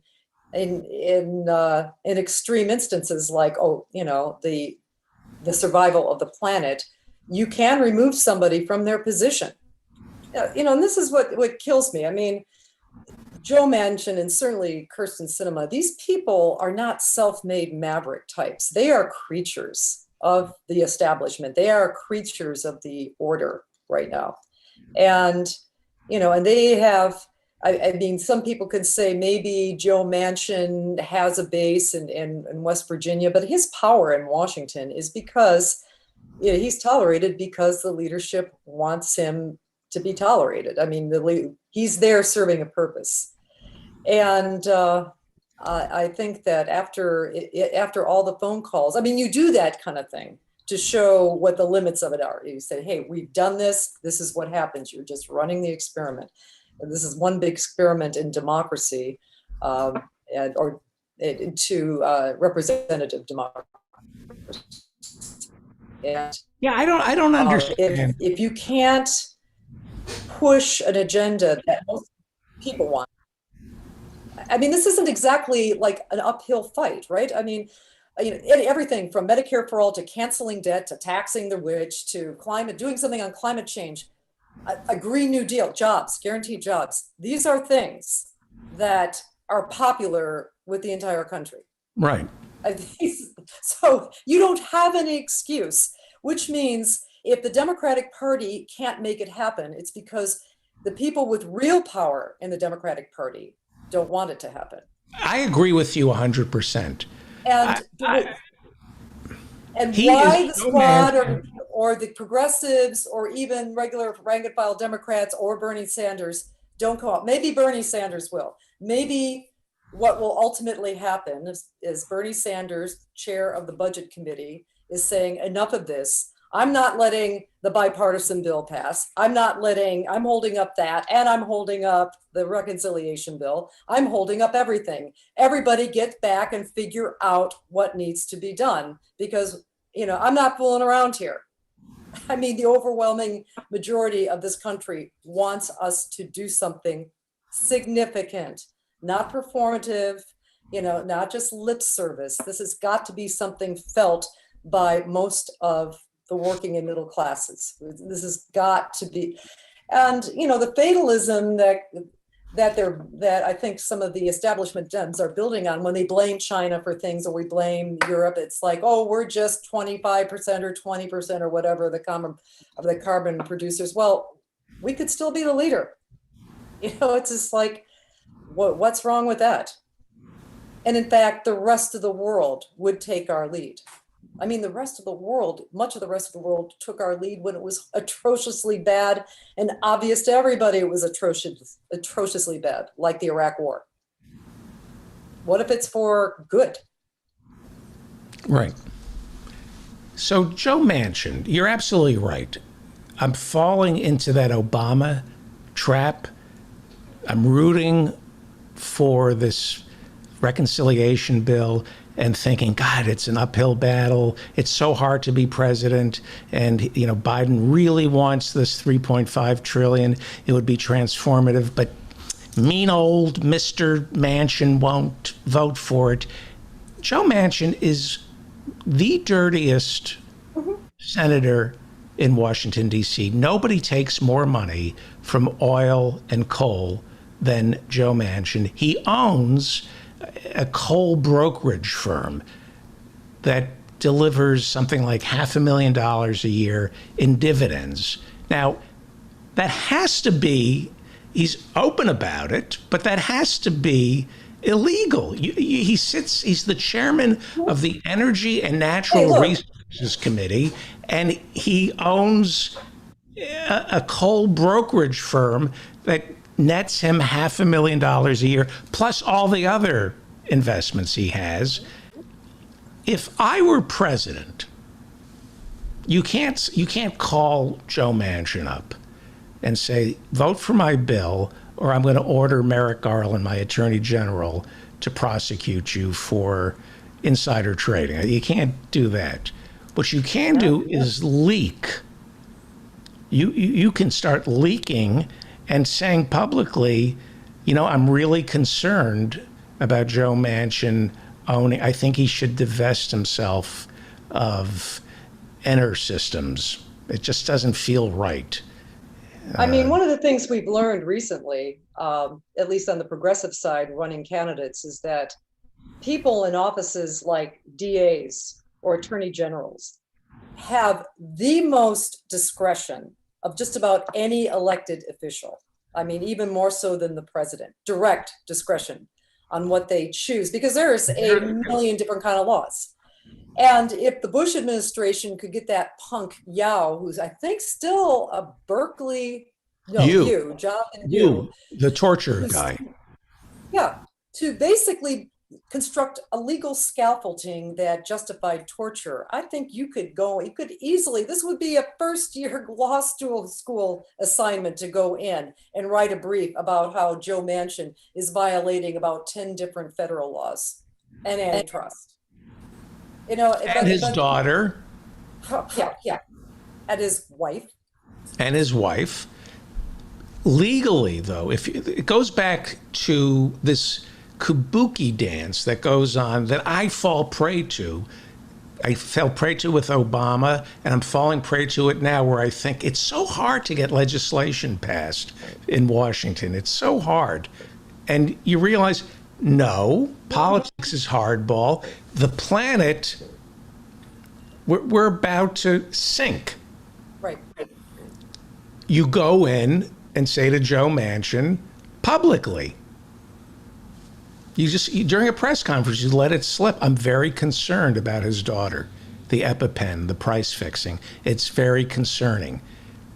The Democratic leadership is like a tuning fork. You can get everybody to get on the same page and start attacking Joe Manchin. Yes. If you really wanted this $3.5 trillion bill passed. Mm-hmm. You're right. You're absolutely right. Yes, we could. And as Professor said, if it weren't Joe Manchin, somebody else. I'm sorry?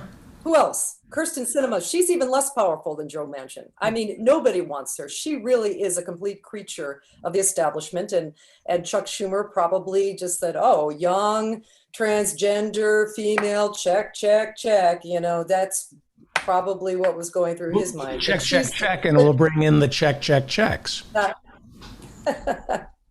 You know, about the only thing they don't do is distribute them on the floor with the cameras running, like old Delay? John Boehner. Oh, Boehner, That was- the tobacco money, yeah. Yes, he was right there on the floor. I mean, I can't even like get mad at the guy. I mean, it's just so brazen. But anyway, yeah, it's just confounding to watch. That's why I'm concentrating on local issues. However, I did go home to Michigan this weekend for a wedding, and I arrived at my parents' house, and they have MSNBC on. It was Friday afternoon, and I was watching, who is it, the general head of Central Command and the spokesperson for the Pentagon basically talking about, admitting something that we'd known like 3 weeks ago, that there was a bombing that, you know, they basically vaporized an entire family. But one of the things that was interesting was You're talking about General McKenzie? Yeah. said, But one of the things that was interesting sure. after they went to the whole, yes, they did. But after they went through, you know, describing what happened, there was a reporter that asked about the bombing in the Helmand provinces and the Zhejiang provinces. I mean, 2 weeks before that happened, we were bombing, and we hit a school and we hit a hospital. And there were reports of several tens of civilians that were just vaporized in those. And the reporter asked, well, will you be investigating those? And the Pentagon spokesperson said, no, we will not. And that was it. There was no follow-up question from any of the other reporters there. That was just, you know, that was it. So Yeah, I talked about this at the top of the show. Okay. There's no, but please, No, but it was just Yeah. amazing how well disciplined how well brought to heel the press corps is also on this. Yeah. I mean, Yeah. they There's- just We do not keep track of the civilians who we've killed during the war on terror. Something like 27,000 civilians have been killed. According to Air Wars, we don't know. The Pentagon doesn't Hey, in care. 2006, the Lancet did an estimate, You're number of breaking up. Iraqi civilians killed, either by direct, you know, combat. Okay. I'm sorry, can you hear me now? Yes. Okay. But anyway, that was back in 2006, where the Lancet estimated that upwards of 1 million Iraqi civilians were killed either directly or indirectly by our war there. That was all the way back then. That would Right. be 15 years ago. And we've just never stopped the bombing. Now we're bombing in 7 countries. I don't know if we're bombing anymore in Libya, but it's just, it's just war, as a perpetual war as a business model, you know, that we also have to disentangle ourselves from. But I was thinking this weekend over a lot of this stuff. You know, Nina Turner, who I'm very disappointed to say looks like she's not running again, because she'd be having to like gear up for it. The primaries are May 2nd or 3rd in Ohio. So she's over at the Young Turks. Which I think is kind of a waste, but she used to say, with regards to the billionaires and the 1%, if nothing changes for them, nothing changes for you. Right. But I think what's confounding progressives is that there's a corollary to that. If nothing substantially changes for the top 5 to 10%, nothing changes much for the bottom 80% either. In other words, a lot of people who would regard themselves as liberal, you know, if it meant a hit to their 401ks, if Bernie's plan passing and saving the earth and, you know, most of your fellow citizens being able to lead a reasonable life meant that maybe your 401ks go down by 10 or 20%, you know, maybe. And that's the problem. I'm in a fund that's supposedly socially, a socially responsible fund, but do I really know it's in there? I mean, no, I mean, you've got investments placed on it, blended with other investments. It's like we're all kind of chained to a system that... And complicit. They make you And complicit. complicit. We are made complicit. Well, you know, that's why you wonder why, you know, old Colin Powell was tapped by the Bush crime family. Well, Colin Powell is a made man. He has demonstrated in his past that he's willing to lie on behalf of power. And that was his job. Basically when he got up and lied in front of the world and the United Nations, then, that's basically their use for him. And if whatever he thought he was going to get out of that, Bushco wasn't interested in. So, yeah, and when we realize that, and I think it's not a matter of just being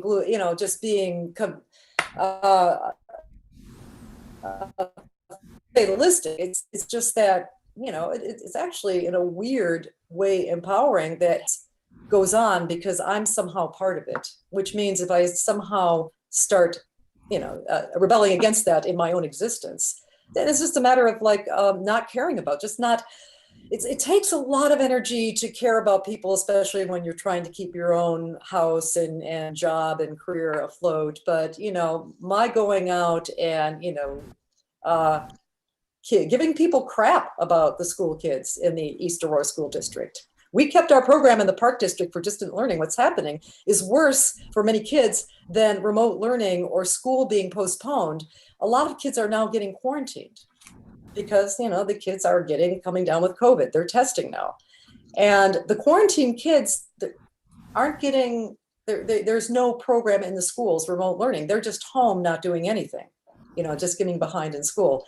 The Park District does have that, its program that we ran during COVID, and they did not, I told them not to, and they did not dismantle that program. In fact, they have 85 kids enrolled, and now the fight, this is just a little skirmish, who ends up paying for it, but I think that's minor. It's just something you can do. And I think that when other people see you caring about something, maybe they feel like a little guilty, maybe, or just maybe they have no idea that you can just actually help. So my usual canard of get off your ass, run for public office, just try, because you do change the culture. And I know there was much of a silly dress with tax the rich on it. This, to me, it's an illustration of our entire political system, kind of a performative protest for something that over 60% of the country already believes. While outside the gala, Black Lives Matter protesters were getting beaten up, peaceful protesters getting beaten up and arrested by cops. And I thought, an easy thing for somebody, even if they were motivated by ambition and nothing else to do, was to step out of there with your designer dress and your high-priced accessories and get between the cops. Do you think that de Blasio, who was also there, I think that he was kind of the target of the protest because, the police are just maniacs in New York. Somebody just got killed 2 or 3 weeks ago. I think this Michael Rosato. No consequences. And this is in a democratic state. So, de Blasio was not going to let his cops rough up Ocasio-Cortez. And she could have made a much more important and I think much more daring statement if she had just talked. But, that's our politics. You heard Democrats, did you hear about the woman who designed her? Did you hear about the woman who designed her dress? Yeah, of course.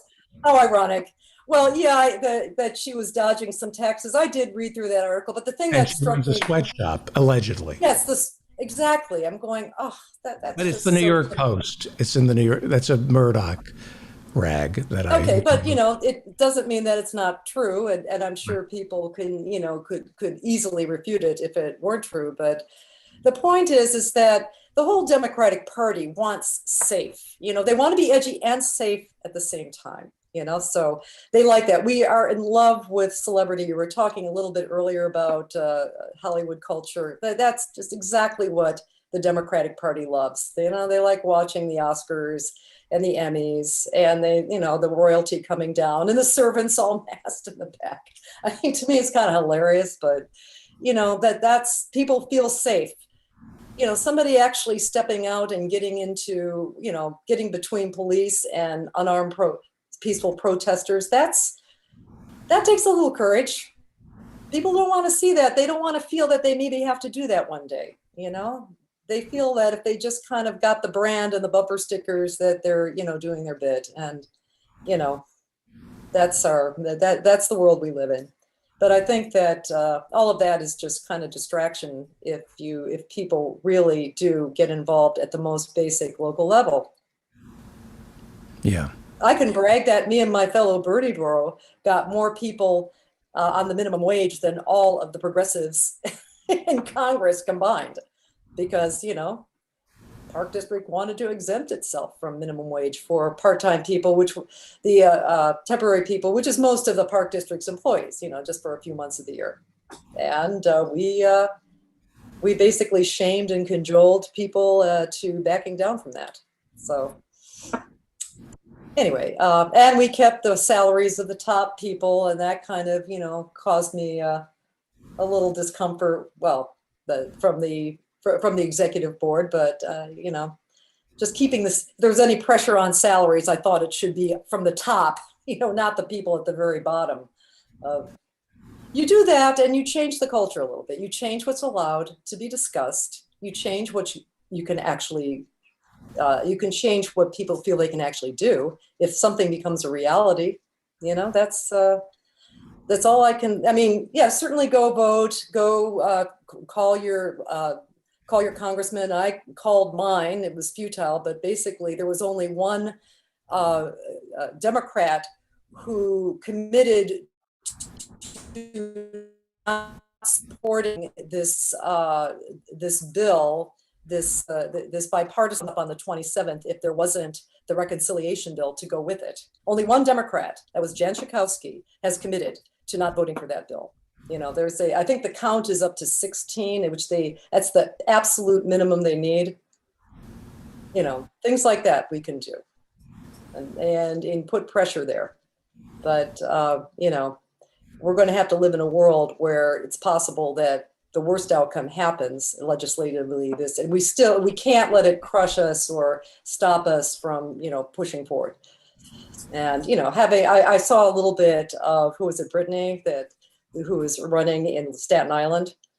I did read her article. I mean, okay, that's the kind of person. After next month, perhaps, right? Yeah. Next month, there is an unabashed progressive who's running in the 8th district. We won't really know what the districts are in Illinois until, turns out, next month, like some first part of October. But he's running, and he is just an unapologetic progressive. And I think you'd like to, you know, I told him about this show, and I think he'd be willing to come on. Please, so, yeah. Please.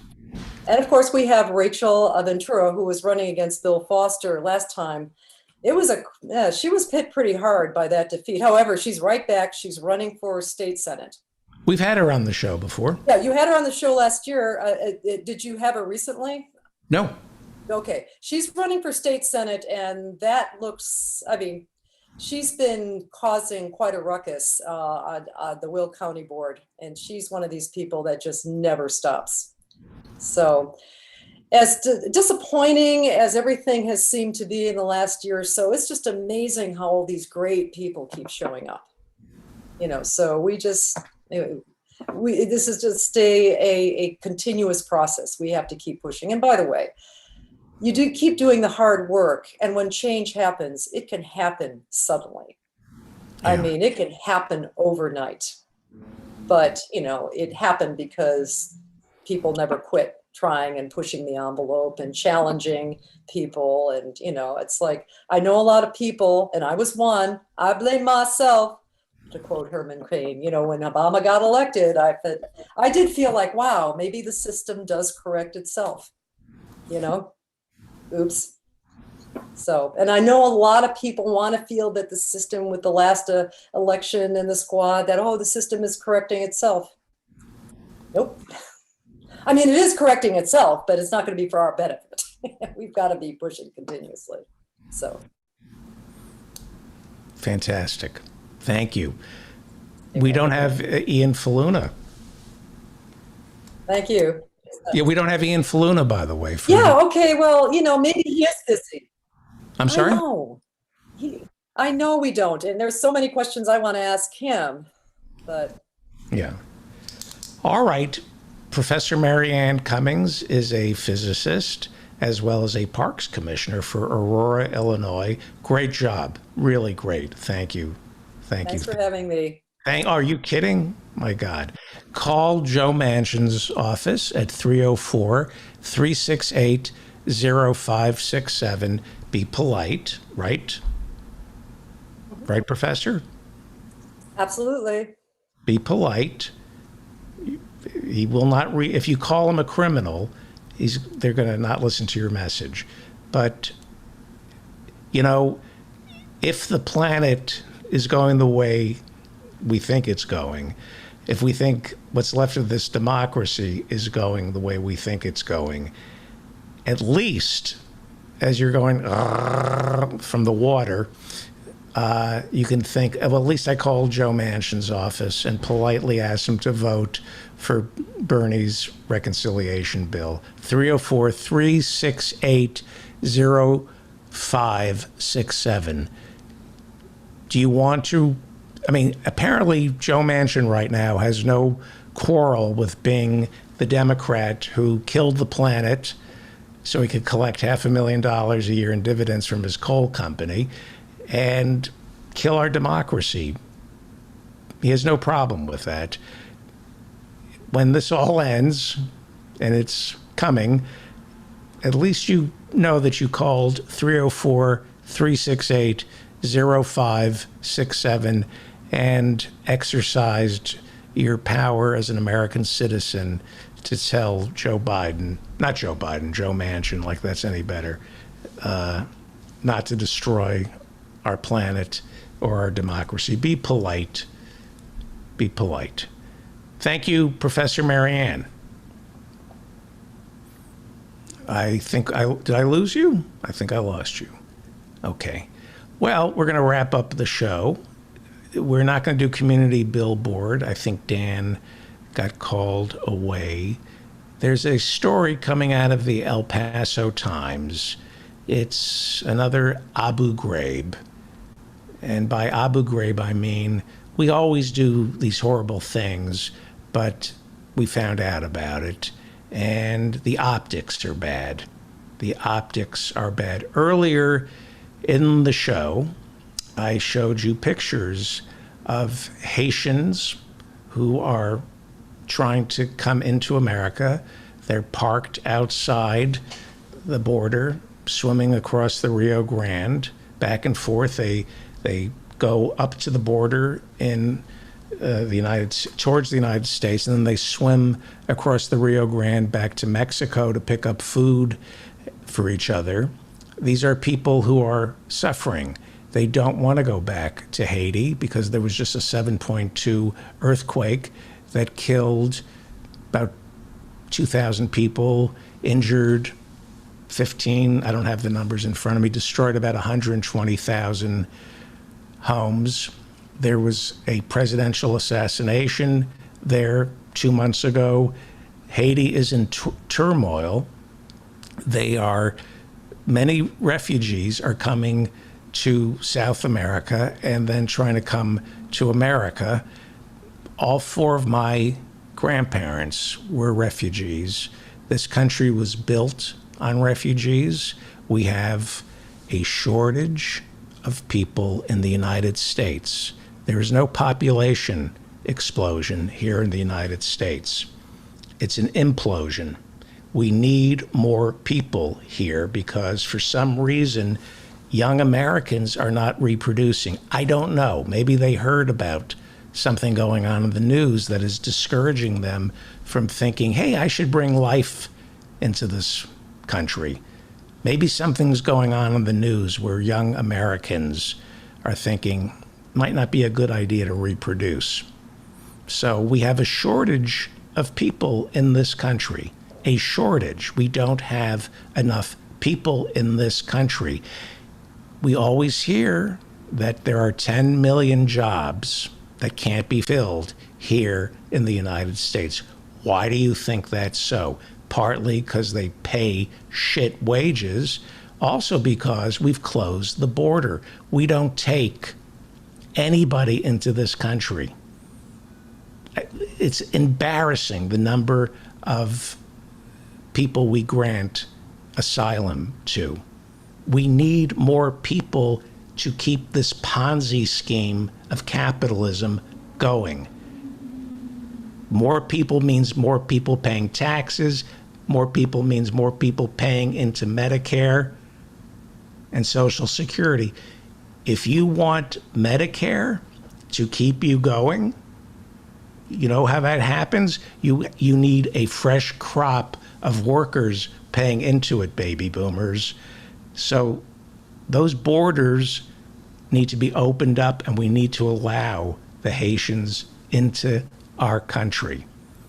And, you know, Bill and Hillary, of all people, should be advocating for the Haitian refugees, especially how they screwed that country. The Clinton Foundation just screwed the country of Haiti. You would think Bill and Hillary would be down at the border fighting for these people.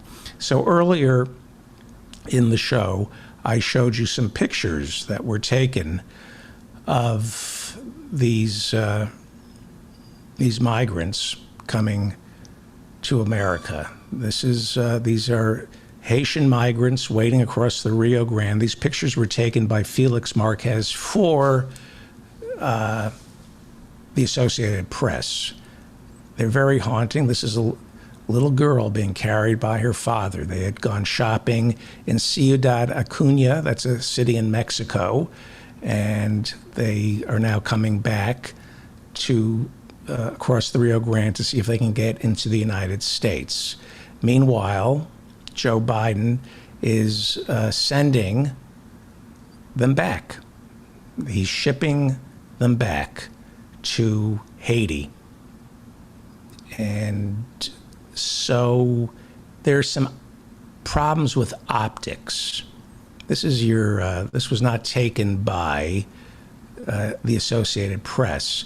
This picture is causing trouble for Homeland Security, kind of like Abu Ghraib. So it's not the abuse of the Haitian immigrants. It's that we found out about it. This is from the El Paso Times.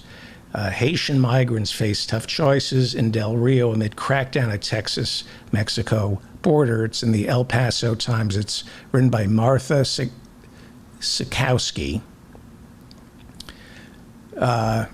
Dateline, Ciudad Acuña, Mexico. A mounted U.S. Border Patrol agent shouted commands in a tense encounter with Haitian migrants wading through the Rio Grande near Del Rio, Texas. As the Haitians tried to climb onto the U.S. side of the river on Sunday, the agent shouted, "Let's go, get out now, back to Mexico." They had gone back to Mexico to buy food and water. And there are reports of these. It's unbelievable what I'm about to tell you. These Border Patrol agents are on horseback. They're wearing their cowboy hats, and they are using a lariat and whipping it close to the face of these migrants. They're snapping whips at the Haitian migrants. Adam Sewer says the cruelty is the point. Why would you become a Border Patrol agent if you weren't in it for the cruelty, to get dressed up as a cowboy and ride herd on these Haitian migrants? More than 15,000 Haitian migrants have converged in Del Rio, Texas, and they are, looks like whips are being snapped in their faces. We don't know if they're being whipped. Jen Psaki called the images horrible, but she says she cannot yet tell us what the consequences will be for the border agents. That's your tax dollars at work America. That's it. So it's the optics that the Biden administration is concerned about. That's what they care about. These photographs came out of Border Patrol agents dressed as cowboys snapping whips at these Haitian immigrants. The flame, the Statue of Liberty's flame, has been replaced by a bullwhip. This is your country. This is your country. And Mayorkas, the head of Homeland Security, who is a refugee from Cuba and a Jew, so he knows something about being a refugee. He's in charge of Homeland Security, and he's ordering these Haitians to be what they call repatriated, being sent back to Haiti. I'm going to need some evidence for patriotism. I love this country because, Ralph Nader, Martin Luther King, Franklin Roosevelt. This country has produced some of the greatest people in the history of civilization. Joe Biden ain't one of them. Joe Biden ain't one of them. That's our show. Remember to stay strong and protect the weak, like the Haitian immigrants who we need in this country. We need immigrants. There's a shortage of Americans. We have a shortage of Americans. I will see all of you on Thursday when we record our next episode. It's time right now for the David Feldman Show. He's talking politics and comedy too. He'll tell a dirty joke if you want him to. He's just a lefty from way back. He's a union man with an Emmy for writing. Someday he's mad and he feels like fighting.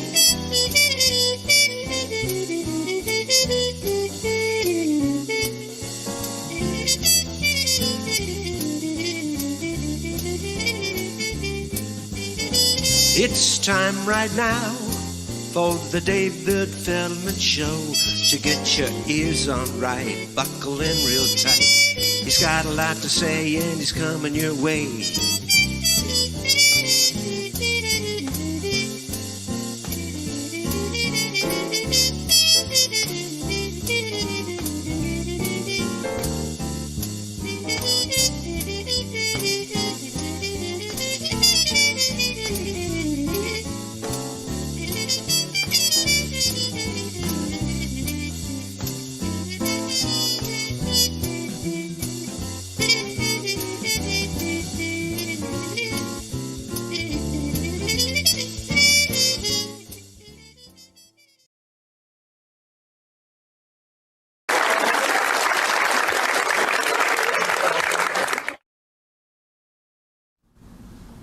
This is your country.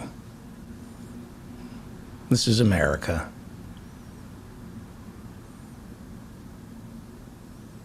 This is your country.